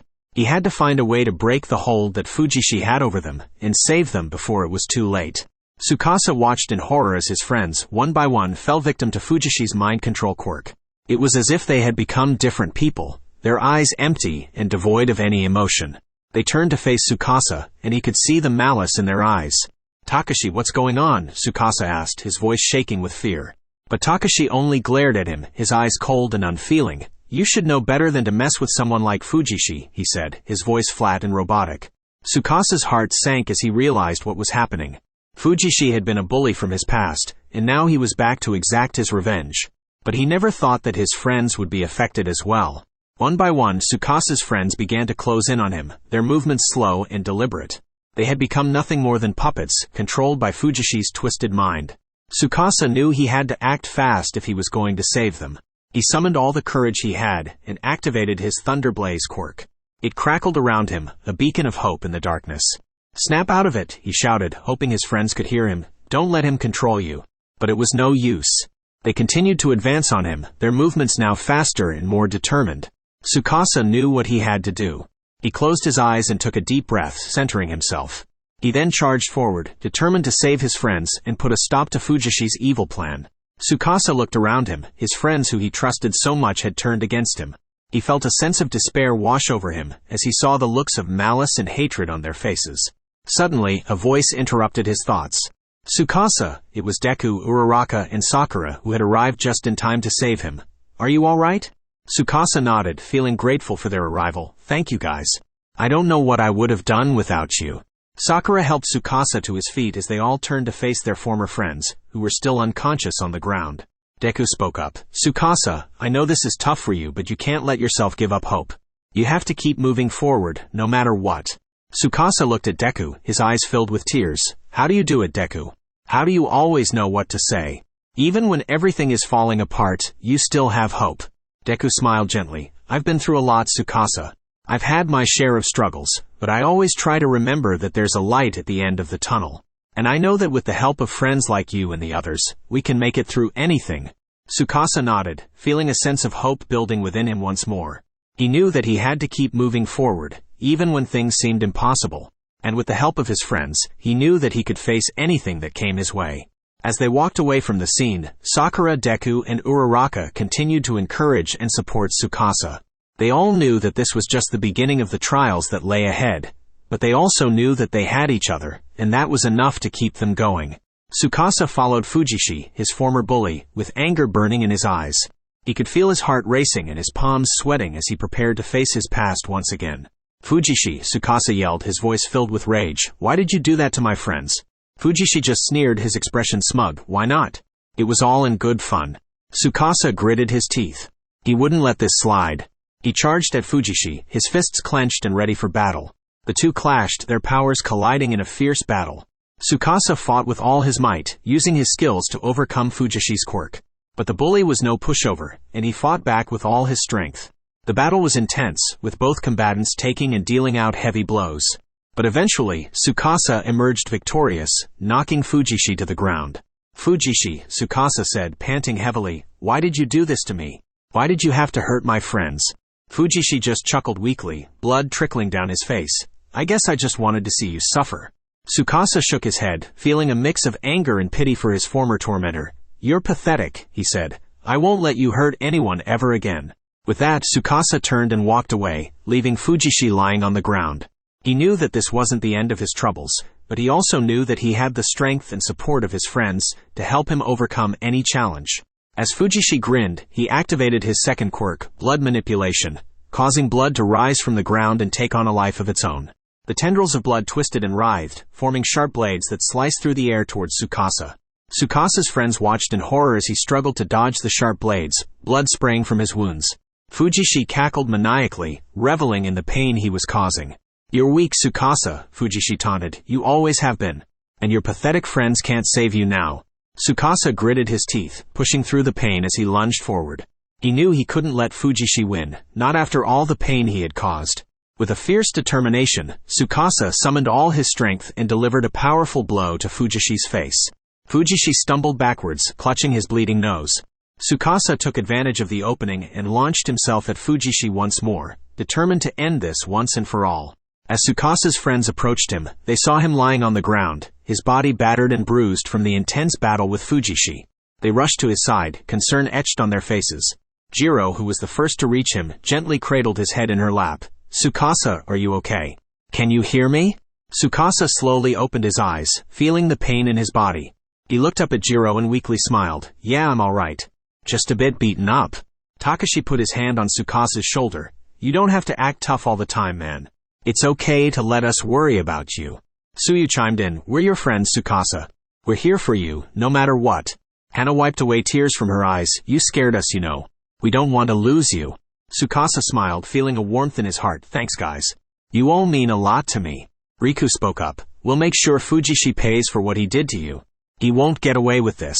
Sakura nodded in agreement. We won't let anyone hurt our friend again. Uraraka put her hand on Tsukasa's cheek. We'll always be here for you, Tsukasa. No matter what happens. Tsukasa closed his eyes, feeling grateful for his friend's words. Despite the darkness that surrounded them, he knew that he had people he could rely on. And for that, he was truly blessed. As Fujishi arrived at the Paranormal Liberation Army's hideout, Yukimaru noticed him and quickly lifted him up. What happened to you? Yukimaru asked, noticing the bruises and injuries on Fujishi's face. Fujishi looked down ashamed and said nothing. Tamura stepped forward. This is what you get for underestimating Uehai and our enemies, he said, his voice filled with venom. Yukimaru glared at Fujishi. Can we get rid of this trash? He asked. Tamura shook his head. No, Jisoo will take care of him. He's good at dealing with traitors and cowards, he said, motioning for Jisoo to step forward.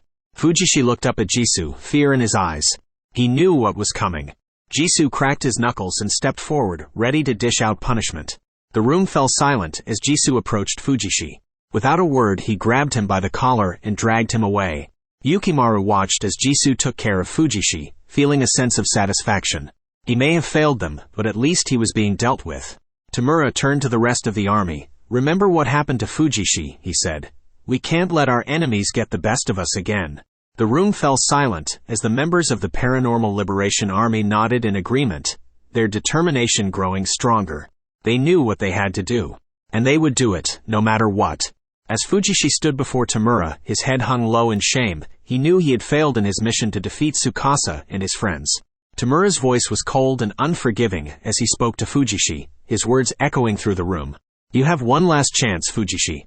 If you cannot defeat Tsukasa and his friends, then I will end you instantly. Fujishi's heart sank as he heard Tamura's words.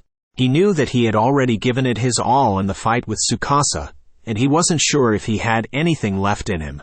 But he also knew that he had no choice but to try. I understand, Tamura, Fujishi said, his voice barely above a whisper. I will do my best to defeat them. Tamura's eyes narrowed as he looked at Fujishi, clearly not convinced that he was up to the task. You had better, he said, his voice full of warning. Fujishi nodded, then turned and left the room, his mind already working on a plan to defeat Tsukasa and his friends. But deep down he knew that this might be the end for him. Tamura watched as Toga, Jisoo and Fujishi left the hideout, heading towards UA.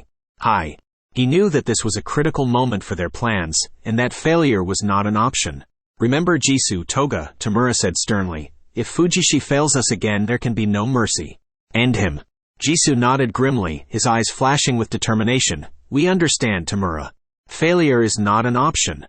Toga simply smiled, twirling her knife between her fingers. Don't worry, Tamura. We'll take care of it. As the trio disappeared into the night, Tamura couldn't help but feel a sense of unease. The demise arc was reaching its climax, and the fate of UA High and its students hung in the balance. Tsukasa and his friends sat in the park, enjoying the cool breeze as they laughed and joked around with each other. Mei and Yumi were sitting on either side of Tsukasa, arguing over who would get to feed him the snacks they brought. Kurami, Hana, and Momo were gathered around discussing their latest cosplay ideas, while Toru and Yui giggled at something Mineta had said. Rin was sitting next to Sora, watching as he practiced his skateboard tricks, and Ibara was busy tending to a small flower bed nearby. Tsukasa couldn't help but smile at the sight of his friends, feeling grateful for their unwavering support and love. Suddenly, Jiro appeared, a bag of burgers in her hand, and she grinned mischievously. Hey guys, I brought some food. Let's have a little picnic, she exclaimed, passing out burgers to everyone. As they ate, the group continued to talk and laugh, reminiscing about their past adventures and sharing their dreams for the future. Eventually, the conversation turned to Tsukasa and his love interests. Come on, Tsukasa, we know you have feelings for some of us, Sakura teased, nudging him playfully. Tsukasa blushed, feeling embarrassed as he tried to dodge the question. I don't know what you're talking about, he stammered. The girls laughed, teasing him even more, but they could all tell that he was happy being surrounded by them. Even though they all had their own feelings for him, they knew that their friendship was the most important thing. As the sun began to set, the group started to disperse, with each person heading back to their own homes. Jiro lingered behind, a thoughtful expression on her face as she looked at Tsukasa. You know, Tsukasa, I might have some feelings for you too, she said, looking down at her feet. Tsukasa's heart skipped a beat, feeling a rush of excitement at her confession. Really? He asked, feeling shy. Jiro nodded, a small smile on her lips. But don't worry, I know we're all just friends for now. Let's just enjoy our time together, okay? Tsukasa smiled back, feeling a sense of contentment wash over him. As he walked home, he couldn't help but feel grateful for the friends he had and the love that surrounded him. As the new school year at UA High School begins, a group of American heroes known as the Meta Liberation Army arrive in Japan. Led by the powerful superhero Star and Stripe, they have come to seek the assistance of the Japanese heroes in their fight against the villainous group known as the Paranormal Liberation Front. Tsukasa, Jiro, Takashi, Riku, Sora, and their other classmates are assigned to work with Star and Stripe and her team, including the tech genius David Shield, to take down the Paranormal Liberation Front and its leader, Tamura Shigaraki. Together, the heroes set out to stop the villainous group's plans, which include creating a powerful drug that can enhance a person's quirk to dangerous levels. Along the way, they must face off against some of the most dangerous villains in the world, including the brutal Muscular and the terrifying Gigantomachia. As they continue their mission, Tsukasa and his friends begin to develop a deeper respect for Star and Stripe, who proves to be a formidable and inspiring leader. They also encounter a new villain named Chikara Yatsubashi, who has a quirk that allows him to manipulate the vibrations of anything he touches. With the help of Star and Stripe and David Shield's gadgets, Tsukasa and his friends are able to overcome the challenges they face and help take down the Paranormal Liberation Front. Along the way, they discover new depths to their own abilities and the bonds of friendship that connect them. In the final battle against Tamura Shigaraki, Star and Stripe sacrifices herself to save her team and defeat the villain once and for all. Tsukasa and his friends are left mourning her loss, but they also gain a newfound sense of purpose and strength in her memory. As the arc ends, Tsukasa and his classmates vow to continue fighting for justice and protecting those in need, inspired by the bravery and sacrifice of Star and Stripe. The UA Traitor arc was a dark and emotional time for the students at UA High. It all began when rumors started circulating about a traitor within the school. Many of the students were suspicious of each other, and tensions were running high. As the days went on, things only got worse. It started with small incidents, like missing items and strange noises at night. But soon, more serious things began to happen. Students were attacked, and there were even attempts on some of their lives. As the situation escalated, Tsukasa and his friends became determined to find the traitor and put an end to their schemes. They worked tirelessly to investigate and gather information, but the traitor always seemed to be one step ahead. Just when they thought they had a breakthrough, they realized that there was not just one, but two traitors at UA High. The first traitor, Jisoo, had already been caught, but the second traitor was still at large. The students were stunned. How could there be two traitors within their school? They knew they had to act fast before anyone else got hurt. Tsukasa and his friends banded together to try and catch the second traitor. They searched the school, interviewed students, and pieced together clues. It wasn't long before they discovered that the traitor was a male student in 1D, someone they hadn't even met yet. The traitor, who went by the name of Kato, was a quiet and unassuming student who had managed to blend in seamlessly with the rest of the school. But underneath his calm exterior, Kato was a ruthless and calculating villain who was determined to destroy UA High. When Kato realized that Tsukasa and his friends were onto him, he went into hiding. The students were forced to track him down, and they soon found themselves in a dangerous and intense battle with Kato and his allies. The fight was long and grueling, and many of the students were injured. But in the end, they managed to defeat Kato and his cohorts, and the school was finally safe once again. However, the UA traitor arc left a lasting impact on the students. They had all been forced to confront the fact that someone they had trusted had betrayed them, and the scars of that experience would stay with them for a long time to come. As Tsukasa opened his eyes, he found himself in a dark room. Suddenly, a familiar figure emerged from the shadows. It was Jisoo, the traitor who had caused so much chaos and destruction. Jisoo, what are you doing here? Tsukasa asked, his voice shaking with fear. I came to tell you something important, Jisoo replied, his voice cold and emotionless. What is it? Tsukasa asked, his heart pounding in his chest. Your friends are dead, Jisoo said, his eyes glinting with malice. They were all killed in the war, and it's all your fault.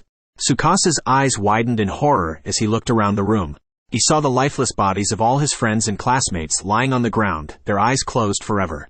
No, this can't be happening, Tsukasa muttered, tears streaming down his face. It's true, Jisoo said, his voice dripping with contempt, and you're the one who's responsible for their deaths. You should have protected them, but you failed. Tsukasa fell to his knees, his body shaking with sobs. He couldn't believe that all his friends were gone, and that he had failed them. I'm so sorry, Tsukasa whispered, his voice choked with grief. Jisoo looked down at him, a cruel smile on his face. It's too late for apologies. You can never bring them back. And now, you'll have to live with the guilt of their deaths for the rest of your life. With those words, Jisoo disappeared into the darkness, leaving Tsukasa alone with his grief and his pain. A single tear fell from Tsukasa's right eye as he woke up, realizing that it had all been a terrible nightmare. As Jiro woke up early in the morning, she noticed that Tsukasa was still sleeping soundly. She quietly approached his bed and checked his temperature, making sure he wasn't running a fever or anything serious. As she checked on him, she heard footsteps approaching and saw the rest of their friends also waking up. Morning, Jiro, how's Tsukasa doing? Uraraka asked, rubbing her sleepy eyes. He seems fine, just sleeping deeply, Jiro replied with a small smile. As the rest of the gang gathered around Tsukasa's bed, they all checked up on him, making sure he was okay. Tsuyu grabbed a nearby stool and sat beside him, holding his hand. I'm glad he's okay, Tsuyu said with a relieved sigh. Deku smiled and patted Tsukasa's head gently. He's a tough guy. He'll be up and running in no time. Jiro couldn't help but feel a sense of warmth and love emanating from their little group. She looked over at Tsukasa and thought about how much he meant to her and the rest of their friends. She took a deep breath and mustered up the courage to speak. Hey Tsukasa, I know we haven't talked much about this, but I just wanted to say thank you for everything you've done for us. You've always been there for us, through thick and thin. I don't know what we would do without you. Tsukasa's eyes fluttered open, his gaze slowly adjusting to the light. He smiled at Jiro and gave her hand a squeeze. No need to thank me, Jiro. You guys are my family. And family always looks out for each other. The rest of their friends nodded in agreement, a sense of warmth spreading throughout the room. Jiro smiled, feeling closer to Tsukasa than ever before. She knew that no matter what challenges lay ahead, they would always have each other's backs. The training match between the students of UA High was well underway, with Riku, Takashi, Sora, Hikaru, and Tsukasa all facing off against each other in a heated competition. The arena was filled with cheers and shouts of encouragement as the students displayed their skills and techniques. Riku launched a powerful blast of fire towards Takashi, who dodged it with ease and countered with a burst of electricity. Sora, who had been observing the fight closely, stepped in with a flurry of punches and kicks, only to be blocked by Hikaru's quirk that allowed him to create barriers. Tsukasa, who had been watching from the sidelines, decided to join in on the action. He took a deep breath and charged towards his opponents with a fierce determination. The 4 other students stood ready for his attack, each preparing their own counter moves. As they clashed, the sound of fists and kicks filled the air. The battle was intense, with each student using their unique abilities to gain the upper hand. Despite the competitiveness of the fight, they all shared a deep respect for each other's skills and abilities. "Wow, you guys are really amazing," said Tsukasa, panting heavily as he caught his breath. "I can't believe how skilled you all are." Hikaru, who had been watching Tsukasa closely, smirked. "Don't get too comfortable, Tsukasa. We're just getting started." Takashi nodded in agreement. "Yeah, we've still got a long way to go before we can even come close to matching your skills." Sora and Riku exchanged a quick glance before launching into a coordinated attack, catching Tsukasa off guard. The crowd cheered as they landed a series of hits on him, causing him to stumble backwards. "Nice one, Sora and Riku," exclaimed Hikaru, grinning from ear to ear. Tsukasa, rubbing his sore jaw, couldn't help but chuckle. "Looks like I still have a lot to learn from you guys." The group of friends continued to spar and train together, each pushing themselves to become stronger and better. Despite the ongoing war and chaos surrounding them, they found comfort and solace in the bonds they shared and the training they underwent together. The scene opens with Tsukasa and his friends gathered together, chatting and joking around. Suddenly, out of nowhere, a figure comes flying towards them, executing a swift spinning axe kick that sends Tsukasa flying into the wall with a sickening thud. Everyone is shocked and horrified as they rush over to check on him. His friends and love interests gather around him, calling out his name and trying to assess the damage. Even some of the teachers come over to help. "Tsukasa, are you okay?" Jiro asks, her voice shaking with worry. Tsukasa groans in pain, clutching his ribs. "I don't know." "Who did that?" he manages to say between gasps for air. As he looks around, he sees a shadowy figure in the distance, watching them from afar. Who is that?" he mutters, squinting his eyes to try to make out the person's face. Suddenly, the figure disappears into the shadows, leaving everyone confused and uneasy. "What the hell just happened?" Riku exclaims, his fists clenched in anger. "I don't know, but we need to find out who did this," Takashi adds, his eyes scanning the area for any clues. Tsukasa grits his teeth, determined to find out who was behind the attack. I'll be okay," he says, his voice strained with pain. Let's find out who did this." The scene ends with Tsukasa and his friends rallying together, ready to face whatever challenges come their way as they search for the truth behind the mysterious attack. As Tsukasa's friends rushed to his side, they noticed a figure approaching from the shadows. It was Katsuro, a member of Class 2B. He sneered down at Tsukasa, who was writhing in pain on the ground. "You should have stayed out of this, Tsukasa," Katsuro said coldly. "Now you're going to pay the price." Mirko and Wave appeared from behind Katsuro, ready to defend their friend. "What are you doing, Katsuro?" "Why would you do this?" Mirko demanded. Katsuro laughed. "Why not? It's about time someone took down the mighty Tsukasa and put him in his place. And once I'm done with him, the rest of you won't be far behind." As Katsuro advanced on Tsukasa, Mirko and Wave moved to intercept him. But Katsuro was too quick, and he managed to dodge their attacks with ease. He landed a blow on Mirko, sending her crashing to the ground. Tsukasa gritted his teeth as he struggled to stand. You won't get away with this, Katsuro. My friends. They'll stop you." Katsuro laughed again. "Your friends? They're powerless against me. And as for you, I've got big plans for you, Tsukasa.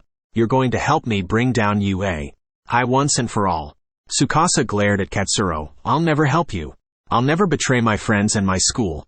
Katsuro smirked. "We'll see about that." And with that, he disappeared into the shadows, leaving Tsukasa and his friends to tend to their injuries and contemplate the danger that now lurked among them. As Katsuro approached Tsukasa with a sinister grin, Tsukasa's friends stepped back, giving the two some space. Tsukasa could sense something was off about Katsuro and kept his guard up. "What's wrong, Katsuro?" Tsukasa asked cautiously. Katsuro's grin turned into a sneer as he lunged towards Tsukasa with a hidden knife.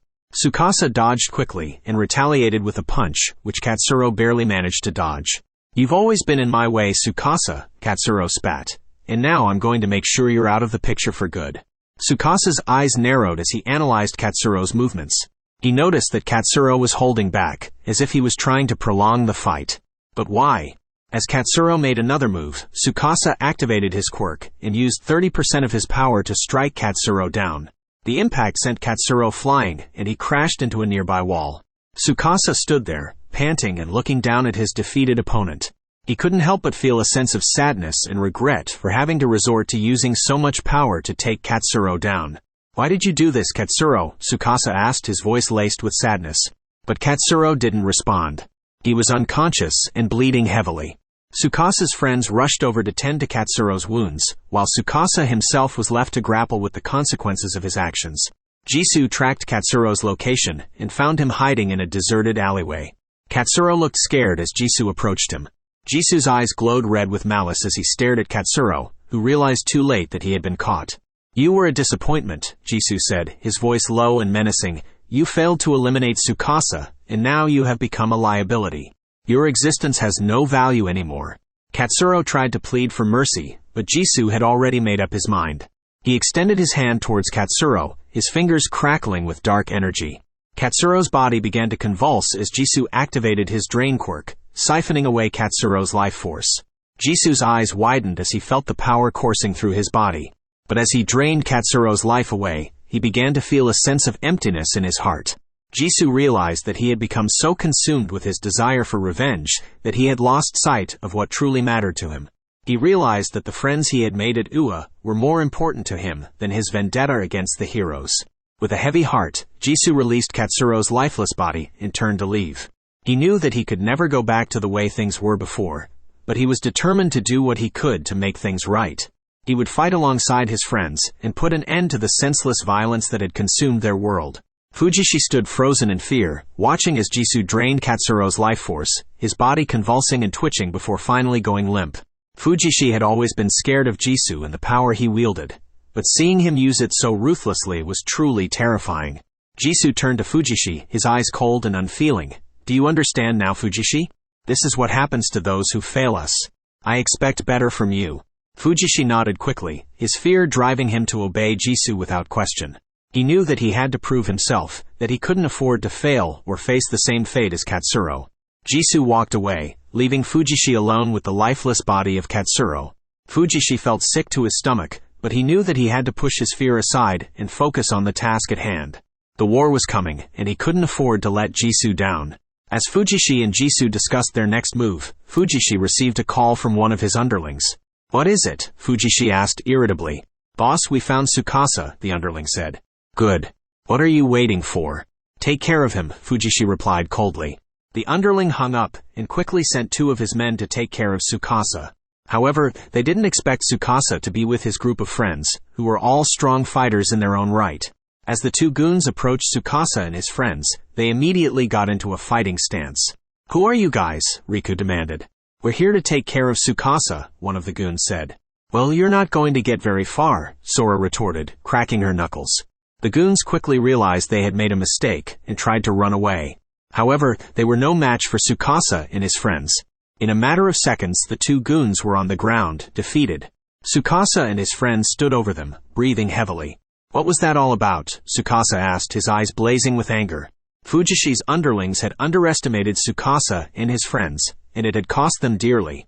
As Fujishi's underlings returned to him, he could tell by the look on their faces that they had failed in their mission. He gritted his teeth in frustration and turned to Jisoo, who was standing nearby with Toga. "I trusted those fools to take care of the problem, but it seems they couldn't even handle a single student," Fujishi growled. Jisoo simply nodded and stepped forward, his eyes dark and menacing. The underlings backed away, knowing what was coming. Without a word, Jisoo unleashed his drain quirk on the two underlings. They fell to the ground, writhing in agony as their life force was drained from their bodies. It was a quick and painless death, but the sheer terror in their eyes made it clear that they knew what was happening to them. Jisoo turned away from the scene, his expression cold and distant. Toga followed him, but Fujishi stayed behind to look at the bodies of his former underlings. He couldn't help but feel a twinge of fear in his chest, knowing that he was dealing with people who had the power to take life so easily. As Jisoo and Toga disappeared from sight, he could only hope that he wouldn't end up on the wrong side of their wrath. Toga and Jisoo sat on the rooftop of a nearby building, looking out at the city below. The moon was full, casting an eerie glow on the world around them. "So how's it going?" Toga asked, breaking the silence. Jisoo looked over at her, surprised. "What do you mean?" "I mean, with everything. The plan, the league, all of it. Are you happy?" Jisoo thought for a moment before responding. "I'm not sure if happy is the right word, but I'm satisfied." We're getting closer to our goal every day. Toga nodded, a small smile on her face. That's good. I'm glad you're doing well. Jisoo turned to face her fully. And you? How are you feeling? Toga shrugged. I'm doing all right, I guess. It's been tough, but I'm getting through it. Jisoo placed a hand on her shoulder. I know it's not easy, but I'm proud of you. You've been a valuable asset to the league. Toga blushed slightly, looking away. Thanks, Jisoo. That means a lot coming from you. The two sat in silence for a moment, just enjoying each other's company. Despite everything that had happened, they were glad to have each other. Well, I should probably get going, Jisoo said, standing up. We have a lot of work to do tomorrow. Toga nodded, standing up as well. Yeah, you're right. Thanks for talking with me, Jisoo. It was nice. Jisoo gave her a small smile. Of course, Toga. Anytime. He then turned and walked away, leaving Toga to watch him go before heading back to her own duties. Tsukasa was having a blast hanging out with his friends during training sessions and breaks. They would often make jokes, play pranks on each other, and just generally goof around. Hey Tsukasa, check this out, Riku said, holding up a banana and balancing it on his nose. I call it the banana nose balance. Tsukasa and the others erupted in laughter, with Sora snickering and Takashi clapping him on the back. Man, you're so weird, Riku, Tsukasa said, still chuckling. Hey, weirdness is what makes me special, Riku replied with a grin. They continued to mess around, with Hikaru challenging Tsukasa to a thumb war and Jiro showing off her guitar skills. It was a nice break from the intensity of the war, and Tsukasa was grateful for his friends and their ability to lighten the mood. All right, break's over, back to training, Aizawa-sensei called out, snapping them back to reality. Tsukasa and his friends got back into the swing of things, but he knew that whenever things got tough, he could count on his friends to be there for him and make him laugh. Tsukasa and Uraraka were sitting outside, enjoying the beautiful weather during a break in their training. They had been hanging out more often lately, and Tsukasa had noticed Uraraka's obvious crush on Deku. So, Uraraka, have you told Deku how you feel yet? Tsukasa asked with a smirk. Uraraka's face turned bright red as she stammered. What? I can't just tell him like that. Tsukasa chuckled. Come on, it's not that hard. Just tell him how you feel. But what if he doesn't feel the same way? Uraraka protested. Tsukasa shrugged. You won't know until you try, right? Uraraka sighed. I know, but I just don't know how to approach him. What if he thinks I'm weird or something? Tsukasa put a hand on her shoulder. Hey Uraraka, don't worry about it. You're an amazing person, and anyone would be lucky to have you. Just be yourself, and I'm sure Deku will see that. Uraraka smiled at Tsukasa, feeling grateful for his encouragement. Thanks, Tsukasa. You're a great friend. Tsukasa grinned, of course. Now let's get back to training before Aizawa-sensei comes after us. The two friends stood up and headed back to the training grounds, ready to tackle whatever challenges lay ahead. The air was tense as Tamura summoned his allies to a meeting. The room was dark, lit only by a few flickering candles, casting long shadows on the faces of those gathered. Tamura stood at the head of the table, his usual allies by his side. Listen up, he said, his voice low and serious. The time has come. We must end the heroes once and for all. The room fell silent, everyone staring at Tamura with a mix of fear and anticipation.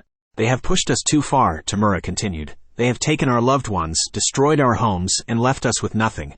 But now, it's our turn to strike back. And this time, we will not hold back. The tension in the room grew even thicker, as everyone knew what Tamura was proposing. This was not going to be a simple attack. It was going to be an all-out war. We will take them down one by one, Tamura said, his eyes flashing with a dangerous glint. No mercy, no hesitation. Are you with me? There was a moment of silence, and then one by one, each of Tamura's allies nodded, their faces set with determination. We're with you, Tamura, one of them said. All the way to the end. Tamura nodded, his face grim. Then let's begin. Tsukasa and Jiro found themselves alone in the practice room, taking a break from their training. They sat next to each other, catching their breath and sipping on water. Jiro looked over at Tsukasa and smiled. You've been improving a lot lately. Tsukasa grinned back. Thanks, I've been working hard. There was a comfortable silence between them for a moment before Jiro spoke up again. I'm glad we're friends, Tsukasa. Me too, Jiro, Tsukasa replied. You've always been there for me, even when I didn't ask for it. Jiro chuckled. Well, that's what friends are for, right? Tsukasa nodded. Yeah, it is. And I'm grateful to have a friend like you. Jiro blushed a little at his words. You're making me blush. They both laughed and continued talking about their training and other topics. Despite the looming threat of the final war, they found solace in their friendship and the moments they shared together. As Guro and Ryo continued to pester Jisoo with their antics, Jisoo's patience was quickly wearing thin. He turned to the other villains, his eyes blazing with anger. "Jisoo, will you all shut up? I can't take this anymore." Yukimaru, Toga, Dabi, Kasaki, Fujishi and Yuya all backed away, afraid of Jisoo's wrath. Tamura, however, calmly observed the situation. "Tamura, Jisoo, take out 2 of the weak villains to vent your frustration. But no killing, understand?" Jisoo nodded and stormed off, with Garo and Ryo in his sights. The other villains watched as Jisoo used his flames to quickly dispatch the 2 lesser villains, leaving nothing but a smoldering pile of ashes. As Jisoo returned to the group, his anger seemed to have dissipated. Toga tentatively reached out to him, and he took her hand in his. "Toga, are you feeling better now, Jisoo?" "Jisoo, yeah, I just needed to let off some steam." "Thanks, Toga." The group breathed a sigh of relief, glad that Jisoo's outburst had been relatively harmless. But they couldn't help but wonder what Jisoo was truly capable of when he was truly angry. Jisoo stood at the front of the group, listening as Tamura issued his orders. His eyes glinted with a fierce determination as he listened to the plan to bring down the Hero Society and destroy UA. "You all know what we have to do," Tamura said, his voice low and deadly. "We have to bring the heroes to their knees, make them pay for what they've done to us. And we have to start with UA."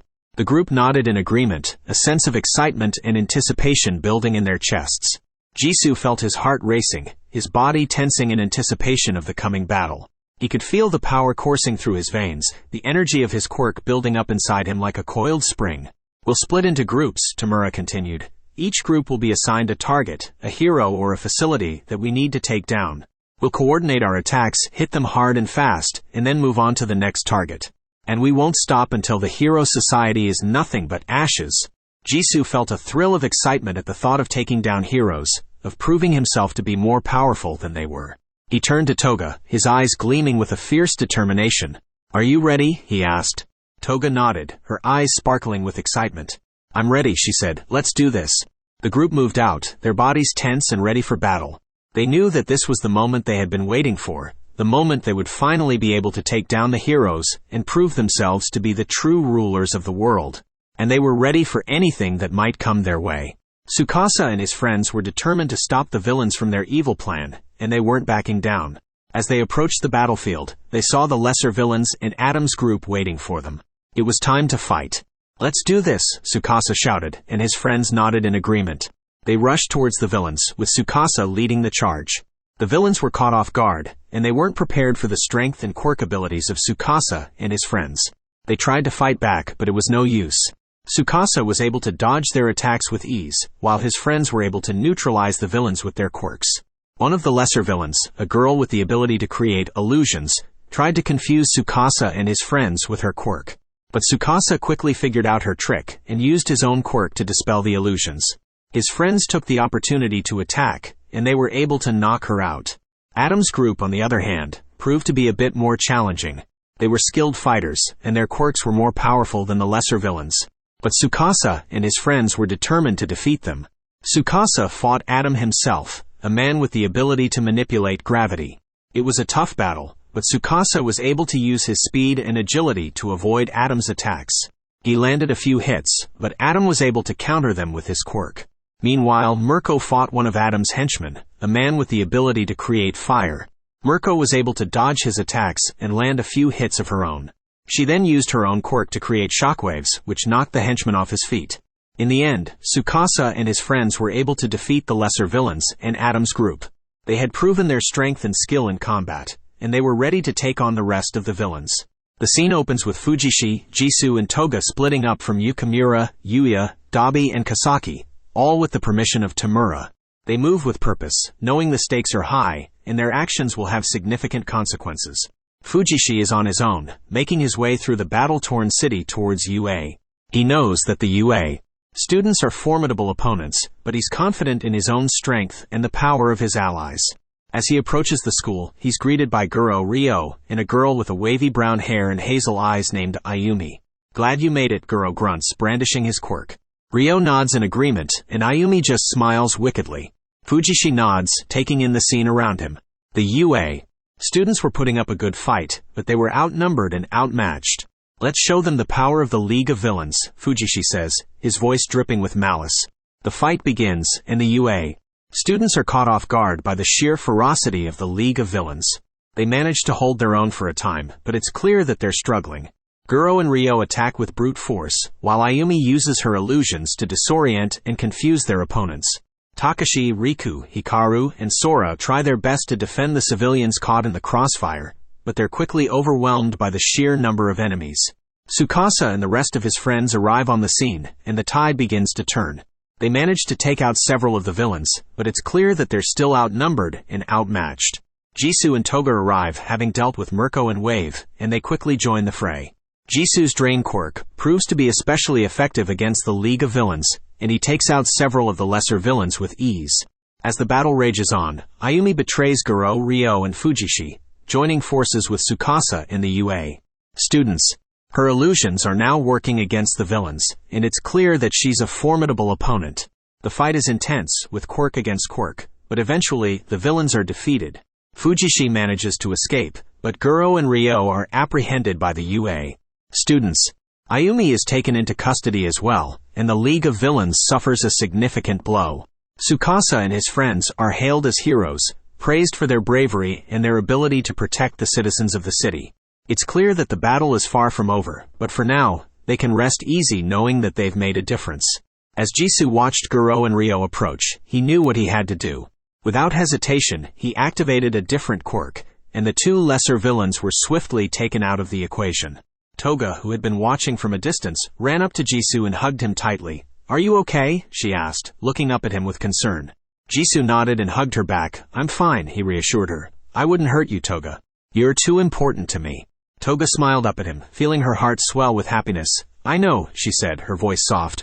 "Our relationship is unbreakable, isn't it?" Jisoo's eyes softened, and he nodded. "Always," he said before leaning down to kiss her gently. In that moment, nothing else mattered to them. They were each other's everything. Tsuyu, Jiro, and Momo were surrounded by a group of lesser villains, their backs against the wall. Tsuyu tried to call for backup on her communicator, but the signal was blocked. Just when they thought it was over, a powerful shockwave erupted, sending the villains flying. The girls turned to see Tsukasa, Mina, Sakura, and Maiko standing behind them. "Are you guys okay?" Tsukasa asked, a concerned look on his face. Jiro, Tsuyu, and Momo nodded gratefully, tears of relief forming in their eyes. "Thank you so much," Jiro said, throwing her arms around Tsukasa. Mina, Sakura, and Maiko looked on with smiles, happy to have been able to help their friends. Tsukasa grinned, feeling a sense of camaraderie with his classmates. "Let's get out of here," he said, motioning for the girls to follow him. "We'll regroup with the others and take these guys down together." The group made their way through the city, fighting off any villains that stood in their way. Eventually, they caught up with the rest of their classmates, who were engaged in a fierce battle with the villains. Tsukasa and the girls joined the fray, their teamwork and quick thinking allowing them to take down the villains with ease. When the battle was over, Jiro, Tsuyu, and Momo hugged Tsukasa tightly, grateful for his help. "We couldn't have done it without you," Momo said, a small smile on her face. Tsukasa grinned, feeling a sense of pride at having been able to help his friends. "We make a great team," he said, as they made their way back to UA Academy. The air around Fujishi felt heavy as he walked towards the designated meeting spot. He knew something was wrong, but he couldn't put his finger on it. When he arrived, Jisoo was already there, his back turned to Fujishi. "Fujishi, thank you for coming," Jisoo said, his voice cold. "What's going on?" Fujishi asked, his hand subconsciously reaching for his sword. Jisoo slowly turned around, his eyes fixed on Fujishi's. The two men locked gazes for a moment before Jisoo spoke again. "Tamura has given me orders to dispose of you," Jisoo said, his voice devoid of any emotion. Fujishi's heart sank as he realized what was happening. He knew he had no chance against Jisoo, but he had hoped that he could at least put up a fight. "Any last words?" Jisoo asked, raising his hand. Fujishi closed his eyes and took a deep breath. He thought about all the things he had done, all the people he had hurt. He wished he could go back in time and make things right. "I've made a lot of mistakes in my life," Fujishi said, his voice trembling slightly. "But I know I can start over one day. I hope you can find peace too, Jisoo." Jisoo's expression didn't change, but Fujishi could see a glimmer of sadness in his eyes. "I'm sorry," Jisoo said, before unleashing his drain quirk on Fujishi. Fujishi felt his life force draining away, his body weakening with each passing second. But he didn't feel scared or angry. He felt at peace, knowing that he could finally atone for his sins. As Jisoo's quirk reached its peak, Fujishi closed his eyes and took one last breath. And then he was gone, his body vaporizing into nothingness. Jisoo stood there for a moment, his eyes fixed on the spot where Fujishi had been. He knew he had done the right thing, but but he couldn't shake off the feeling of emptiness that was slowly creeping into his heart. Ayumi sat in her cell, fiddling with her fingers, when Tsukasa walked past. As he looked at her, Ayumi's face turned bright red, and she looked away quickly. Tsukasa's friends, who were walking with him, noticed Ayumi's behavior and started teasing him. Jiro elbowed Tsukasa and said, "Ooh, someone's got a fan," while Mina giggled and added, "Looks like you've got some competition, Tsukasa."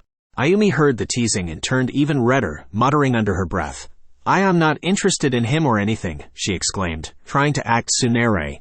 Tsukasa just chuckled at the scene, feeling a bit flattered but also a little embarrassed. "You guys are ridiculous," he said, shaking his head. Mirko joined in on the teasing, poking fun at Tsukasa's many admirers. "Looks like you're quite popular, Tsukasa.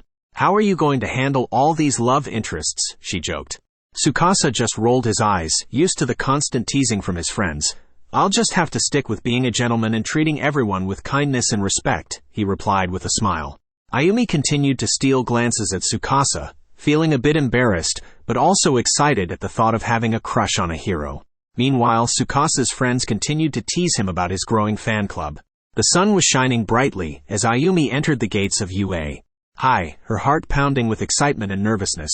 She had been granted the opportunity to attend the prestigious school as a student in Class 1B, and she couldn't wait to start her new journey.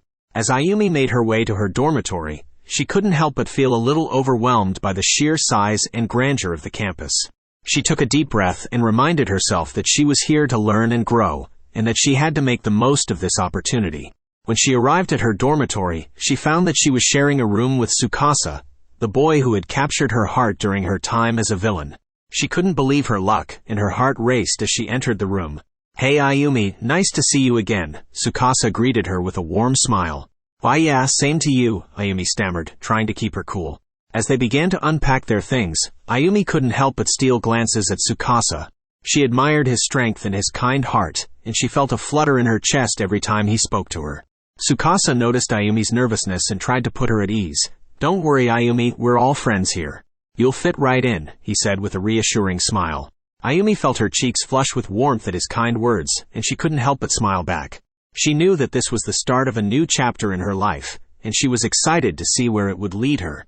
As the battle between the heroes and villains intensified, the air was thick with tension, and the sounds of quirk explosions and clashes echoed throughout the city.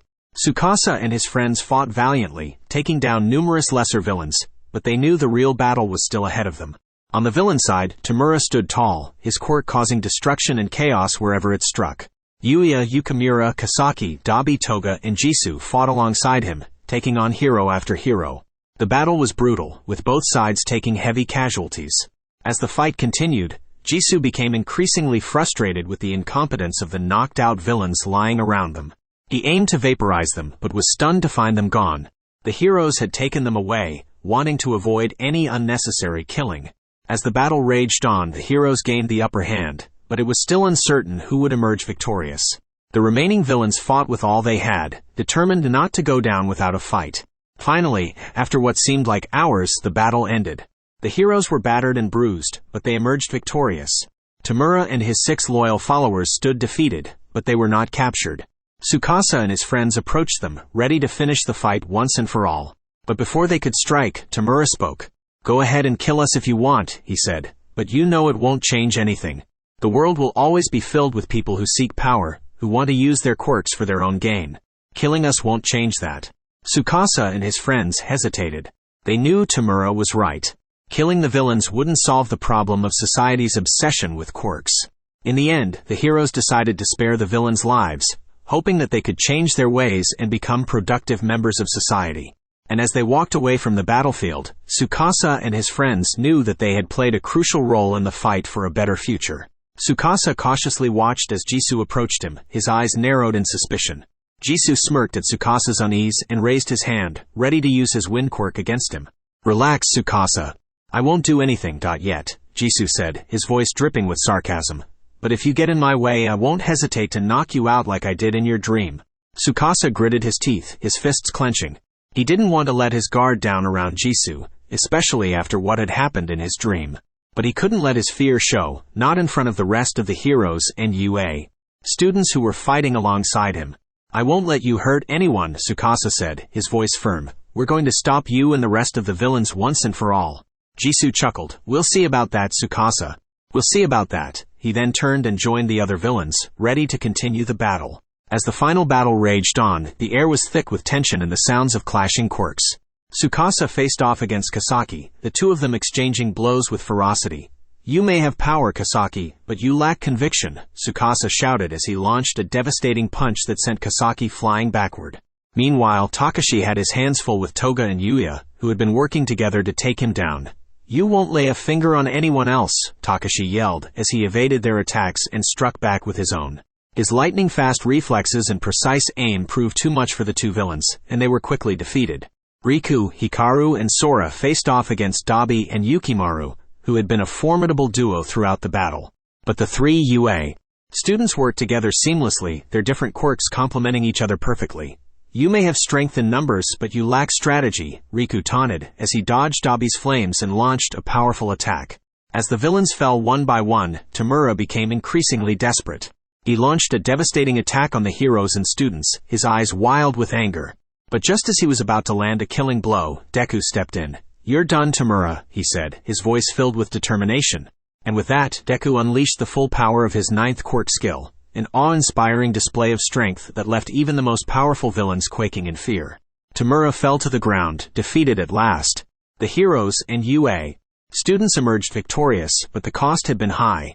The battlefield was littered with the fallen, and everyone knew that their lives would never be the same. Jisoo stood proudly, looking at the unconscious heroes and UA students lying on the ground. He turned to Kisu and Kaide, who had just arrived behind him. "Well done, you two. With them out of the way, we can finally finish off Tsukasa and his friends," Jisoo said with a smirk. Kisu and Kaide nodded in agreement. "Of course, Jisoo. We're ready for anything," Kisu replied confidently. Jisoo turned to face Tsukasa, who was slowly getting back up. "It looks like it's just you and me now, Tsukasa. Let's finish this once and for all," he said, cracking his knuckles. Tsukasa narrowed his eyes and got into a fighting stance. "I'm ready when you are, Jisoo." "You won't win this time," he replied, his voice firm and resolute. Jisoo charged at Tsukasa with his wind quirk, but Tsukasa dodged and countered with a powerful punch. The two exchanged blows, their fighting styles clashing in a fierce battle. Meanwhile, Kisu and Kaide were taking care of the remaining UA students and heroes. They used their powerful quirks to keep them down and prevent them from interfering in the fight between Jisoo and Tsukasa. Jisoo and Tsukasa continued to fight, neither of them giving an inch. Jisoo used his drain quirk to weaken Tsukasa, but Tsukasa fought back with all his might, determined to protect his friends and the world from the villain's evil plans. Finally, after a long and grueling battle, Tsukasa delivered a final blow that sent Jisoo crashing to the ground. Jisoo tried to get up, but he was too weak and tired from the fight. You win this time, Tsukasa," Jisoo said, panting heavily, "but this isn't over yet. There will always be another fight." Tsukasa stood over Jisoo, his expression serious. "I know, Jisoo. And when that time comes, I'll be ready for it," he replied before turning to Kisu and Kaide. "And as for you two, it's time for you to face justice for your crimes." Kisu and Kaide glared at Tsukasa, but they knew they couldn't win against him and the other heroes who were starting to regain consciousness. Tsukasa's eyes glowed with an intense rage as he looked at his unconscious friends, who were hurt and battered. He could feel his heart pounding in his chest as Jisoo's words echoed in his mind. "I'll just kill Jiro," he had said with a grin. It was the last straw. With a deep breath, Tsukasa's body started to change. His muscles bulged, and his skin began to crackle with electricity. The air around him crackled with energy as his eyes shone with an intense light. He was in his transformation state, a power he had never used before. Jisoo looked on in surprise as Tsukasa let out a roar that shook the ground.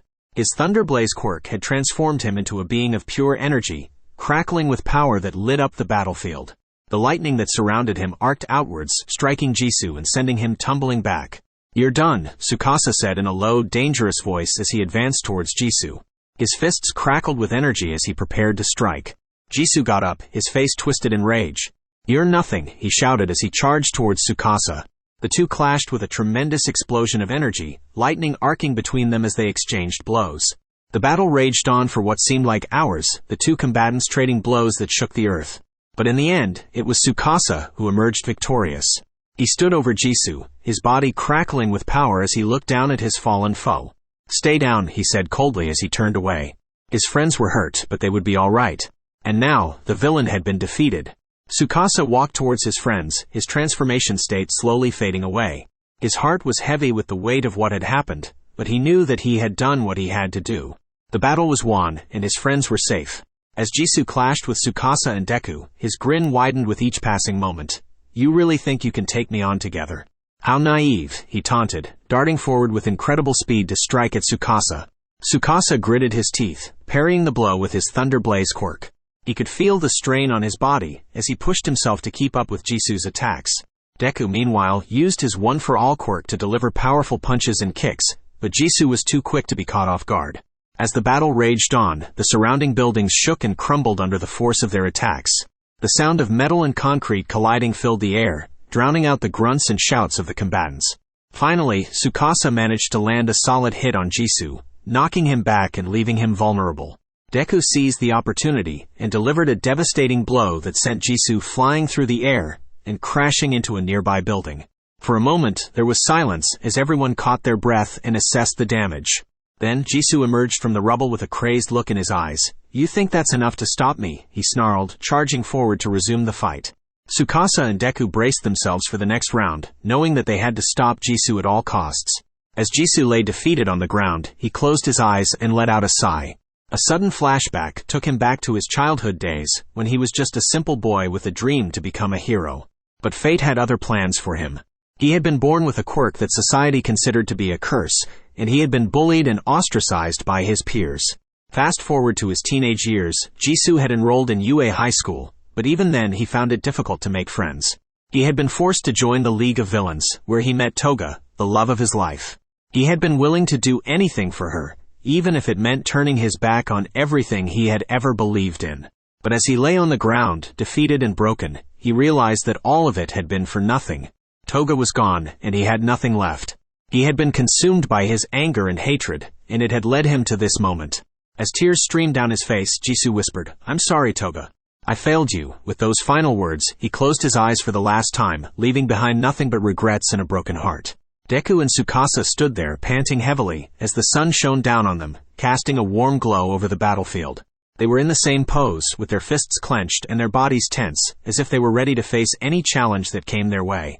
As the other heroes and students woke up from their unconscious state, they saw the two of them and ran towards them, cheering and hugging them tightly. Ochako, Iida, and the rest of Class 1A all rushed towards Deku, while Mirko, Wave, and the others ran towards Tsukasa. "Great job, guys," Mirko exclaimed, patting Tsukasa on the back. "You really saved our butts back there." Deku smiled gratefully at his classmates. "We couldn't have done it without all of you," he said, looking around at the sea of familiar faces. Tsukasa nodded in agreement, his gaze fixed on Jisoo's unconscious form. "It's over," he said, his voice barely above a whisper. "We finally put an end to all of this." As the heroes and students began to clear the battlefield, Deku and Tsukasa remained behind, watching as the sun began to set in the distance. They stood there in silence, lost in their own thoughts, until Tsukasa spoke up. "Do you ever wonder if there's a way to prevent all of this from happening again?" he asked, turning to face Deku. Deku shrugged. "I don't know," he said, "but I do know that we'll always be ready to fight if we have to." Tsukasa nodded, a determined look on his face. "Yeah," he said, "we'll be ready." After the intense battle, Tsukasa couldn't help but feel relieved as he saw Jiro wake up. Without any hesitation, he ran towards her and embraced her tightly. Jiro, who was caught off guard by the sudden hug, blushed a deep shade of red as she hugged him back. "I was so worried about you," Tsukasa said softly, his voice full of emotion. Jiro smiled warmly, feeling a sense of happiness in her heart. "I'm okay thanks to you," she replied, tears welling up in her eyes. The two of them stayed in each other's arms for a few moments longer, not wanting to let go of each other. It was a heart-touching moment, and the other students couldn't help but smile at the sight. Finally, Tsukasa pulled away, his face still filled with concern. "Are you sure you're okay?" he asked. Jiro nodded, her own face full of gratitude. "I am now," she said, smiling. The two of them gazed into each other's eyes for a moment, their hearts beating rapidly. It was a moment that they would never forget, one that had brought them even closer together. It had been a year since the final battle that brought an end to the League of Villains. The UA. Students had all grown stronger and closer, having been through so much together. They were all gathered together in a big reunion, excited to see each other again. As they caught up and reminisced about old times, Tsukasa couldn't help but feel grateful for all the friends he had made during his time at UA. He looked around at everyone, from his fellow classmates to the teachers, and felt a sense of belonging he had never felt before. As the night went on, Tsukasa found himself surrounded by a group of girls who had all grown to love him during their time at UA. Kurami, Mei, Yumi, Hana, Tsuyu, Mina, Momo, Toru, Yumi, Maiko, Rin, Yui, Ibara, Itsuka, Sakura, and Kanoko all confessed their love to him, hoping to win his heart. But instead of choosing just one, Tsukasa surprised them all by accepting their love and asking them to be his girlfriends. Jiro, who had been watching from a distance, felt a twinge of jealousy. She had developed feelings for Tsukasa herself, but had been too scared to confess. Seeing him with all these other girls made her heart ache. But as Tsukasa made his way over to her, she couldn't help but feel hopeful. He wrapped his arms around her, pulling her into a warm embrace. "I was so worried about you," he said, looking deep into her eyes. Jiro blushed at his words, feeling her heart skip a beat. She had never felt so happy before. And then he confessed his feelings for her. "Jiro, I have feelings for you too. I love you." Jiro's heart swelled with joy as she realized that she was the one he truly loved. She hugged him tightly, feeling like the luckiest girl in the world. As the night went on, the UA students danced and laughed together, enjoying the company of their friends and loved ones. Deku and Uraraka also confessed their love for each other, finally admitting the feelings they had kept hidden for so long. Tsukasa's rivals, who had also developed feelings for Jiro and the other girls, looked on with a mix of jealousy and respect. They knew that Tsukasa had something special, something that drew people to him in a way they could never replicate. And as the night came to an end, Tsukasa and Jiro walked hand in hand, knowing that they had found something truly special in each other. They didn't know what the future held, but they knew that they would face it together, surrounded by the love and support of their friends. As the years went by, the UA students had all grown up and became successful heroes. Some of them had married each other and even started families, while others had formed close bonds and friendships that lasted a lifetime. Tsukasa, who had become one of the greatest heroes in the world, had also found love with many of his fellow UA students. Jiro, Kurami, Mei, Akane, Yumi, Hana, Tsuyu, Mina, Momo, Toru, Yumi, Maiko, Rin, Yui, Ibara, Itsuka, Ja, Sakura, Ayumi, Ayame, and Kanoko had all become his wives, but they all knew that their love for him was shared equally. As they sat around a table, reminiscing about their time at UA and the many adventures they had shared, Tsukasa and his wives laughed and shared stories. Mirko and Wave, who had become his closest allies, sat nearby, nodding along as they listened to the tales. As the group prepared to head off to their respective duties as heroes, Tsukasa stood up and addressed his wives and friends. "Thank you all for being a part of my life," he said, his voice full of emotion. "I couldn't have done any of this without your love and support. Let's continue to protect and serve the world together." With that, the group went their separate ways, each heading off to their own destinies as heroes. But they all knew that no matter what challenges lay ahead, they would always have each other's backs, and the memories of their time at UA would live on forever.